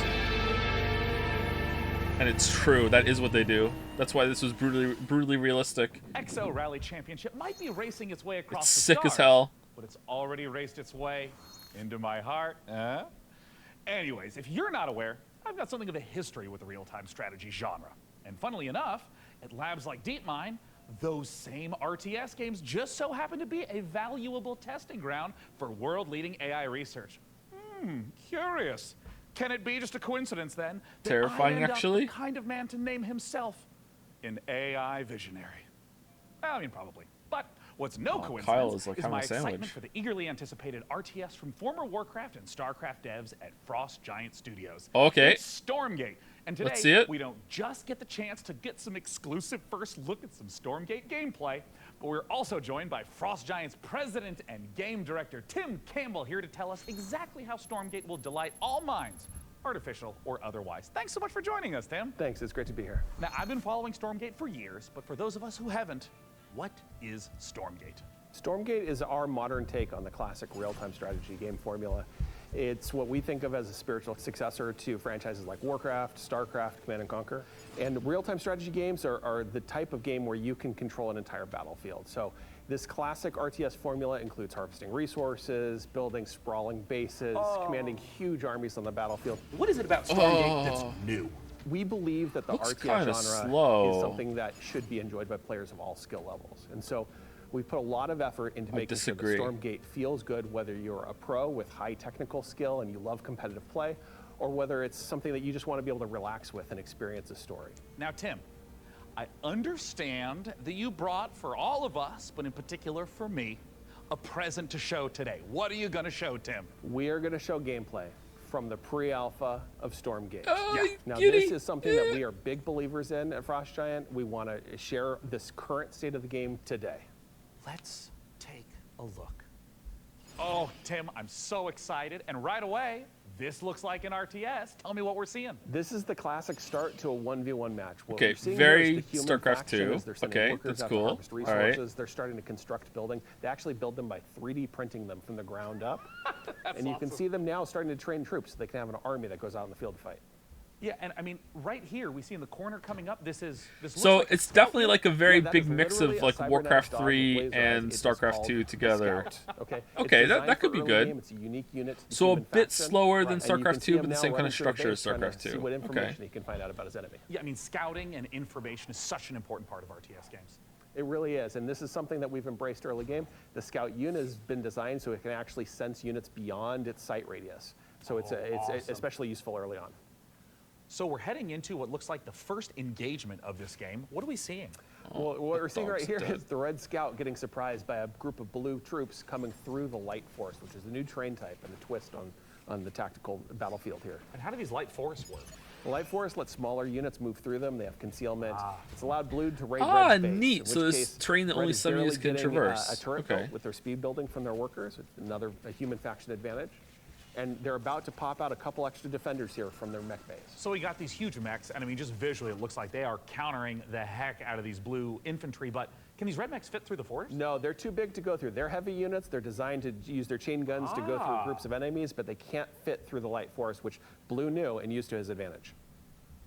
Okay, so we're in mid-game. This is normally where you make some big tech decisions. What's Red up to? You're seeing Red commit to a tech path. It looks like, yeah, maybe there's a speed up option, and they're just playing it on normal speed. And it looks like they're just dropping. Some right RTS games had that, especially back in the day. Like when you played multiplayer, like the players have to decide on the speed of the game. A Viking helmet on it. Use your imagination. Stormgate's in pre-alpha, and that's art that we haven't gotten to yet. But imagine it as a big Mad Max Raider. It's the most threatening placeholder art for now. And oh, I see Red diving onto Blue, and hey, picking back up into the air transport. That's some classic high-level micro. It is, and it's really important for Stormgate that we maintain a high skill ceiling so that players can express themselves so this kind of looks like a siege tank, and how they interact with the battlefield. And here we have the final fight of the game, and it looks like Blue is coming up against those mechs. Red is trapped on the other side of the trees. Oh, they can dash through the trees. Now. And Blue's dodging these enormous shots. Damn. And Blue swarming in from both sides. This is not looking good for Red. No, it's pretty grim. Red is on the ropes right here, and they've been outmaneuvered. I believe Red can pull this back. Two different forces coming in with a mobile pincer. Man, and of course, there's the GGs. The most classic ending Good to an game. GG. That was like added later to the footage. Outside of 1v1, what's coming up for Stormgate? What you've seen today is just the tip of the iceberg. We have so much more in store. We're going to be revealing a bunch of stuff about I think there's a place for like a Warcraft 3 mixed with StarCraft 2, but it needs to be a bit faster. Hopefully there's a speed up option. We have team-based competitive modes. We're going to be sharing information about our storyline and campaign. We have new factions beyond the humans that you just saw today. But Tim, what if I want to play the game right now? Well, you can't. You want to play the game as soon as possible. You wish list Stormgate on Steam, and you go to playstormgate.com to sign up for the beta. We're starting closed testing in July. Once again, go to Steam and wishlist Stormgate. Did you ever play an RTS competitively? What do you mean by competitively? Like 1v1 footage you shared, but the future content plans of Stormgate. Just multiplayer? Yeah. Players' dreams come true. Look at a high level? No, not really. Your dreams. I mean, your dreams might be filled with gloriously grimy Deus Ex-inspired sci-fi fisticuffs with a fiendish. I played quite a bit of StarCraft 2, and I played quite a bit of Total Annihilation back in the day. Trailer for Fortune's Run.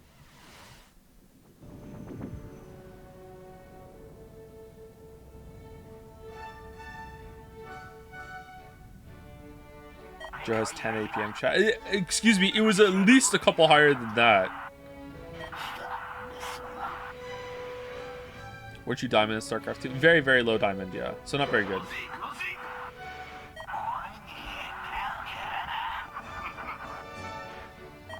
What race in StarCraft 2? I was one of those people that played random.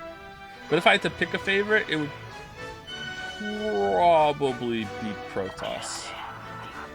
Zerg is my least favorite. It'd be between Protoss and Terran. I didn't really like the Zerg playstyle.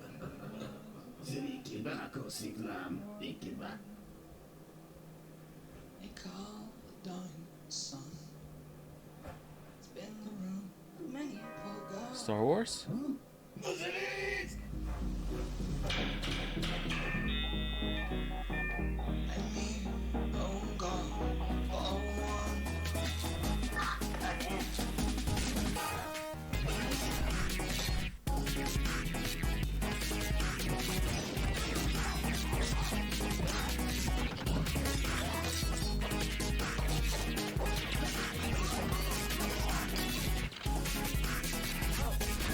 Demo update out now. Okay. I can't believe I'm saying this, but this FOV might be a little too wide for me. Whatever. Ben, You are about to embark upon the great crusade towards which we have striven these many months. The eyes of the world are upon you. Are you going to stream the Yakuza presentation on the 16th? Everywhere No. march with you. I have full confidence in your courage, devotion to duty, and skill in battle. We will accept nothing less than full victory. Good luck, and let us all beseech the blessing of Almighty God upon this great and noble undertaking. Are you gonna do any more? Any more Yakuza games? Probably, yeah. Any more streams after this? No. I think this is the last one we're doing of the Summerfest, and also the last one for today. Is there any other more big ones that are coming?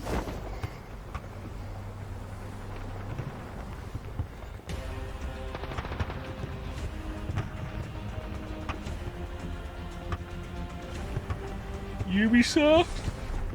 Oh, excuse me. When's Ubisoft?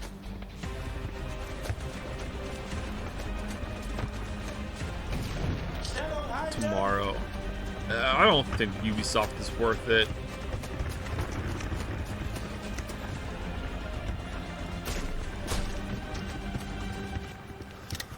We've done some Ubisoft shows in the past, and I've always not thought it was worth it. If it was like up next after this one, I'd be like, okay, sure, we're already here, we're already streaming, fine. But to do a whole ass stream tomorrow just for that, like, I'm good. Do I need to repeat the joke about, like, do you like the game? Here's the game. Here's the game with a different name. Here's the game with slightly different graphics. Here's the game in sci-fi. Here's the game in fantasy. Here's the game in modern day. Ubisoft, it's our game.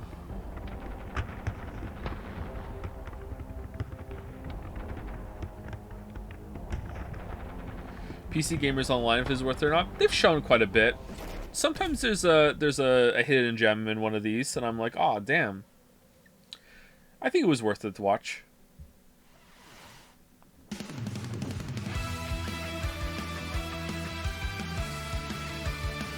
Ender Knights?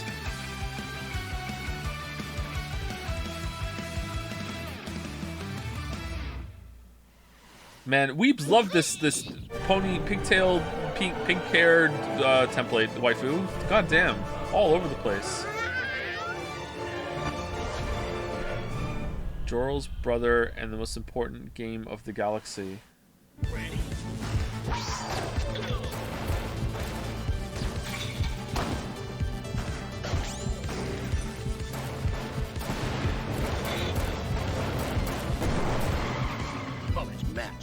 Wish list now.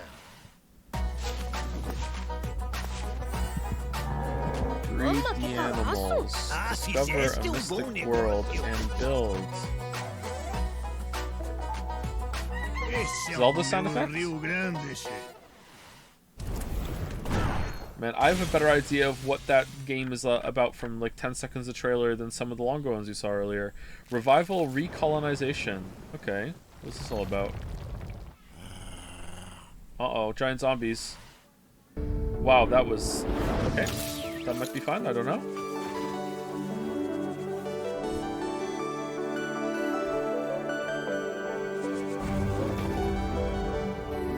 Nova Lands. That looks like a game I made a video on, and I can't remember what it's called. I have no need for material possessions.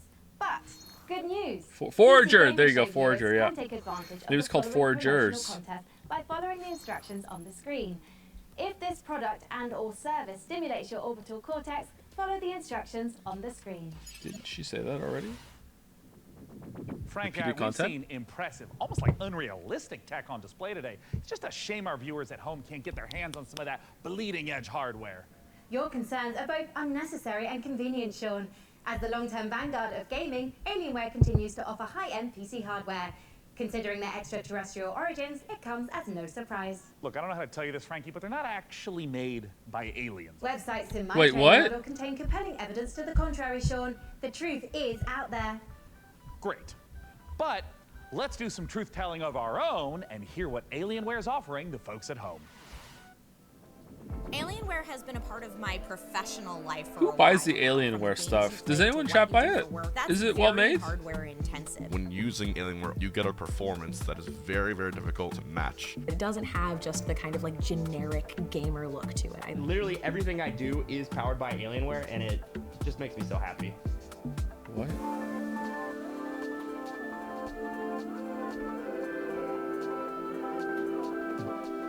Thank you to Saiheim for the new sub. PSI Heim. Thank you very much for the sub. Welcome, welcome. And thank you, Velis Kion. Velis Kion for the resub. Thank you very much. $3?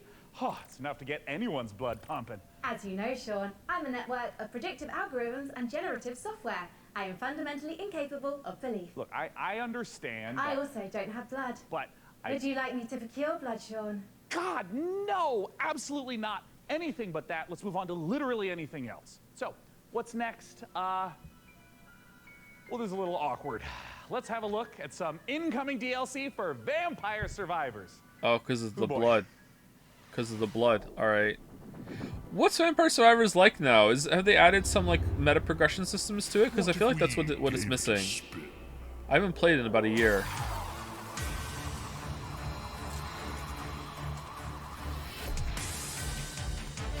What Vampire Survivors needs is a prestige system. Maybe you do like plus 1% damage for every achievement you have, but you also have challenge modes that make the achievements like matter more. Golden Devil, Cosmic Finger.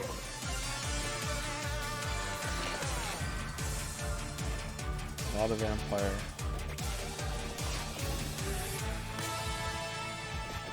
Uh-oh. Man, is this even Vampire Survivors anymore? I feel like they jumped the shark. They jumped the shark.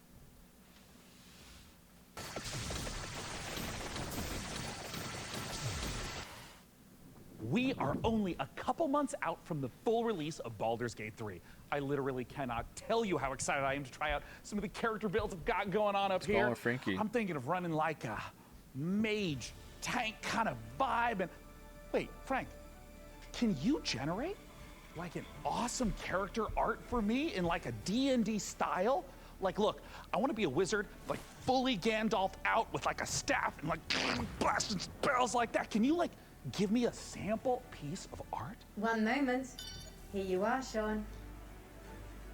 Oh, dear God. This was generated in seconds, while a professional artist's work would take hours, if not days.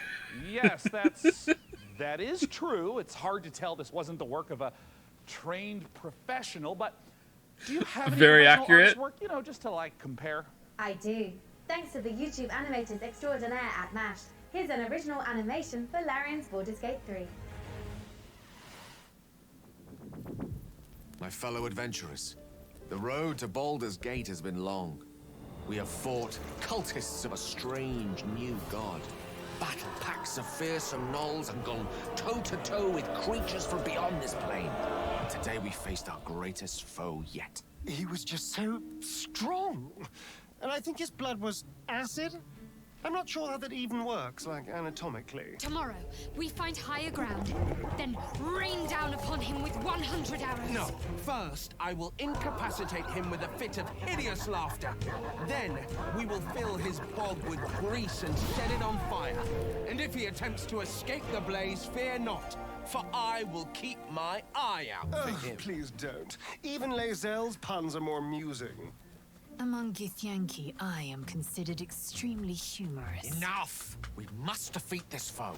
Somewhere within these twisted swamps dwells fun a there, hag dog. who possesses a Yeah, potent all right. potion, an elixir that could grant us the ability to converse with the creature.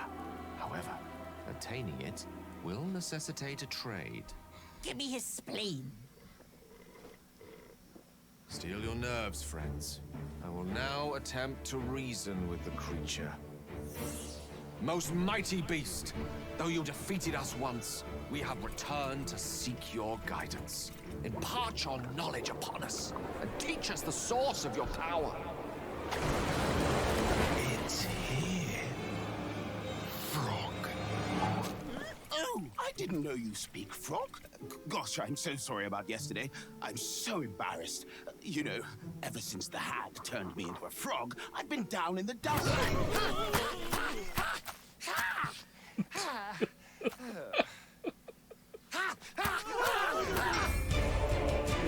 Oh, they leveled up. That's good.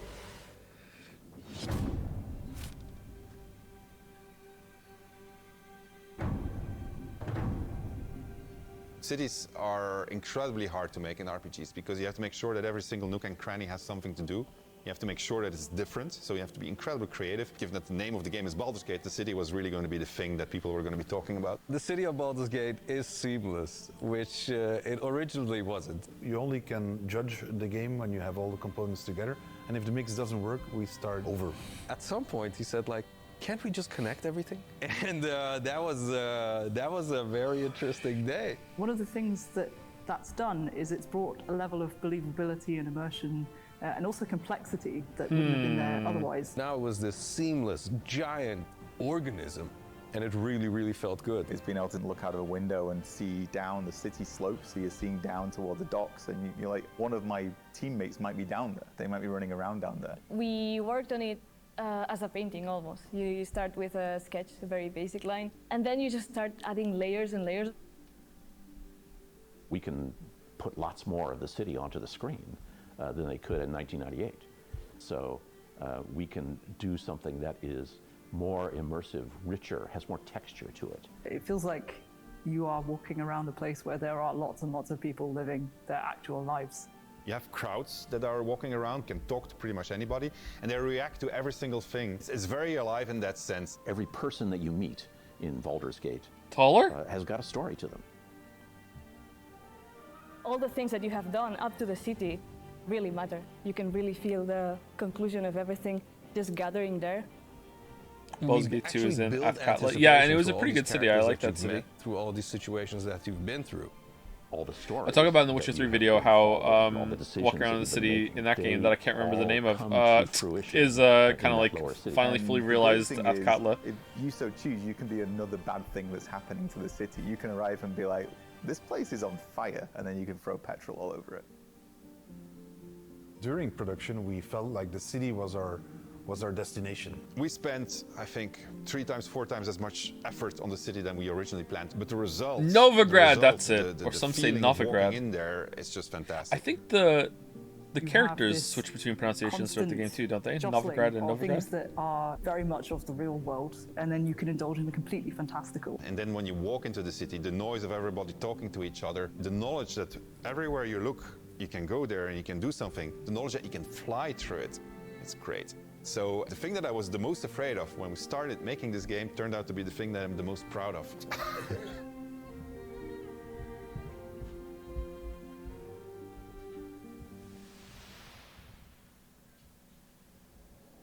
Larian Studios breaks the classic RPG series out of a 2-decade retirement when Baldur's Gate 3 finally releases on August 31st.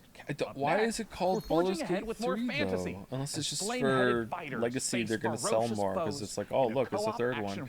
Wouldn't it be better just to restart it or go with a different name? Onslaught of algorithmic terrors. I feel like there's a lot of that. Isn't the marketing going to go against it though? Because people are like, I haven't played the first 2, or what's that old series? Maybe they did studies and are like, people are more likely to buy it even if they didn't play the first 2. Because of legacy or whatever. Like, who the fuck am I? What do I know? So yeah, I guess they must have. Oh, this looks pretty good visually.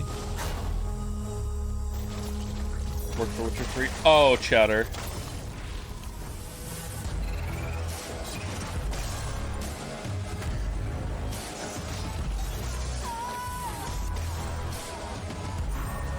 I think you severely underestimate the average video game player's age.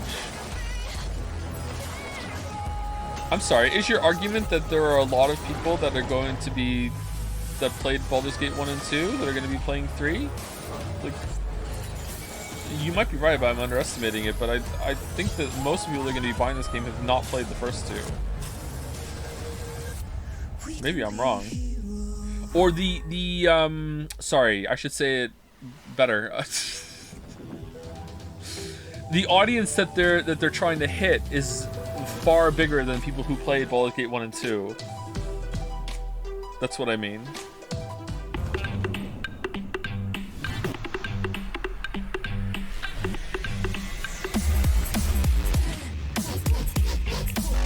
What? No Man's Sky?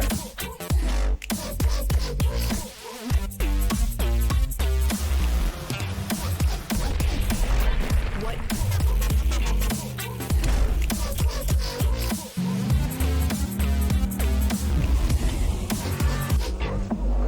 What?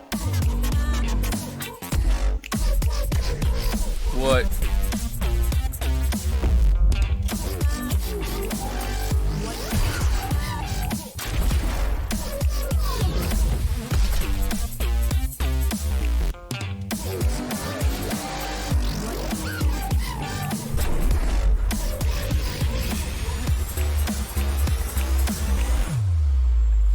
TerraTech Worlds. Would you like the endless loop of terror, death, repeat in the upcoming stealth extraction horror, Macabre? In Macabre, you and your friends will team up to confront interdimensional terrors, venturing deep into unstable time risk tasked with uncovering the source of terrifying anomalies. A great way to enjoy the outdoors. Built in Unreal 5, this exclusive debut will be out later this year in early access. World premiere. Not even one bar, there's nothing. Oh. I forgot to mention, there's like a super weird, scary thing getting around inside the rift. The hell was that, a bear? Have you ever heard a bear sound like that before? Forgot to mention that. Seen a bear before. You guys look lost. Come on. You'll freeze to death out here. I suppose you're looking for the lodge. Here, take this. I call it the atomic space shifter. If anything goes wrong, not that it will. What? Back out. A lot of folks have come up here looking for answers. It's weird. It's like time runs differently. Oh. Wait, what? I'm a little confused. It's like this is post-apocalyptic, or?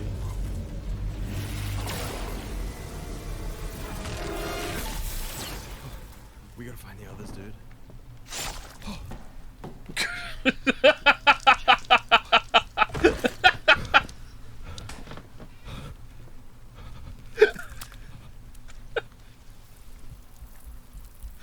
Uh-oh.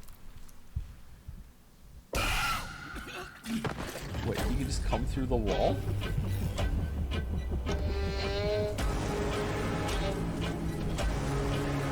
Is that a Zonai battery pack?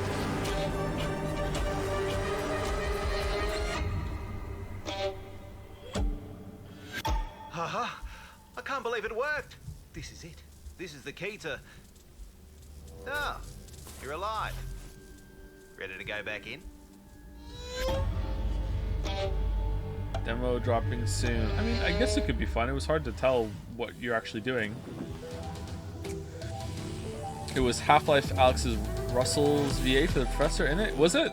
I don't remember that from Half-Life Alex. I didn't play enough of it for the voice actor to be recognizable. We thought we had billions of years. We had before our trillions. son died. What the hell was that? We were wrong. What's my phone needs battery? Thousands of us answered the call, rallying to save those we can. Every one of our ships a ray of hope. Captain, it is up to you to find us a new home, so we can plant the future seeds of humankind. Yeah, with a deck builder system. Here we go. Put these cards in your computer to get us where we have to go, please. Draw some more cards. Oh no, you drew badly. Now we're doomed. Kind of like the art style. We are cleared to jump. Prepare for warp jump in 3, 2, 1. Are you keeping up with the recent UFO shenanigans? No. Apart from I saw a post on Reddit about how someone leaked that UFOs are real, and there was just, as always, just no evidence. Just nothing. So another year, another like UFOs are As real great as for this Versus time for looks, sure. It makes you wonder, how are we in the real world going to fare when our big, beautiful sun enters its twilight I mean, years? UFOs are well. Me, Sorry, yeah, I'm UFOs are real optimistic. in the strictest Who sense knows of what there we'll are achieve by unidentified then? flying objects that we don't know billionaire-funded what they space are rocket because they're that probably detonates from like moments after different takeoff governments and is shit. But one like, more step on the or like winding natural road of phenomenon that we don't progress. understand. But like Up next, aliens tie on is those what togas most and people make merry think with and they're fine saying when they wine say as UFOs. All roads lead to this newest city builder. Here's a first look at Nova Roma.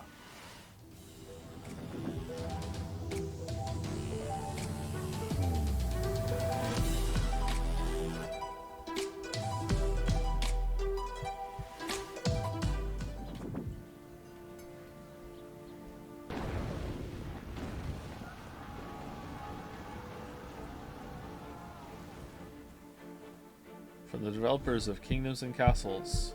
I think I saw that game on Steam. It looked like a more laid-back city builder. Is this one a little bit more intense?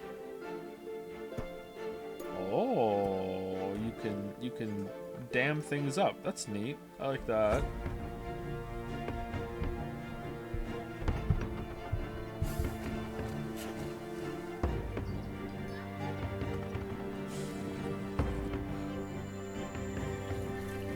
Caesar 3 is still better. Caesar 3 was pretty good.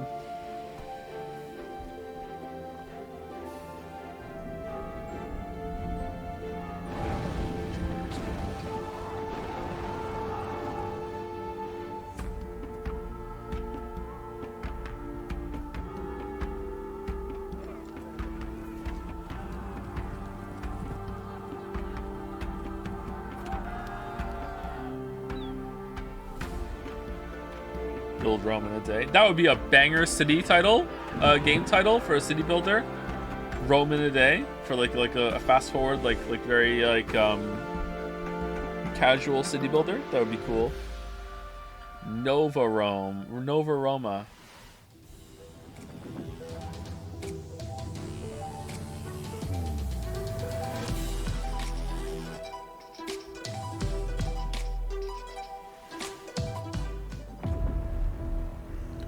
Epic survival strategy game. You just can't call something epic and then say, hey, it's epic. It has to be epic. The Great War man, the graphics. is over. All we want is to return home. Ashbourne Games. THQ Nordic. To the newborn Czechoslovakia we fought for. Brothers and sisters. Inspired by real events. What was the budget on this trailer?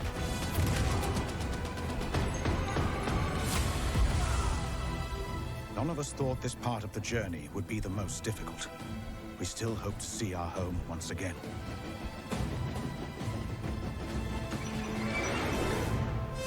Across the endless snowfields of Siberia. Through territory disputed by the Red and White armies.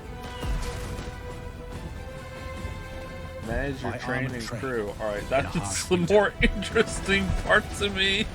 Whoa, I get to manage a train? Alright, what's that like? Oh, there's real-time combat. Who gives a shit about that? Tell me more about the train management side of it. Surrounded by wilderness, we manage in order to survive. This is our last chance. Our last train home. Is that what it's called? The last train?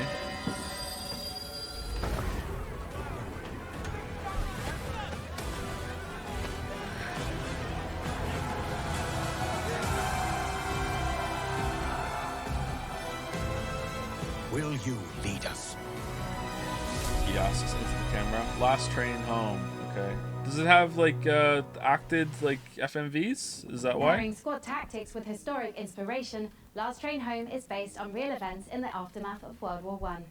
However, historians continue to uncover records describing train passengers travelling homewards, some dating as recently as 2023.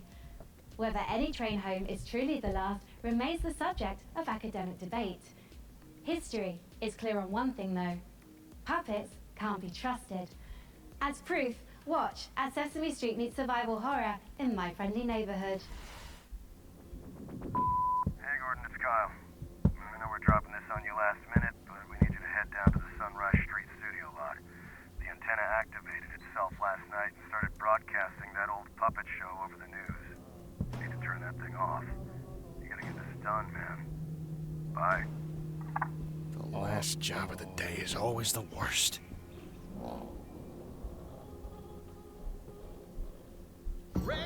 YouTuber bait? But Chatter, I'm a YouTuber. Are you Joe? Where's the video? You wait, you make video on you? Oh, videos on YouTube? You do YouTube? Oh, you. Oh, this inventory management, nice.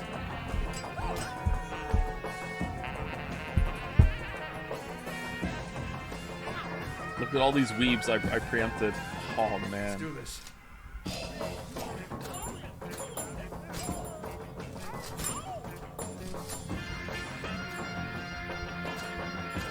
If it's meant to be scary, letting you shoot them just makes that go away instantly. But maybe it's not meant to be scary.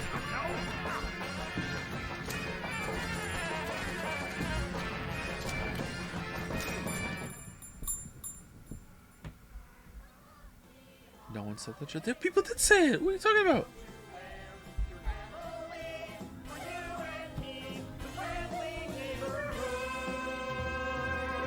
My friendly neighborhood. Oh, okay.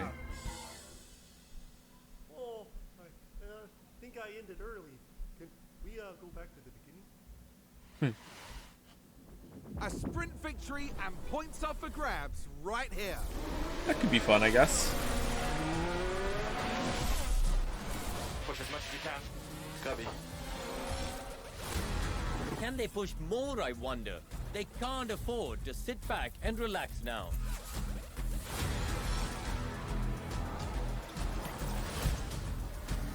Are we in trouble or not?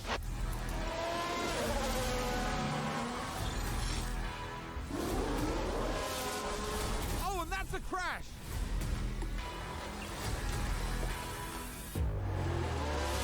I'm push now, thanks for push now. And McLaren with a great overtake. Stay right here, because we're just getting started.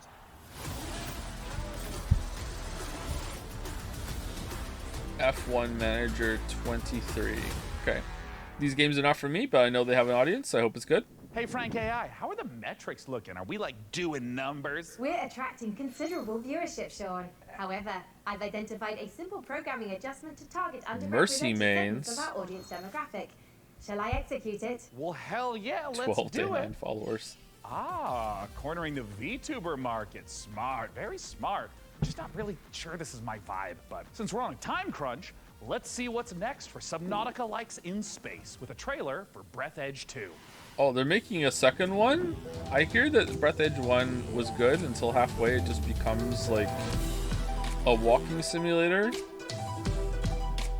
which is disappointing because it looked good. Oh, this time you're on a planet.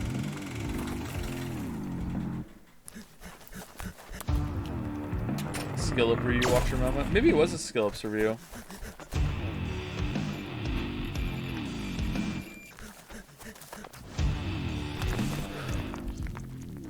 Oh. Oh man, let him get the tire here.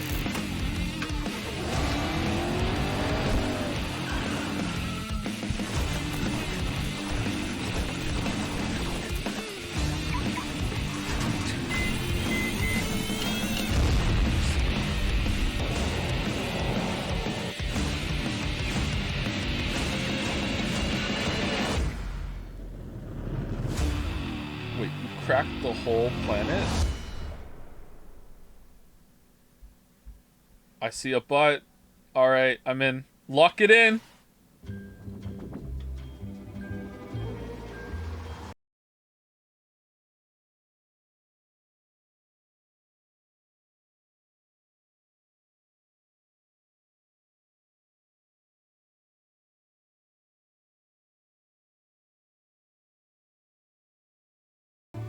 Seems legit.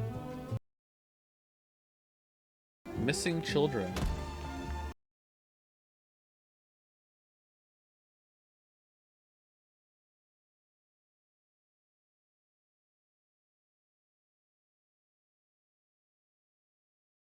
Oh.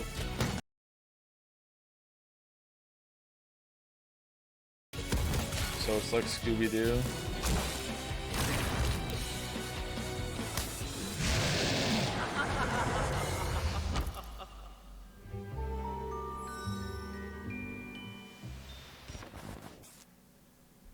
Man, there are so many great video games in this year's show. Frank AI, what do we know about sand? Sand is a fine granular substance composed of mineral particles. It is finer than gravel, but coarser than silt. True. Very true. Yep. But it's also a brand new survival game set in an alternate history where Austro-Hungarian soldiers smuggle space salvage across alien deserts. I don't understand that sentence. Would you like to hear more about sand types? Oh, no need. I'm about to know plenty. Let's take a look. Nice. Thought we saw sand. It was like a teaser before the real trailer, which is happening now, which is definitely not going to be pre-rendered now, right? They wouldn't do a teaser and then show like no gameplay in their real trailer, right?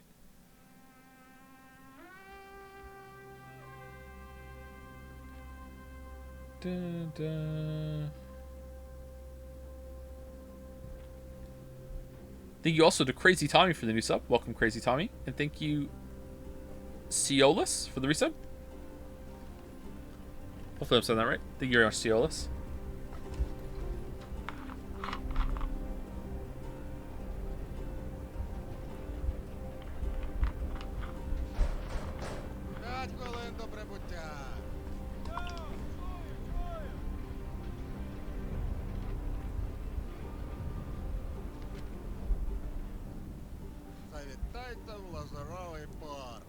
Kind of quiet. Файно! Замовлю собі багатського м'яса та пива. А ви що, хлопці?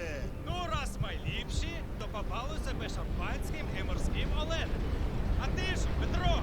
А я, як завжди, то маленьку банушу хочу. Йой, то ж ресторан, а не корчма. Може ресторан бути найліпшим, якщо банушу немає. Що ти кошкірися? Wild Wild West. I'm a badass cowboy living in cowboy days.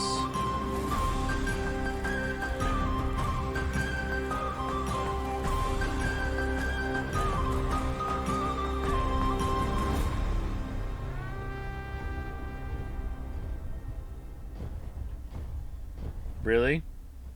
Really? We teasered for a pre-rendered trailer? Really? Really? We have reached the end of this year's show, and we're saving something very exciting for the end. Dune Awakening, the survival MMO adaptation of the classic sci-fi series. Frank AI, what have you got for us for the big finale? So If no you silk like, song? I can fill the room with sand. That's a little literal, don't you think? But what if we had, like...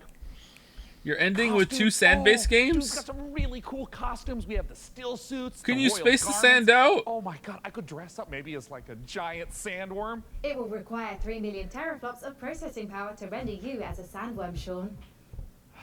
I mean, don't worry about it. We can skip the costuming. It's just something that like Frankie and I used to do. Like, not you, like the real Frankie with the fun hair who's not a computer. Oh, man, there was this one year where she was a shark, and then, and she was like a mech pilot, and I had a spaceship. And there was this other time with togas, and I had this really nice robe. Anyways, just forget it. I'm living in the past. I shouldn't even miss this stuff. I mean, we're adults, right? Frankie Ward? Do you still want to do the costumes bit, Sean? I want to do the dress up bit so bad. I'm sorry, I tried to fire everyone and make money with computers. Shut up and put the costume on.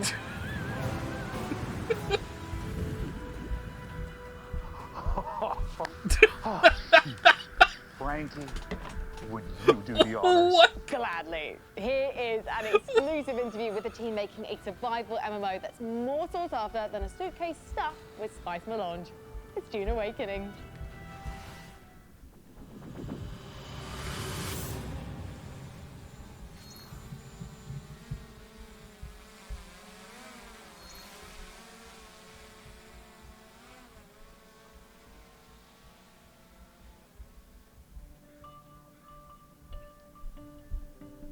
Time for another pre-rendered cinematic.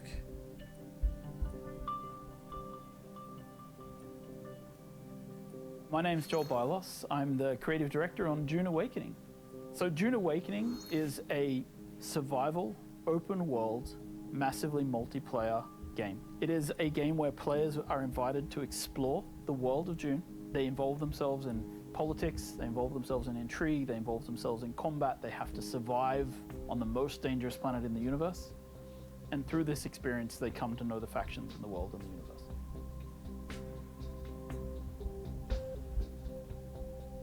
So when Dune Awakening begins, you are a castaway on the planet in the deep desert, and all you have is a knife that you've made out of scrap metal.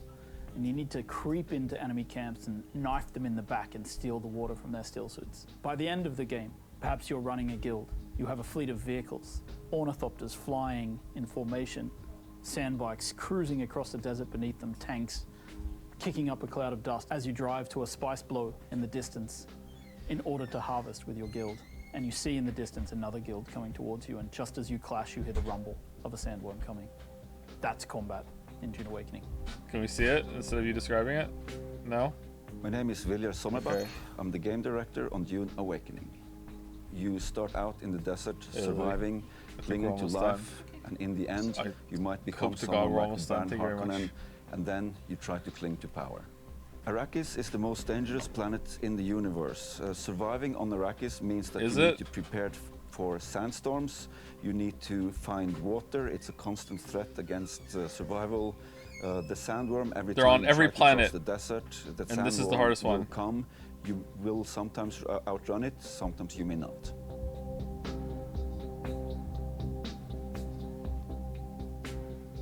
Dune Awakening is built upon a foundation of 5 pillars.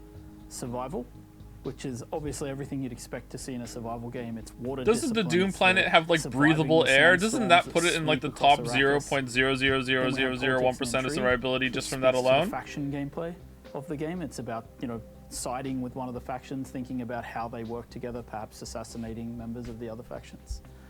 Then there's infinite exploration. Infinite exploration, which is one of the things I'm most excited about, is how the world changes over time. We have a concept called a Coriolis storm, and when it sweeps across the landscape, the sands shift, revealing new points of interest, hiding others, making the game renewed every week. Then we have combined arms.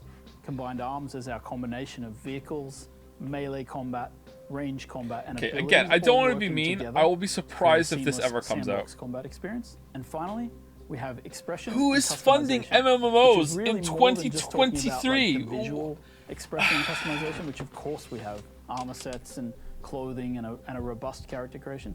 But in addition to that, it's really about play the way you want to play. Do you want to be a trader? You can do that. Do you want to be a fighter? Of course you can do that. Do you want to be a spy? Maybe that's the gameplay you're looking for. All of these things built into these pillars. So the journey of the player, we've divided that into 4 parts. We think of them as survive, protect, expand, control. The survive part means that you're up against the planet itself and you're clinging onto life. In the protect phase, you've gathered some stuff, you might have a base. MMOs is just another way of making live service games now. Nothing really surprising. it Yeah, away maybe from you, MMOs so you try are to mean build something different defenses now. and They're make just sure like that your constantly base is online in the clear. experiences. Like when I think of Then in the MMO, I expand think of something that phase, you lift your gaze you and seep look into, around, and there's a if monthly others have subscription, stuff as and well, you have to you might want to take their stuff. like no life it in Then order in the to control get anywhere. phase, you may find yourself But if it's just being like an part of a always guild or online even the leader of a guild, experience, then the goal is I don't know. to control the flow of spice on Arrakis. However, you're never safe. There's always someone lurking around the corner. Can you really Is trust Conan the Exiles second an in MMO? command? So the goal of the control phase is that you are clinging to control. Whenever you get into combat, See, I would say Conan in the Exiles desert is of just like Arrakis, try to a get it over survival quickly, crafting multiplayer because not only are you game, not a fighting massively human multiplayer combatants, game. but the planet Arrakis itself. Once is you the get into greatest massively, protagonist like there if you is. add the massive on, suddenly I'm thinking subscription fee, you know, expansion packs, you know, like you have to join a guild, like you talking about Guild 2, you have to join a guild, it's a social thing. The PC Gaming Show 2023 is done. And what a show it was. See, Valheim is not an And, MMO, What right? a lesson for me, honestly. AI excels at plenty, but only an absolute doofus would think it can replace the human touch. I mean, you'd have to be an irredeemable bozo, like a real human dumpster to pull that. So that's the end of Frank AI? You are getting the band back together? I mean, yeah, if we get another show next year, then yeah, you betcha. If? Well, you know, Dakota, you guy's pretty smart. I mean, I think he's actually the CEO now of PC Gamer and all subsidiary publications and IPs. I think he's got some really great ideas, but he also caddies for some very influential people on the golf course.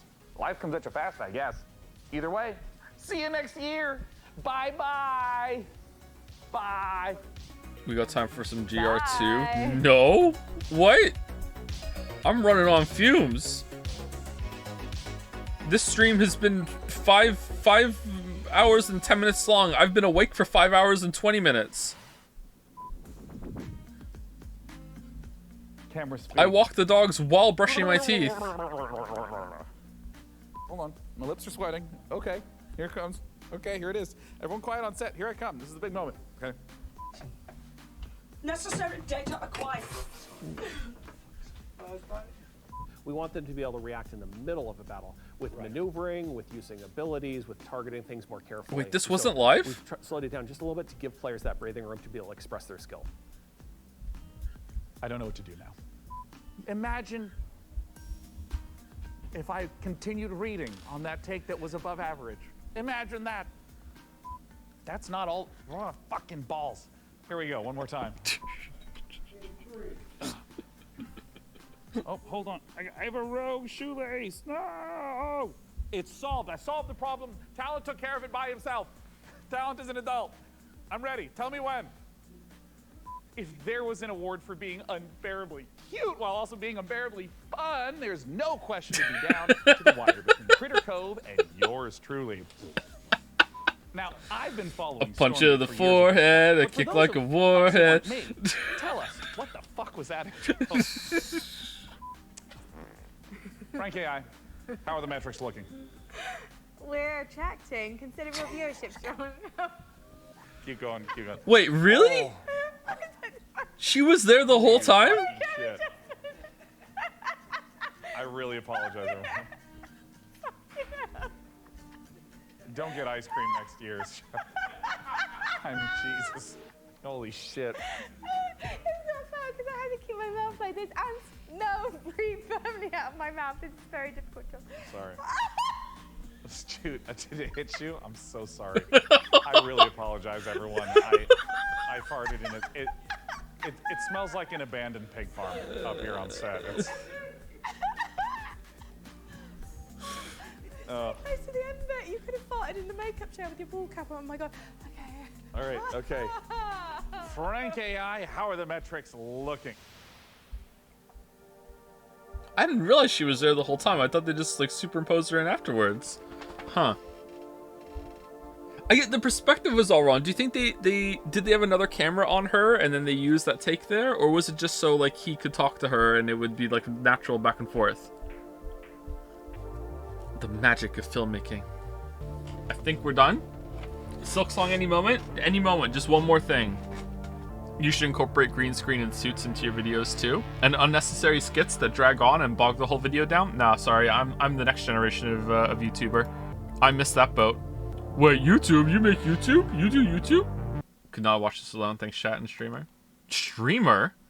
Calling me streamer? Wow. Wow. That's what I do. I say that to chat. All right. Before we go, does your Twitch fame exceed your YouTube fame nowadays? I don't think I have any fame whatsoever. So no, they're both close to zero. Before we go, Reddit Games /Starfield. All right, here we go. This looks amazing. Space Magic crowd, we are winning. I'm so happy. This mech ship design is hilarious.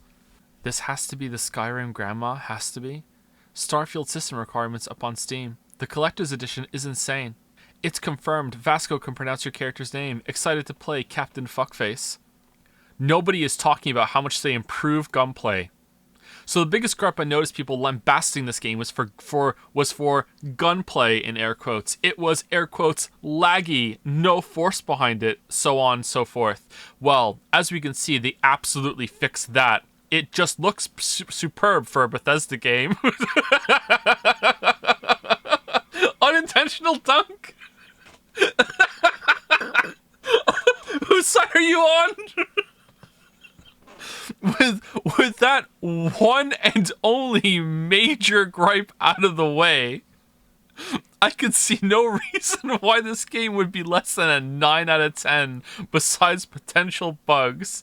People, I think the studio has a real winner on their hands with this one. This is giving me Skyrim, Halo, Mass Effect tier vibes of hype.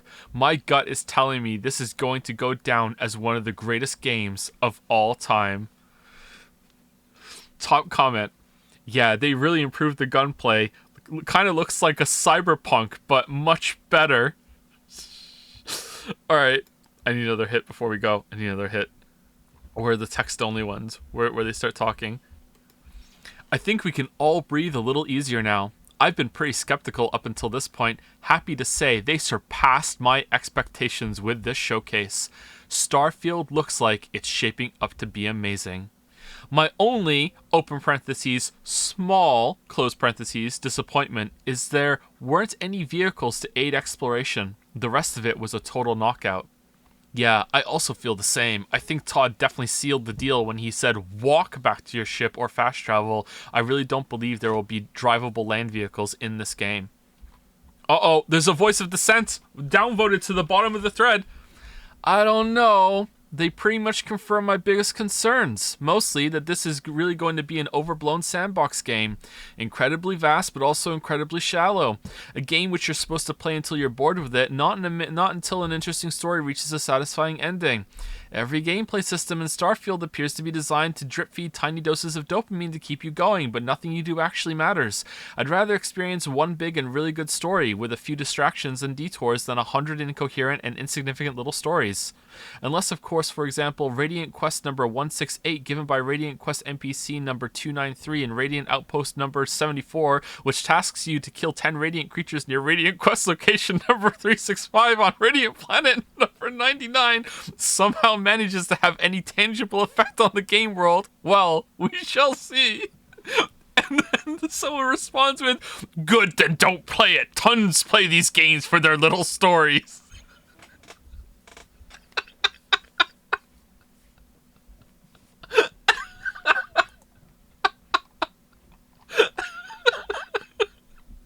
Holy shit. Oh. Is there any more? I don't think there's any more. I must not hype. Hype is the mind killer. Hype is the little death that brings total obliteration. I will face my hype. I will permit it to pass over me and through me. And when it has gone past, I will turn the inner eye to see its path. And where the hype has gone, there will be nothing. Only I will remain. Are you keeping your expectations in check or allowing yourself to be consumed by the hype? At this point, I'm not even bothering to contain my excitement, but at the same time, if the game ends up disappointing me, I won't be on here whining about it. It is what it is. Hopefully, it looks awesome, though. I am all in, balls to the wall. Me too. The contents of... the contents of my balls have been splattered all over the wall for Todd. This is a real comment. This is a real comment on Reddit.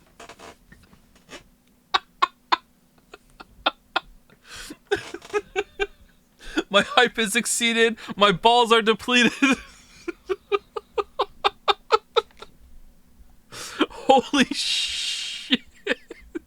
Part of the fun for me is being hyped. It's okay to be excited for things. Is there a risk of disappointment? Of course, but I'd rather live life being happy and excited for things I look forward to and live with it. What? I'm 54, totally hyped to the max. My first proper first day release purchase for sure. What? I will buy all of it if I can get it. Even book the week off to play. There we are! Oh, there we go! Man! There it is! There it is! Finally! This is the first for me, and I'm totally up for this. Love Bethesda Game Softworks just sitting here and ticking the hours off. Alright, is there anyone downvoted to the bottom of the thread saying, I'm not hyped at all, it looked shit? This game is going to be worth buying for the massive screenshots I'm going to do alone. Who the fuck does that? Maybe people have fun with that. I shouldn't judge. Consumed by the hype, Elden Ring and Tears of the Kingdom has taught me that being hyped and that hype being fulfilled is such a good feeling, that being disappointed is an acceptable consequence. Especially when you can just turn your hype into delusion and just pretend that the game is perfect so that your hype that you invested into it wasn't misguided at all. Alright, last one. I've went through enough of these over the years that I'm ready to be disappointed. Still getting hyped, but I'm gonna be... Gunplay looks clunky as fuck. Movement looks bad in third person. Story looks like it could be really sick, and piloting the ship living looks very promising. But overall, I'm not excited. Just hoping it scratches my piloting in space itch. Alright.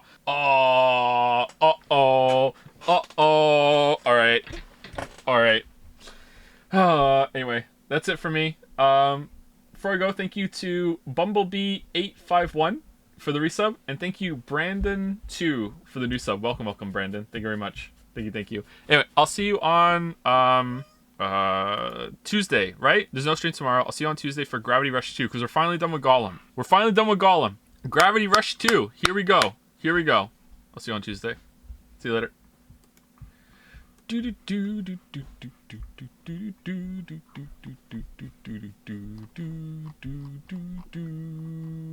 Where did you see the cum comment?